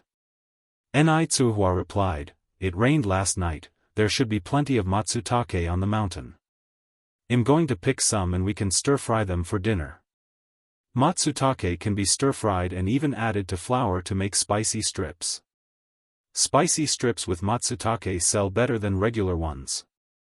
Wild matsutake is sold at sky-high prices in later years, but in this unpolluted era, they are everywhere and worthless. Ordinary families are too busy with farming to pick matsutake. Ni Yang nodded, alright, take care. Okay. Ni Tsuehua walked out with her basket. Just as she reached the door, she turned back. What's wrong? Ni Tsuehua said, I'll bring my English book for a read. She would read English whenever she was free. With her current level, simple communication with foreigners wouldn't be a problem. Ni Yang laughed, it's not safe to read while walking. You better not do it. You're right. Ni Tsuehua replied, I better go. Ni Yang glanced at the sky and then said, wait a moment, Mom. What's wrong? Ni Tsuehua looked back. Ni Yang ran inside to grab an umbrella, it might rain later, take the umbrella. Ni Tsuehua laughed, how is it going to rain under such a bright sun? Chapter 588, Have Good Things to Give You, Update 15_1 Ni Yang put the umbrella into her basket, put it in, just in case it starts raining. Just as Ni Tsuhua left, an elderly woman with white hair arrived at the door with a basket. Is Yang Yang's mum at home? Grandma Lu. Ni Yang smiled and walked over. My mom just left. Do you need anything from her? Grandma Lu smiled and said, Oh, Yang Yang is here. Nothing really, our potatoes have had a bumper harvest this year. I just brought over some potatoes for you guys. This is the first batch of this year's harvest. I want you 3 women to taste them.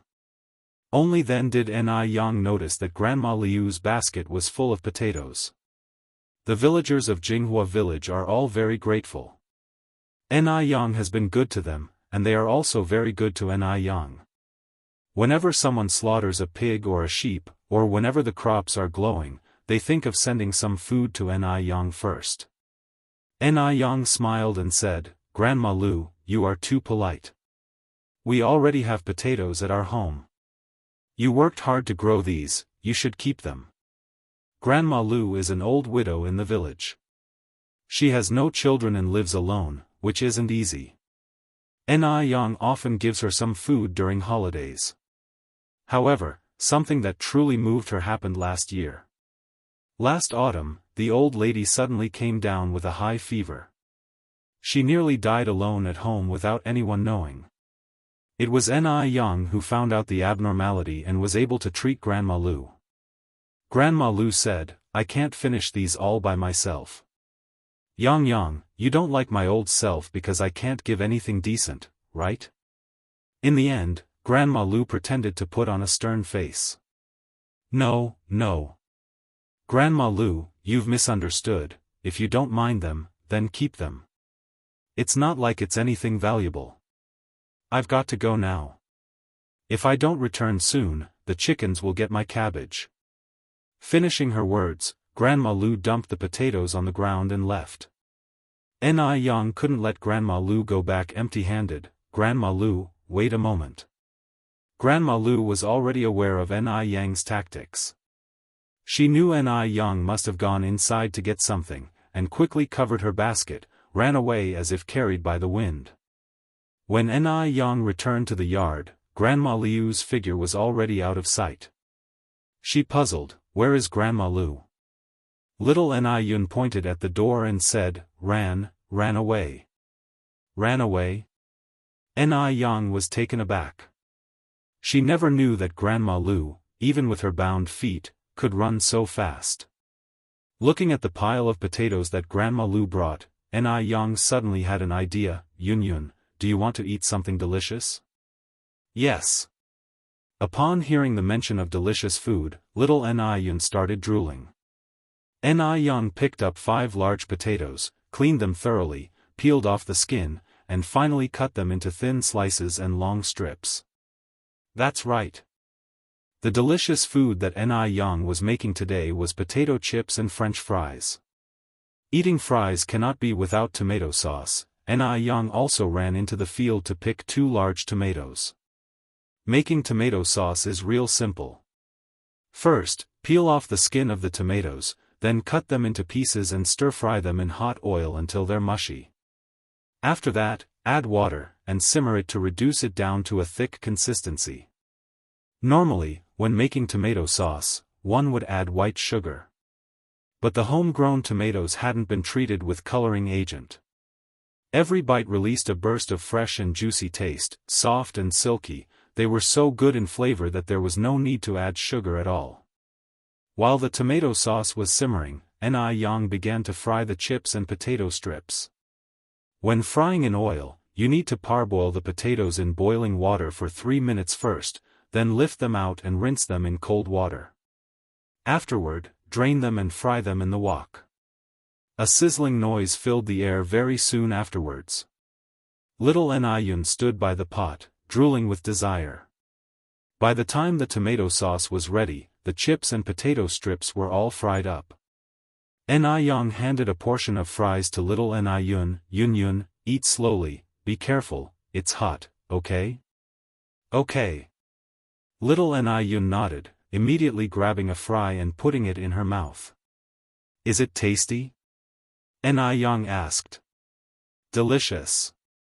N.I.Yang then scooped a bit of tomato sauce into little N.I.Yun's bowl. Yun, why don't you try dipping it in the tomato sauce? Given her young age, little N.I.Yun didn't quite understand what N.I.Yang was saying. N.I.Yang had to demonstrate it herself. The crispy on the outside, soft on the inside fries with a dab of sour and sweet tomato sauce made a remarkable combination. Little N.I.Yun chanted excitedly, delicious, it's delicious. It's delicious, sister. Little N.I.Yun was very smart. N.I.Yang only taught her once, and she got it. Within a short time, she had tomato sauce all over her face while eating it. N.I.Yang scooped the remaining tomato sauce into 3 small glass jars for the later use. Afterward, N.I.Yang took little N.I.Yun and delivered some fries and chips to Grandma Lu as well. Even though the elderly do have some teeth problems, consuming these isn't really an issue. When N.I.Yang arrived, Grandma Lu was standing on a stool changing a bulb. Hearing some noises from the door, she looked outside, her foot slipped, and she almost fell, but N.I.Yang immediately held her. Careful, Grandma Lu.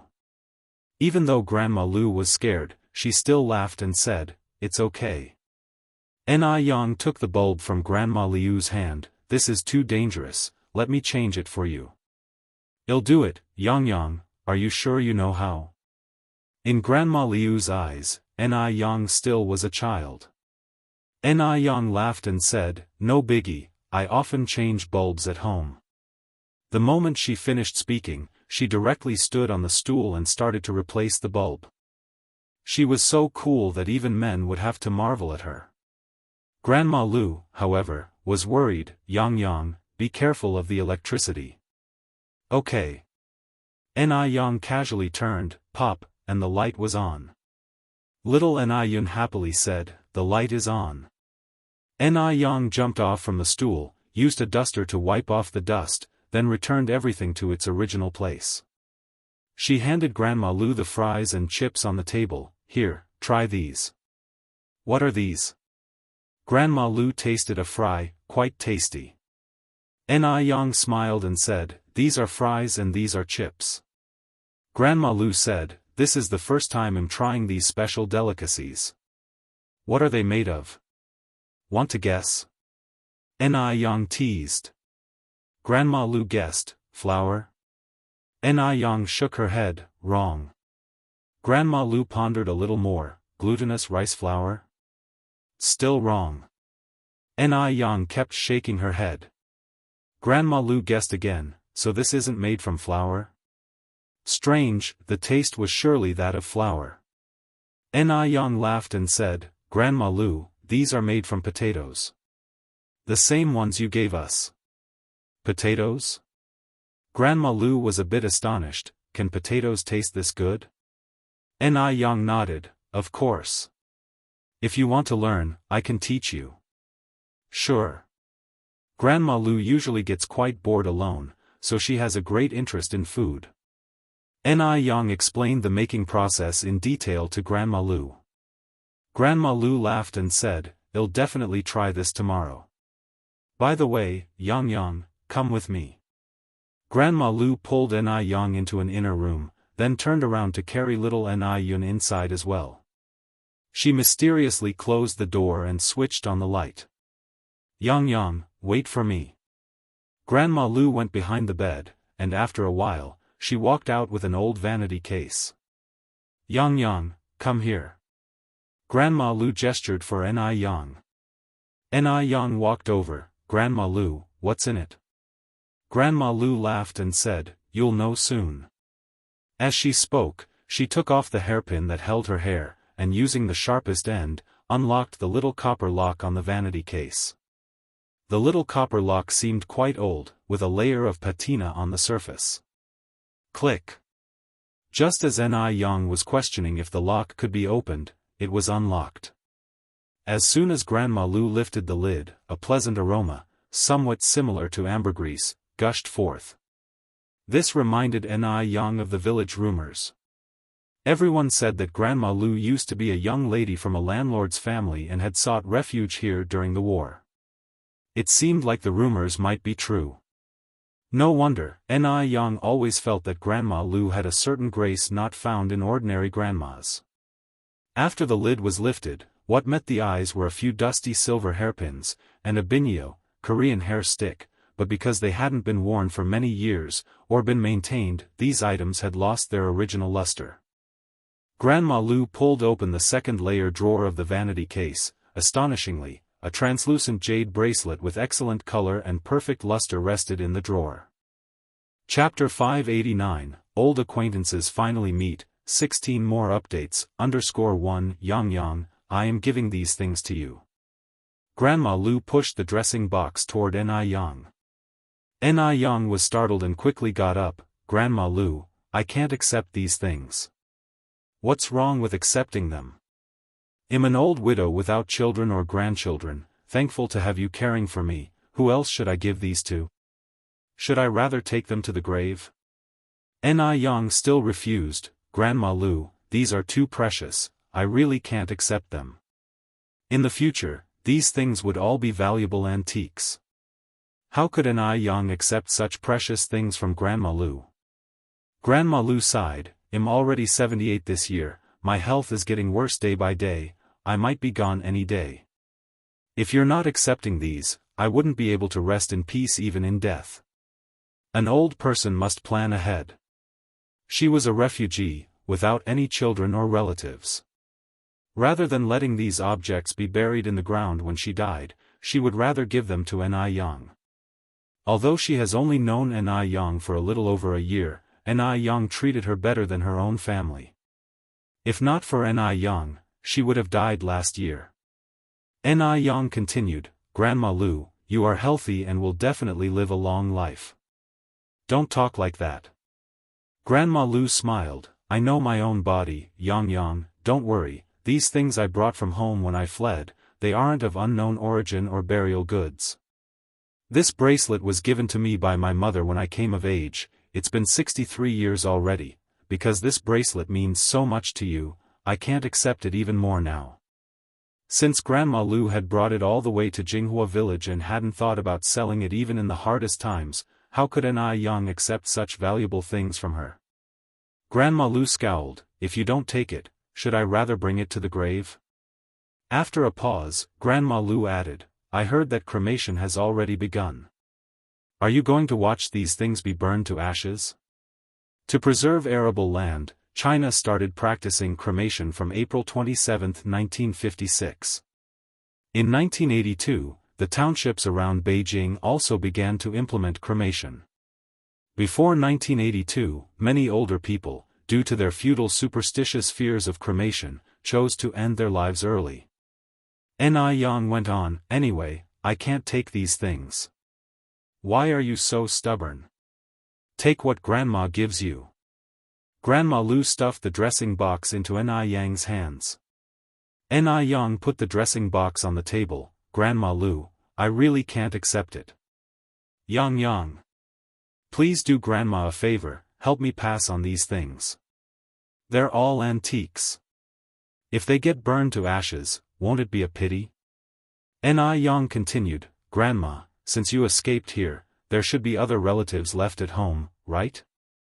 Grandma Lu sighed with bitterness in her eyes, no, there's no one left, my parents, my 3 brothers and my 8 sisters-in-law, 17 nephews and nieces, they're all gone. In the past feudal period, a man could have 3 wives and 4 concubines, so it's not strange that Grandma Lu had 3 brothers and 8 sisters-in-law. Grandma Lu, I'm sorry, don't be sad. Yang reached out and held Grandma Liu's hand. Grandma Lu, with rubbed red eyes, patted Yang's hand, it's all right. Yang was busy comforting Grandma Lu and didn't notice that Grandma Liu's other hand had quietly picked up the jade bracelet. Grandma Lu held the jade bracelet in one hand and Yang's hand in the other. By the time Yang reacted, the translucent bracelet was already on her wrist. Grandma Lu laughed, it looks good. Young people are indeed young. Wearing this bracelet, you look much better than this old lady. Ni Yang quickly took off the bracelet. Grandma Lu, how could you do this? I really can't accept this bracelet. Grandma Lu laughed. It is said that jade bracelets have a very spiritual nature, they recognize their owners. See if you can take it off. If you can, I won't give it to you. If you can't, it means you're destined for it. It was strange, when wearing the jade bracelet, Ni Yang didn't feel anything. However, when she tried to remove it, it seemed to automatically tighten, making it impossible to take off. Ni Yang's wrist was rubbed red, but the bracelet was still on her wrist. Grandma Lu continued, I told you, this jade bracelet is quite spiritual, it knows its owner. Ni Yang said, do you have any soap in your house? Maybe it can be taken off with some lubrication. Grandma Lu laughed, this bracelet that recognizes its owner, it's not just soap, even if you were a god, you won't be able to take it off. Ni Yang, not giving up, found some soap, rubbed almost a layer of skin off her hand, but the bracelet was still on her hand, not moving at all. Grandma Lu, with a beaming smile, stood by Ni Yang's side. Yang, you're wasting your effort, this bracelet is meant for you. Ni Yang spoke somewhat reluctantly, but it's really too valuable. No matter how valuable, it's just an item. Grandma Lu continued, this bracelet only shows its value when worn on your hand. With me, a grumpy old hag, its fate is only to be burned to ashes. Yang, I should be thanking you for helping me pass on this bracelet. At least, in the future years, someone will remember this old woman. Given this situation and the fact that she couldn't remove the bracelet, it would be pretentious to refuse anymore.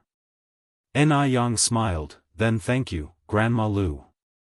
The weather was nice today. Shangguan Dehui had a canvas on his back and came up the mountain for art inspiration. Jinghua Mountain is located behind Jinghua village. Given its good location, beautiful scenery, and many rare wild animals, he decided to find inspiration on Jinghua Mountain. He came to Jinghua Mountain to find artistic inspiration and to clear his mind. After all, he just went through the things with Lin Fong and her daughter. The view on the mountain was even better than expected. Shangguan Dehui wandered around with his drawing board in hand. However, the initially sunny day was abruptly interrupted by a downpour. Shangguan Dehui held his drawing board close to his chest as he found a small cavern to take shelter from the rain. After the rain stopped, a hazy fog arose, making the mountain forest incredibly ethereal and surreal looking. However, as the day started to wane, Shangguan Dehui had to abandon his idea of sketching the view and began to descend the mountain with his drawing board on his back. The path downhill proved difficult to traverse, particularly after the rain and amidst the fog. Shangguan Dehui accidentally stepped on a stone covered in moss. He lost control and tumbled down the mountain. Shangguan Dehui clung onto his drawing board as he rolled downhill. Thud. When Shangguan Dehui regained consciousness, it was totally dark. It was silent around him, except for the sounds of birdsong and insects. With the aid of the faint moonlight, he realized that he somehow had fallen into a pit. This pit was likely a trap dug by hunters long ago. It had been over 30 years since he last encountered such a situation. That was when he met a person he'd never forget in his lifetime. Would he die in this pit this time? Is anyone there? Shangguan Dehui shouted at the top of his lungs. There was no response from the wilderness. Is anyone there? He repeated his cry. Ni Tsuehua was carrying her basket on her back when she vaguely heard a voice shouting. However, when she tried to listen more closely, she could hear nothing. Was she hearing things? Ni Tsuehua continued on her way. After several shouts, Shangguan Dehui gave up on the idea. There weren't any logging sites nowadays, who could possibly be in the mountains? Shangguan Dehui leaned against the pit wall, sat down slowly, and blankly stared at the starry sky when he heard faint footstep sounds from above. Someone? Shangguan Dehui stood up once again and asked, is anyone there? Ni Tsuehua on the ground halted and looked around cautiously. She was sure of it this time, someone was definitely shouting. With the absence of footstep sounds and no one answering his call, Shengguan Dehui shouted once more. This time, Enai Tsuehua heard very clearly. She responded, "Who's there?" She'd heard from the elders that spirits often roamed in the mountains. There were tales of ghostly figures lurking behind the foliage. Could she have encountered a ghost? Enai Tsuehua was both intrigued and frightened.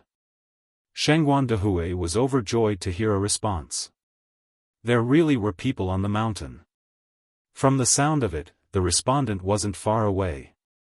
Shengguan Dehui replied, "It's me. I'm down here."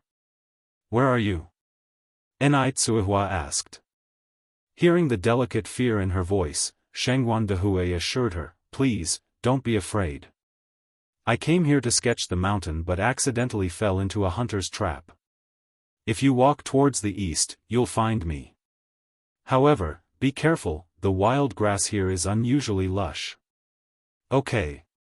With a stick in one hand parting the tall grass, Enai Tsuehua cautiously proceeded forward.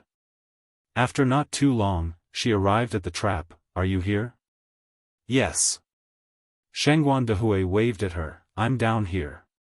Enai Tsuehua found the voice somewhat familiar. Peering into the pit, she exclaimed in surprise, "Mr. Shengguan, is that you?" Shengguan Dehui responded in confusion, "You know me?" Enai Tsuehua continued, "Don't you remember me? I'm Enai Yun's mother." Chapter 590, Familiar Feeling, Taking Shengguan Dehui Home, 17 updates, _1 Shengguan Dehui hadn't expected to meet a familiar face deep in these old mountains. Even more unexpected was that it was Enai Tsuehua, someone he had met twice before. Enai Tsuehua immediately put down her back basket, crouching on the ground. She gripped the wild grass near the edge of the trap tightly with one hand, and reached into the trap with the other. "Mr. Shengguan, quick, grab my hand. I'll pull you up." Shengguan Dehui reached out and even stood on his tiptoes, but they fell short of a few centimeters. He tried jumping, yet still couldn't reach Enai Tsuehua's hand. At this time, Enai Tsuehua continued, "Mr. Shengguan, please wait a moment. I will go find a sturdier stick to help you." The long stick she had been using to part the wild grass was too thin to support the weight of an adult. There were many large pine trees in the mountains, but few branches that could be used as sticks. Enai Tsuehua also didn't have an axe or similar tool at hand, making it impossible to cut a wooden stick. Helplessly, Enai Tsuehua could only move a large rock over. "Mr. Shengguan, please move aside. I will throw this rock down so you can step on it and grab my hand." Shengguan Dehui nodded, "All right, thank you for your trouble." Enai Tsuehua rolled the large rock down alongside the pit wall. This time, when Shengguan Dehui stepped on the rock, he was indeed able to easily grab Enai Tsuehua's hand. Their hands gripped tightly. Enai Tsuehua's hand was not like those of ordinary farm women. It wasn't rough, nor did it have thick calluses. It was unusually soft in his grip, leaving Shengguan Dehui momentarily dazed. The reason Enai Tsuehua's hands were so well maintained was largely thanks to Enai Yang's skin care products, along with the effects of a proper diet. All those beauty and health foods she ate daily weren't for nothing. "Mr. Shengguan, hold on, I am going to pull you up." "All right." Shengguan Dehui clenched Enai Tsuehua's hand. Shengguan Dehui was an adult male with a height of 1.85 meters. The trap was also wet and slippery due to the recent rain. Even with great strength, there was no way Enai Tsuehua could pull him out at once. At this moment, the wild grass that Enai Tsuehua was clutching suddenly snapped. Bang! Shengguan Dehui didn't have time to react, and Enai Tsuehua was brought down by a sudden force. Both of them fell to the ground.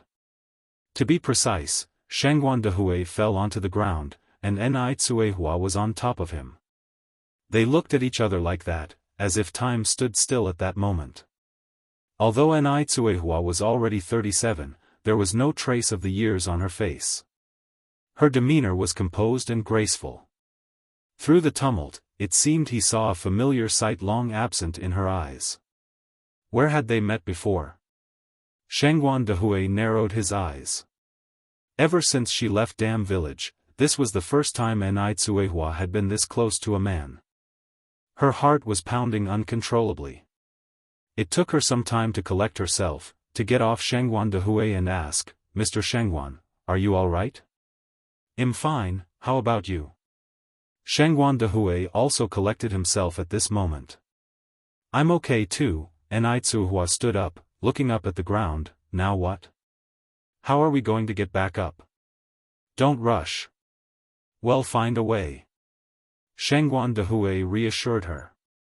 Just then, Shangguan Dehui found a length of vine. It must have been carried down unintentionally when Nai Tsuehua fell. The vine was about as thick as a little finger. Shangguan Dehui gave it a tug and found it to be sturdy. I'll try climbing up first. If I make it, I'll pull you up. Shangguan Dehui looked at Nai Tsuehua. All right. Nai Tsuehua nodded. Shangguan Dehui gripped the vine, gritting his teeth against the pain in his ankle, and managed to climb up in a few movements. Nai Tsuehua also quickly started climbing the vine.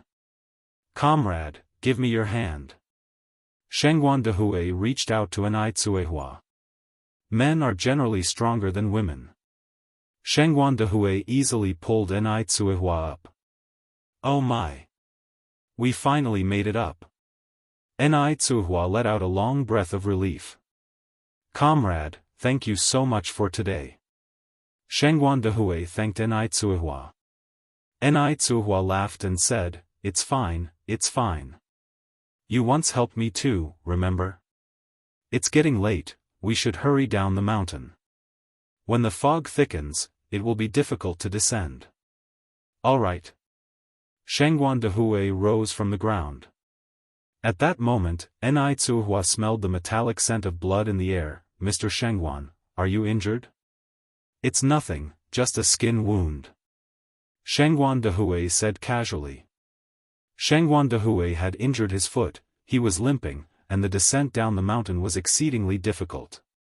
Let me assist you. Nai Tsuehua supported Shangguan Dehui's arm. At this moment, even Shangguan Dehui could not pretend to be strong, he had no choice but to rely on Nai Tsuehua for support. Thank you. By this time, the sky was completely dark, and there was not a single person on the mountain. After about half an hour, the two of them had finally managed to descend the mountain. Nai Tsuehua then suggested, Mr. Shangguan, you're injured, and there are no cars in the countryside. Why don't we go to my house to bandage your wound first? Even though it might be problematic for a bachelor to enter a widow's home, Shangguan Dehui had helped her, and he was injured so severely. Leaving him in the countryside didn't seem right either. Moreover, it was night time, and people likely wouldn't notice them. Shangguan Dehui hesitated. Would it be too much of an imposition? Not at all, my daughter is a doctor, she can help treat your wound. As soon as Nai Tsuehua led Shangguan Dehui to her front door, it was immediately opened from the inside. Nai Yang stepped out. Yang Yang. Nai Yang exclaimed in surprise, Mom, you're back. I was just about to look for you. What happened to you? It had rained on the mountain, and Nai Tsuehua had fallen into a trap, so there was mud all over her, making her appearance somewhat disheveled. Just as Nai Yang made her comment, she noticed Shangguan Dehui. Mom, who is this? Shangguan Dehui didn't look much better, especially with his injured foot, his face was somewhat pale. Nai Tsuehua said, let's go inside first. All right. Nai Yang nodded and helped Nai Tsuehua assist the man inside.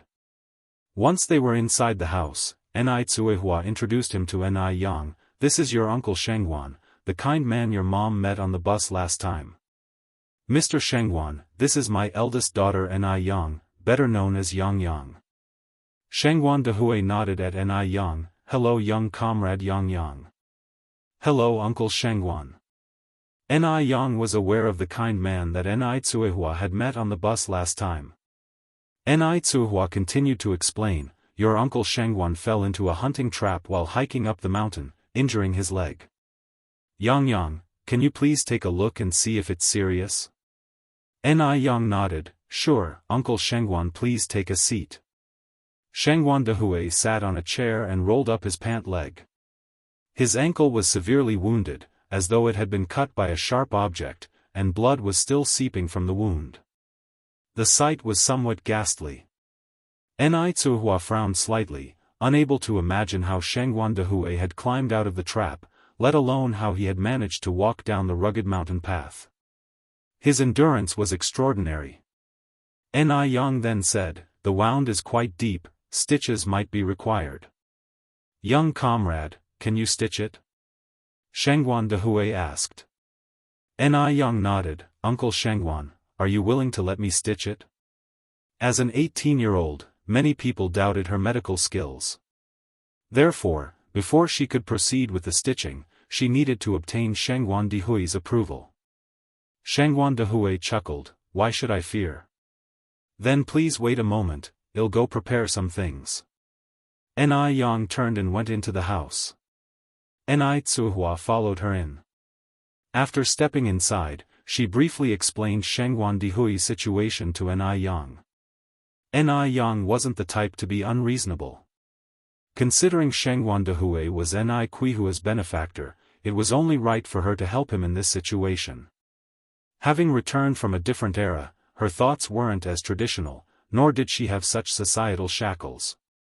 By studying Shengwan Dehui's facial features, she could tell that he was not a bad person. Seeing that Yang had no particular reaction, Tsuehua heaved a sigh of relief. Bringing a man home out of the blue, she had thought that Yang would be angry. Yang picked up the medical box and added, Mom, why don't you take a bath first? You're tuning in to the Unparalleled SwordWill YouTube channel. Don't forget to subscribe and join us on this journey to catch the most captivating stories.